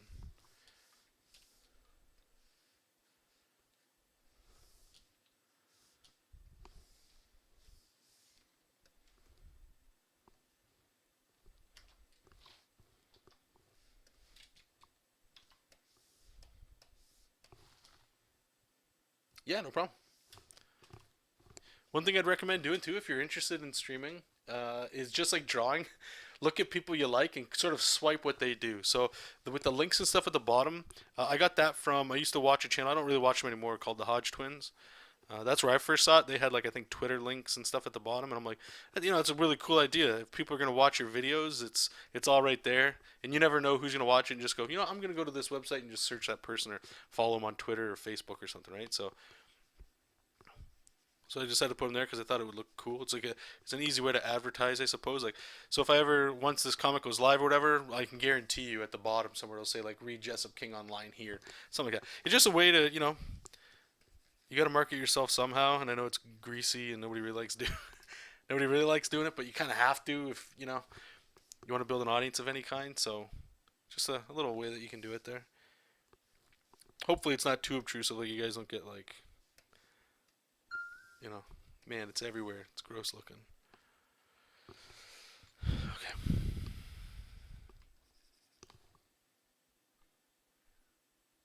Oops.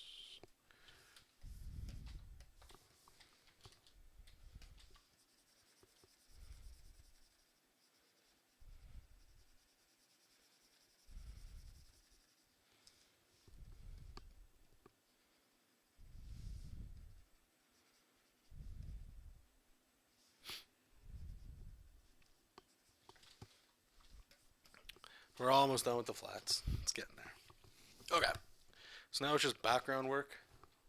Let me just save it up.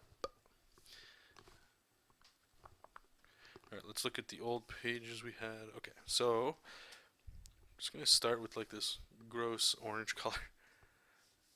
So we'll go to panel 1. I'm just going to flood fill that. Cool.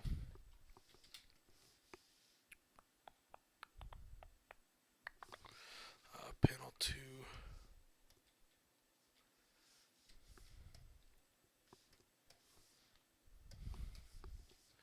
Where's the text going?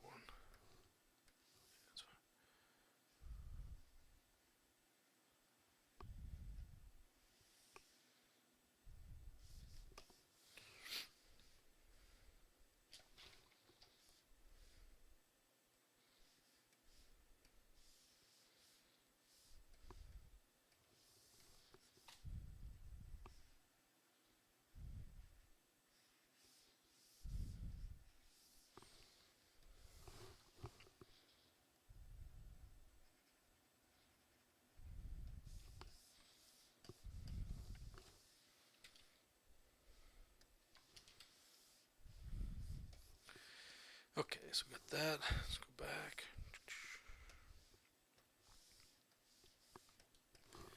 Now I'm just gonna start picking some colors from. What was a good one here? I got a bunch of files. I gotta close some of this stuff. This one will be good.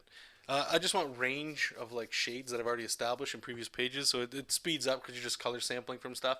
But it also is, it's I think it's a dangerous move to just sort of pick whatever whatever color you want, because then you're sort of giving up on what's a good way of saying it? You're giving up on consistency, and it's a simple way, or it's a simple thing to always keep in mind here. All right, so let's close this. We don't need that open. No. We don't need you open. Okay, just give me 1 second, guys. I'm just going to take a break and take this phone call too, okay? I'll be right back.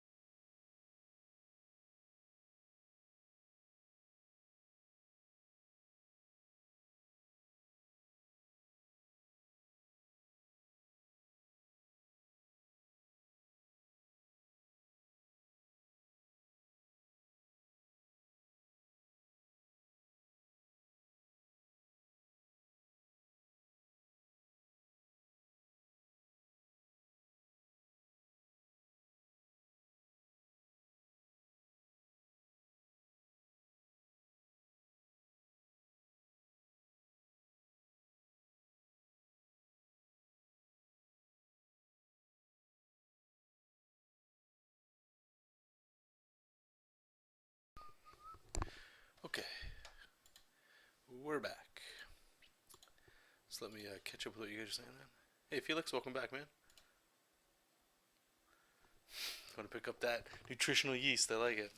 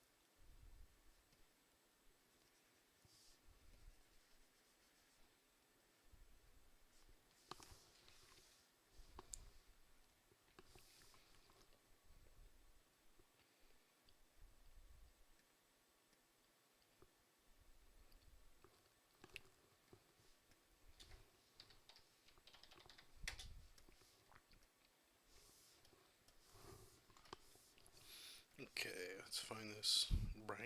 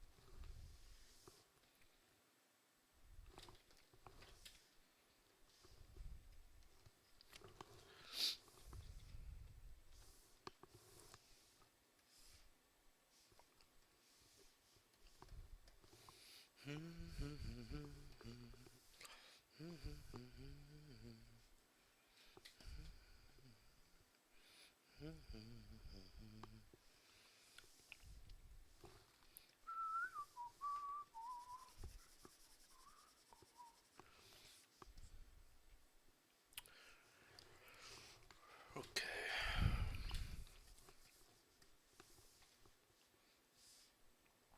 So much back and forth here, eh?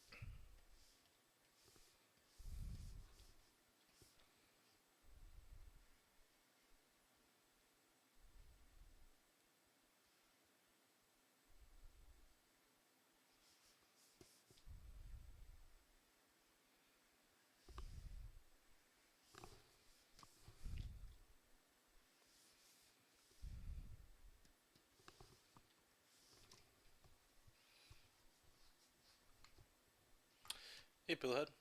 College football team wins.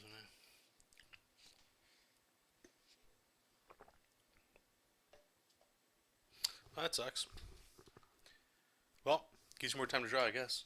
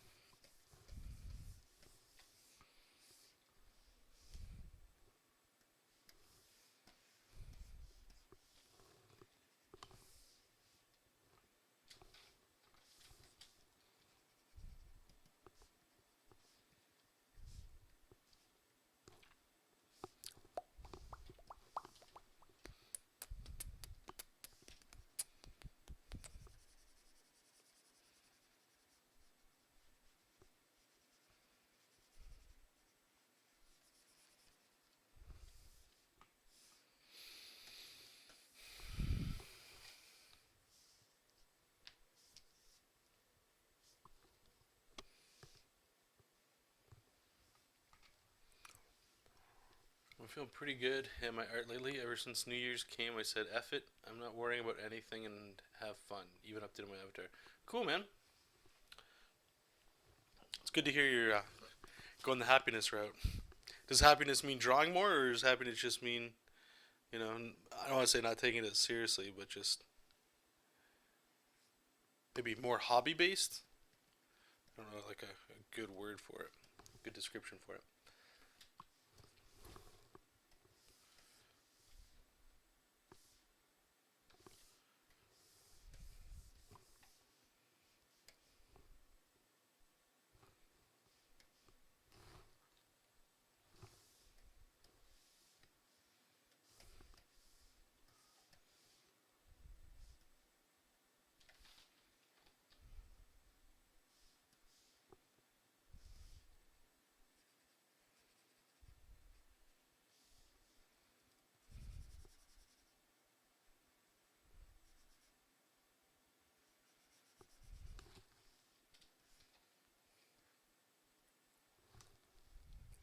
Oh, no, it's no problem, man. Things are good.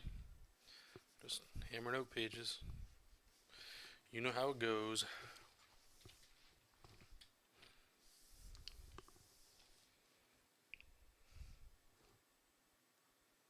Oh shit! I forgot to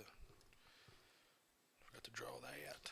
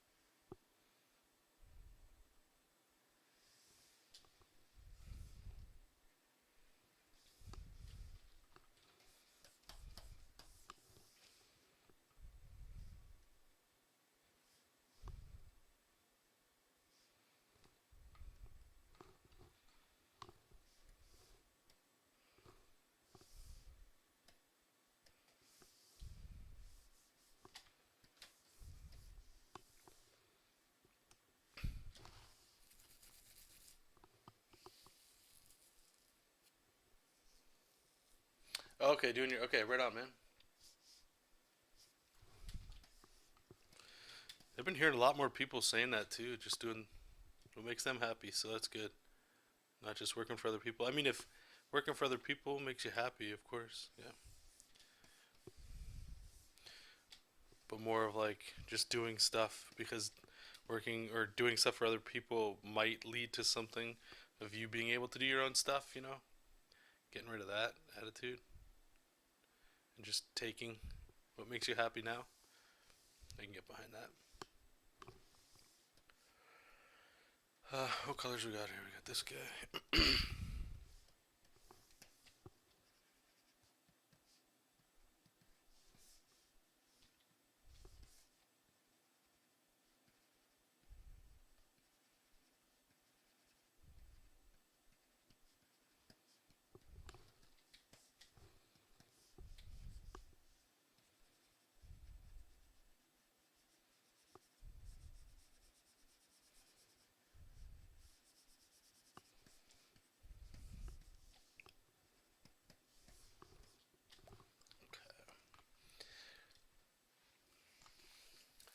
am I missing here for flats?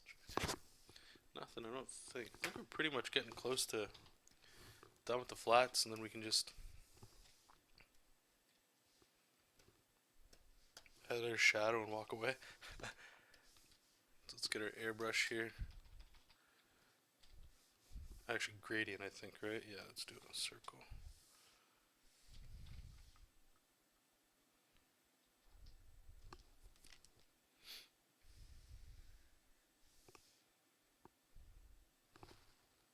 Yeah, I don't like that. Let's get our airbrush.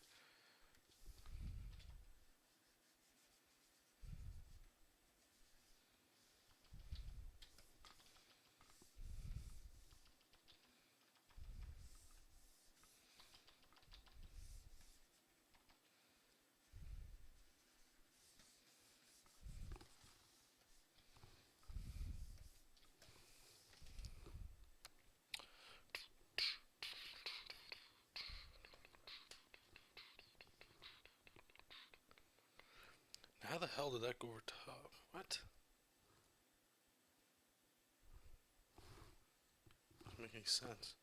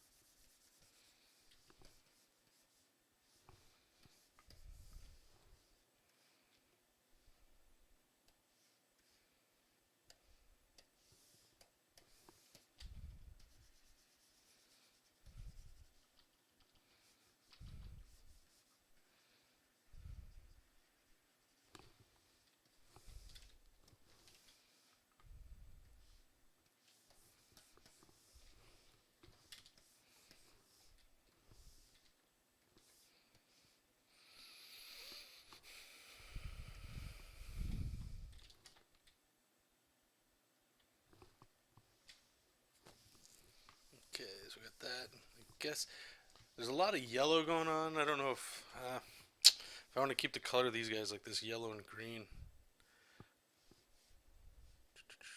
Here, let's do some hue sliding. See what we can get.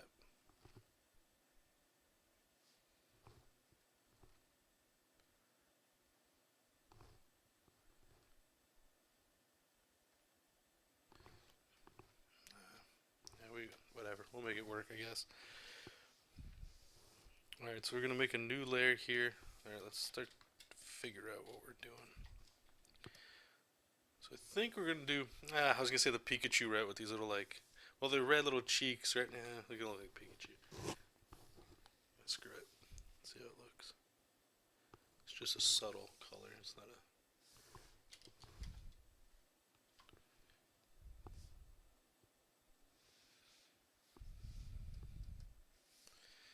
and maybe we can just go a little bit more into the red.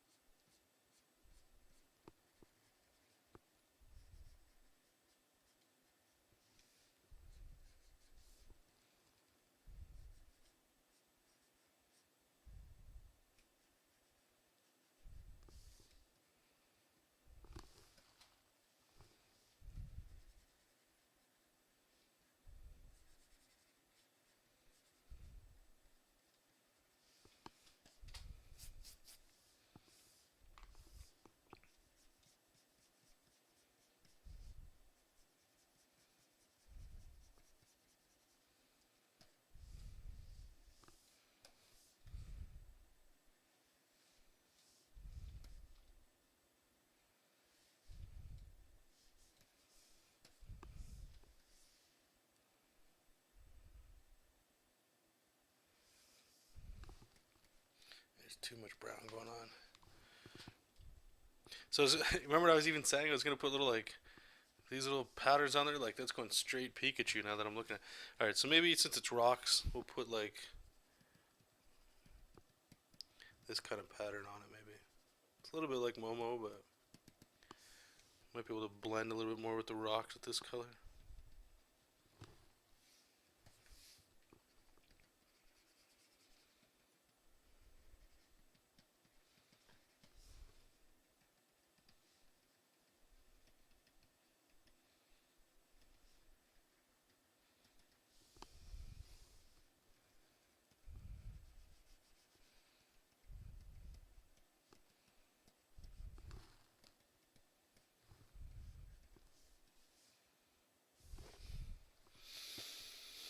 Hmm.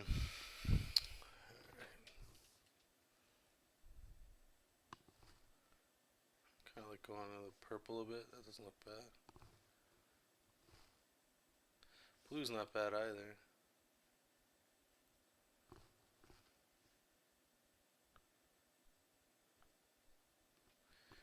Green's not bad either. Ooh, teal.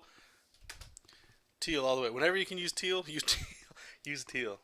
All right, cool. All right. One last thing I'll do before that is so I have a different color for the ear here. Let's go into. So when we put like shadow in here, it will look different as well, which will look good.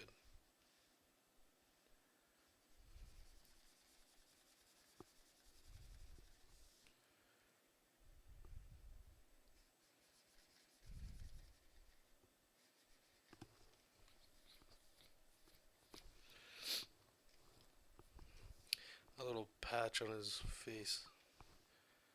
You know what? I think we're just going to change that the same color as this.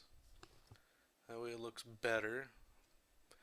But maybe we can go a little brighter for the little ear patches. Let's see. Or little hair patch, I should say. If I just go quick, what does white look like? Nah. Maybe saturated.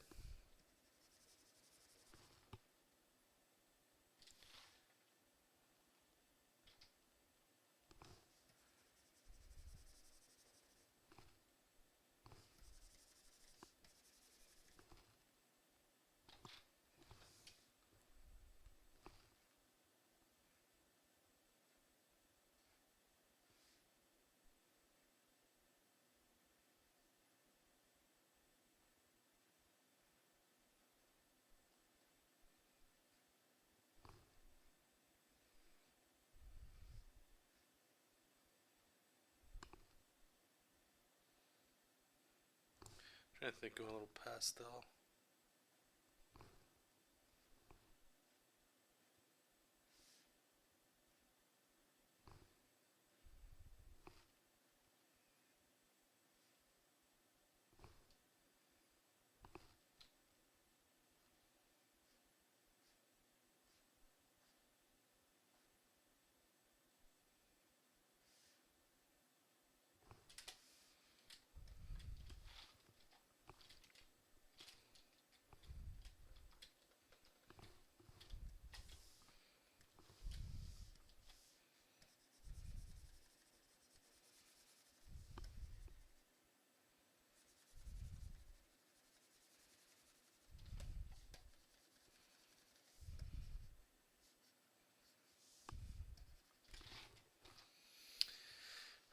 Use teal on the Betty. Oh, I'll like sort of like switch the way they are, eh? Let's try. Okay, so click here. We'll go here. All right, let's see how this works.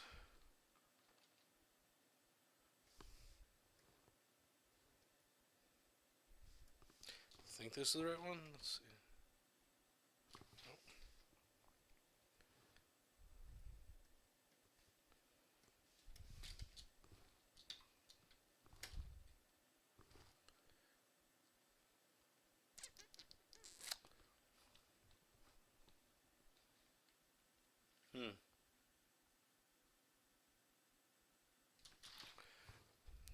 before. Alright, I'm gonna go with this one. Appreciate the criticism though.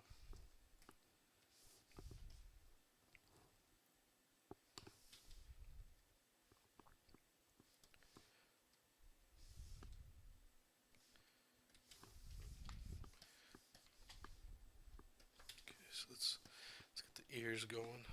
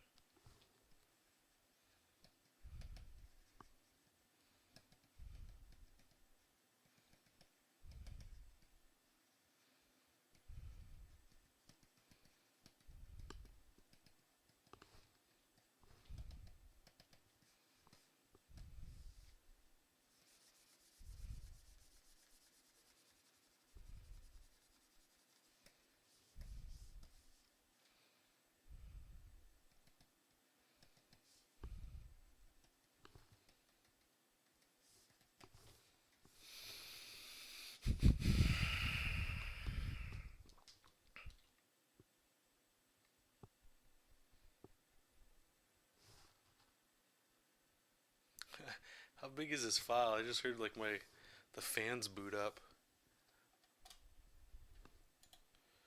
This file is 43 megs.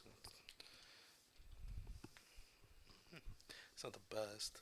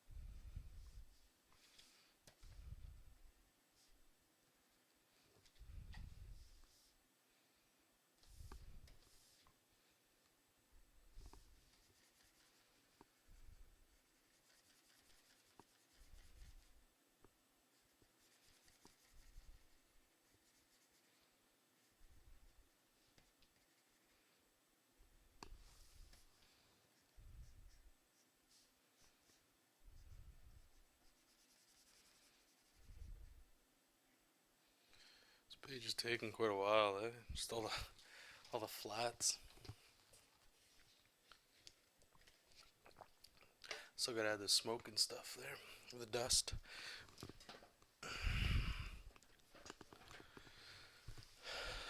Okay, where are we at?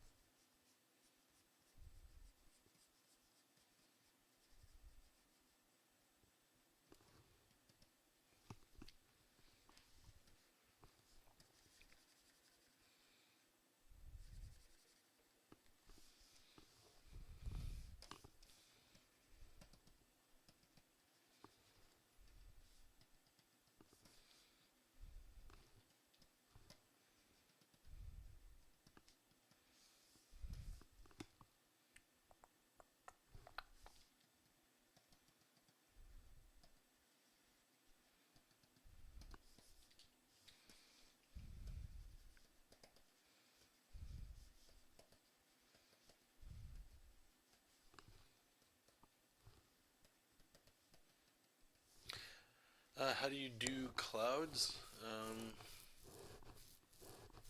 Yeah, you could do that, Felix. Like the clouds I have going on here, which are super lame, like up there, it's just an airbrush. I think for some things, the cell shading will always work. Just try to think of like round shapes when you're doing it. But for this anyway, I just felt like, I don't know. Some of the background elements, like you'll see, I'm not using the cell shading for everything. Like some of this background, it's just block shapes. So it's a little bit of give and take, but yeah, I would most likely just do something like this for cell shading. Just give me a second.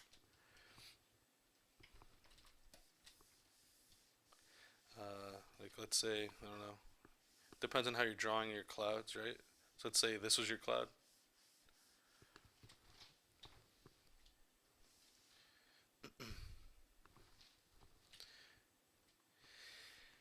And I don't know, go like with color like this or something. Oops. We'll go a little lighter. And then we'll go a little darker for the shadow. So I'd most likely just grab our lasso tool and just try to think of like the big round shapes. It's really getting cartoony with them, I find.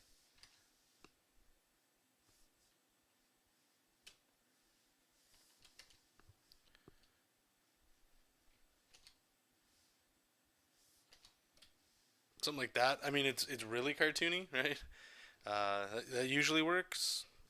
But yeah, you could also do the thing that I do, where you just get your watercolor or whatever and just sort of like blur them in, so it looks airbrushed a bit. That looks a little better. Um, Let me see. You could probably just pull that line art away. There's that. Uh, what else? Oh, this other thing too, which actually helps quite a bit, is if you just delete or erase the backside just a little bit. And what it is kind of like a bounce light. Here, I'll show you. So I'm just very small, like a sliver, on the back end of each one of these little like billows. Watch, when we delete it, it automatically makes it look like it's got bounce light, and it makes it feel maybe a little bit more wet than it should. I don't know, but something like that I think would work fine. Again, kind of like what you guys are saying. For certain things, like you can see, like the clouds I did here, it's the same, but since I'm using that purple, sometimes they can get a little bit more garish where it looks like this. But yeah, I'm using the airbrush in there as well.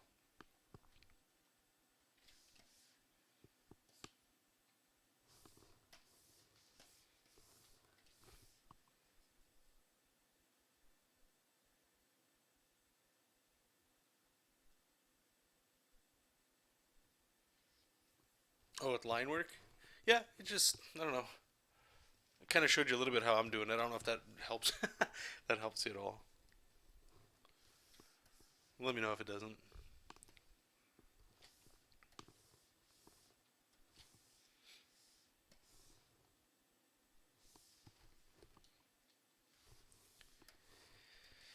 Okay, gosh. We still got one more page after this too, don't we? What time is it? We gotta move our asses. Let's go. Going too slow.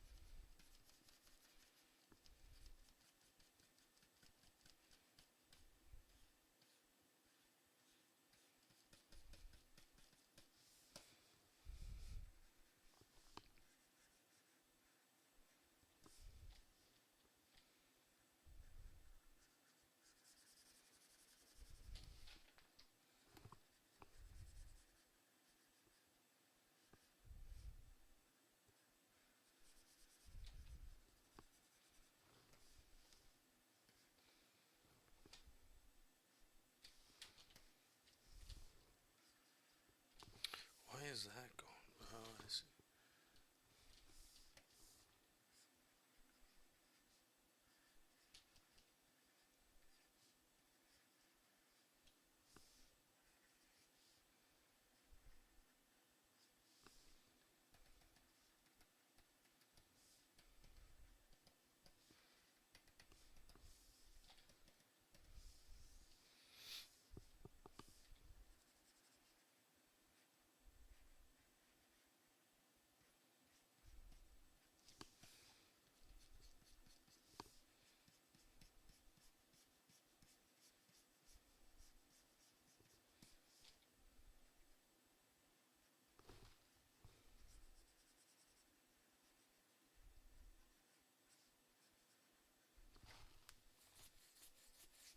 Yeah, good luck, man. Let me know how it turns out.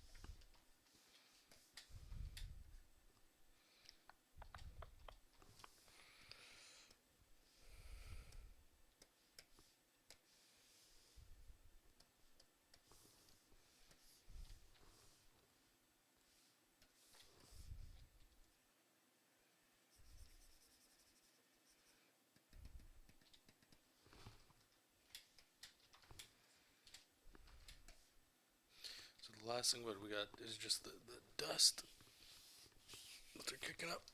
Oh man. Oh.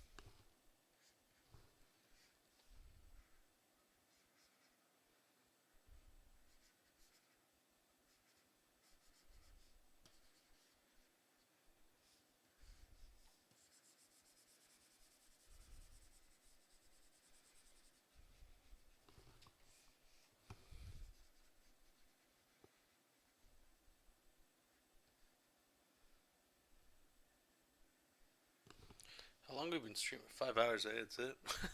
Feels like longer.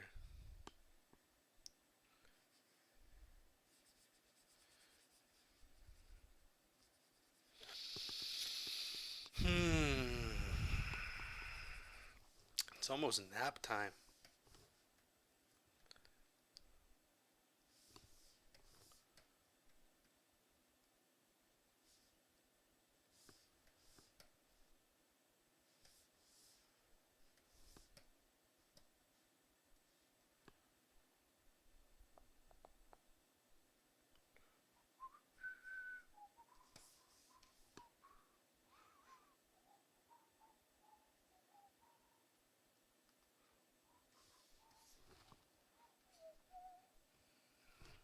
How's that looking?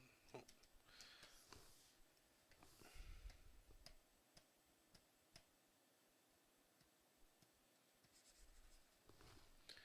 These guys might be a little too light. Like, I'm looking at this page, and here, let's save it. I'm just gonna do this one quick check. You can basically, you can make an adjustment layer to make the whole image black and white. But if you had a black layer or a layer and fill it with black and then change it to color, the range is a little bit better. So it's good to do every now and then, especially if you're feeling like you want colors to stand out a bit more and they're not all like the same shade of gray. So I should check it out. So if you look, like, it's actually, as a black and white, it reads good. Like, these shapes are clearly over other shapes. This background here is kind of the same. Might be alright. I'm just worried about the light colors here, like with the dust. But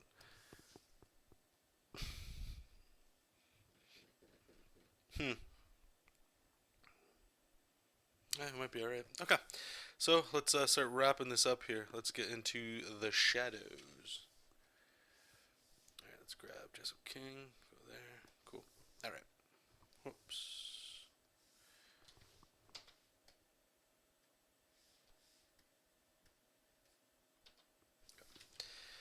So what is the first thing we're doing here? The tablet.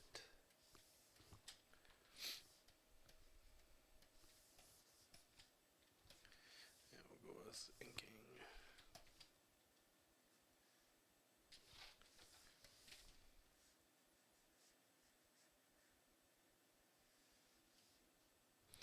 Oh, what the oh, that's why.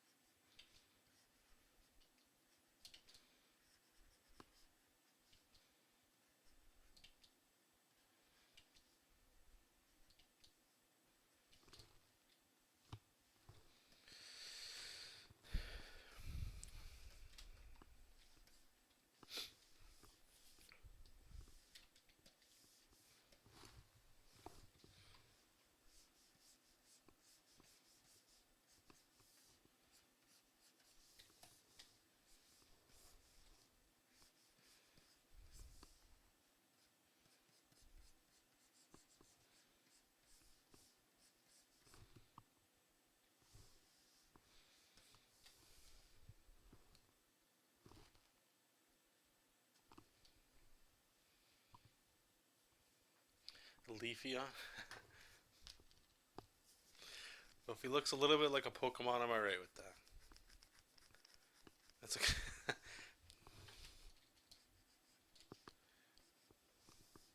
I just want them to look cute. That's all.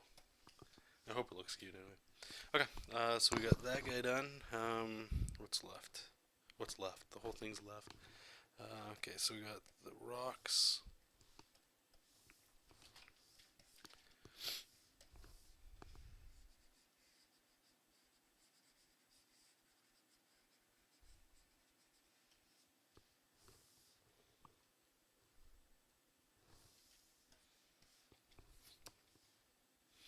Actually, I'm gonna use my texture brush for some of these rock shadows. It's got a little grunge to it. Sometimes it just helps sell like that little bit of texture, you know?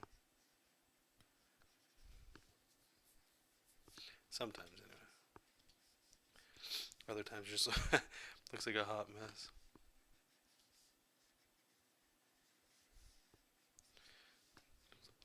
Kind of looking like a tree a little bit.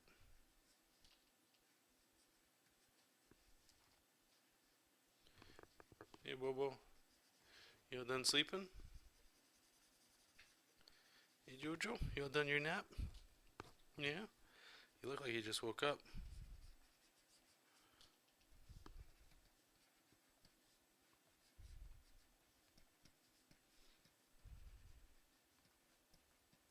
You just wake up, buddy? You have a snack? Yeah. What's up, Bubba? What's up, Bubba? What?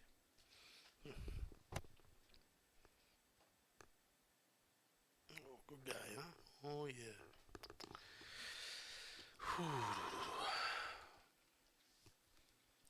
The hair. Hey, the hair, wink, wink. The hair's hair gives it away.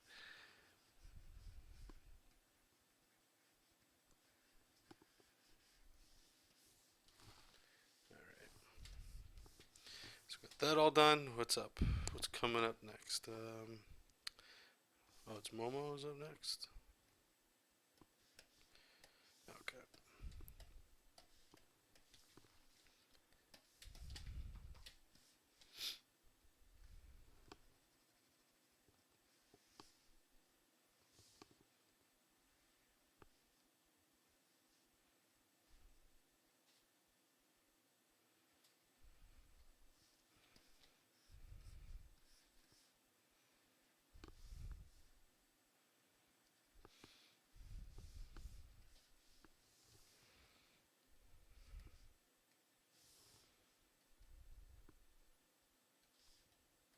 So many layers.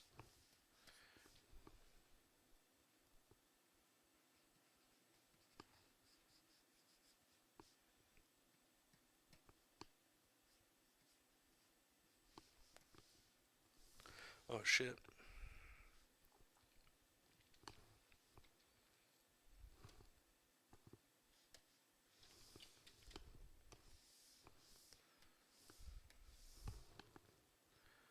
Forgot one of her arms.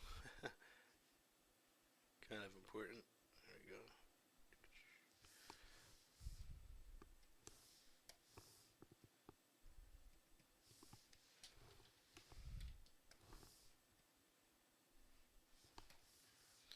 There we go.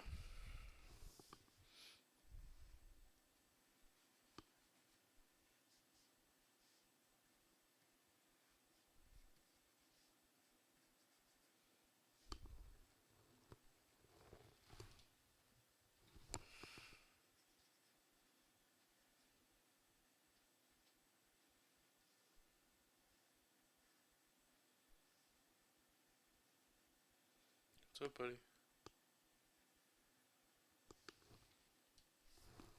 What's up? You want to play? What do you want? Just give me a second, okay? Alright, well, I think I'm going to cut the stream here, guys. I'm going to finish this privately here. The cats are up after their 5-hour nap. So they're going to want attention now. I'm going to take a little break myself. So yeah, just to recap, I guess what was said a little earlier today. If you guys are interested, this comic, obviously Jesop King, it's not released yet. It'll be released this year. So I appreciate all the warm wishes and the excitement from some of you guys. Uh, but these 4 pages, I'm finishing this page, this and the next page off stream here. But I'm going to be, if you're a Patreon member, I'm going to be posting them on Monday, Tuesday, Wednesday, and Thursday. They're tentative pages. That's what I call them right now, meaning like that might not be the exact finish of the page once we eventually go live with this stuff.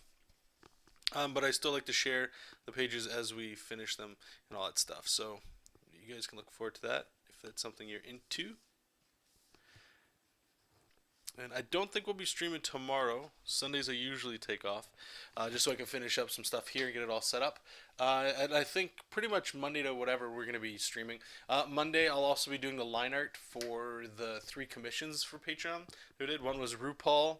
Another was a big muscle character from, I forget the name, something 100, and then the last one was a Turian from Mass Effect. So we'll get the line art for that. And I'm also going to try to record some of the video, if I can get it so that I can take the streamed video and compress it and the quality doesn't look like absolute garbage. Then I'll upload like a smaller version for you guys to check out. So you don't have to watch like these obviously 5-hour streams and whatever it is. No, my cat doesn't always sit in with you or in with me. Sometimes Jesop, he's the cuddly one. He'll usually hang around. Zelda, she comes around when she kind of like wants attention or whatever. Unless I'm sitting on the couch or something, then she'll always come up. Which is, they've all got their own little routine that they do. But Jesop especially, if he just had a nap or he just slept like he did right now, as soon as he gets up, it's right to food and wants attention. So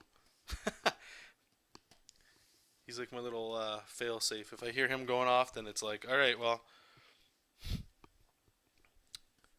time for a break. So that's good. Anyway, I could keep going here. Let me just actually finish this with you guys.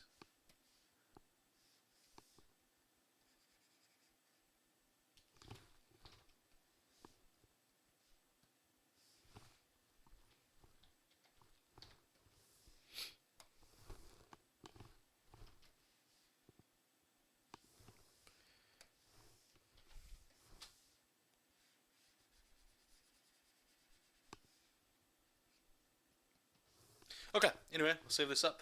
Thank you guys for everybody that was here today. And for those of you who stuck around through the whole show, great. That's awesome. Anyway, I'll see you guys soon. And whatever you guys are working on this weekend, or if you're not working on anything, enjoy your time off. And if you are working on something, I hope it all turns out for you. Anyway, thank you guys so much. Keep reading comics. Keep making comics. I'll talk to you all soon. Bye-bye.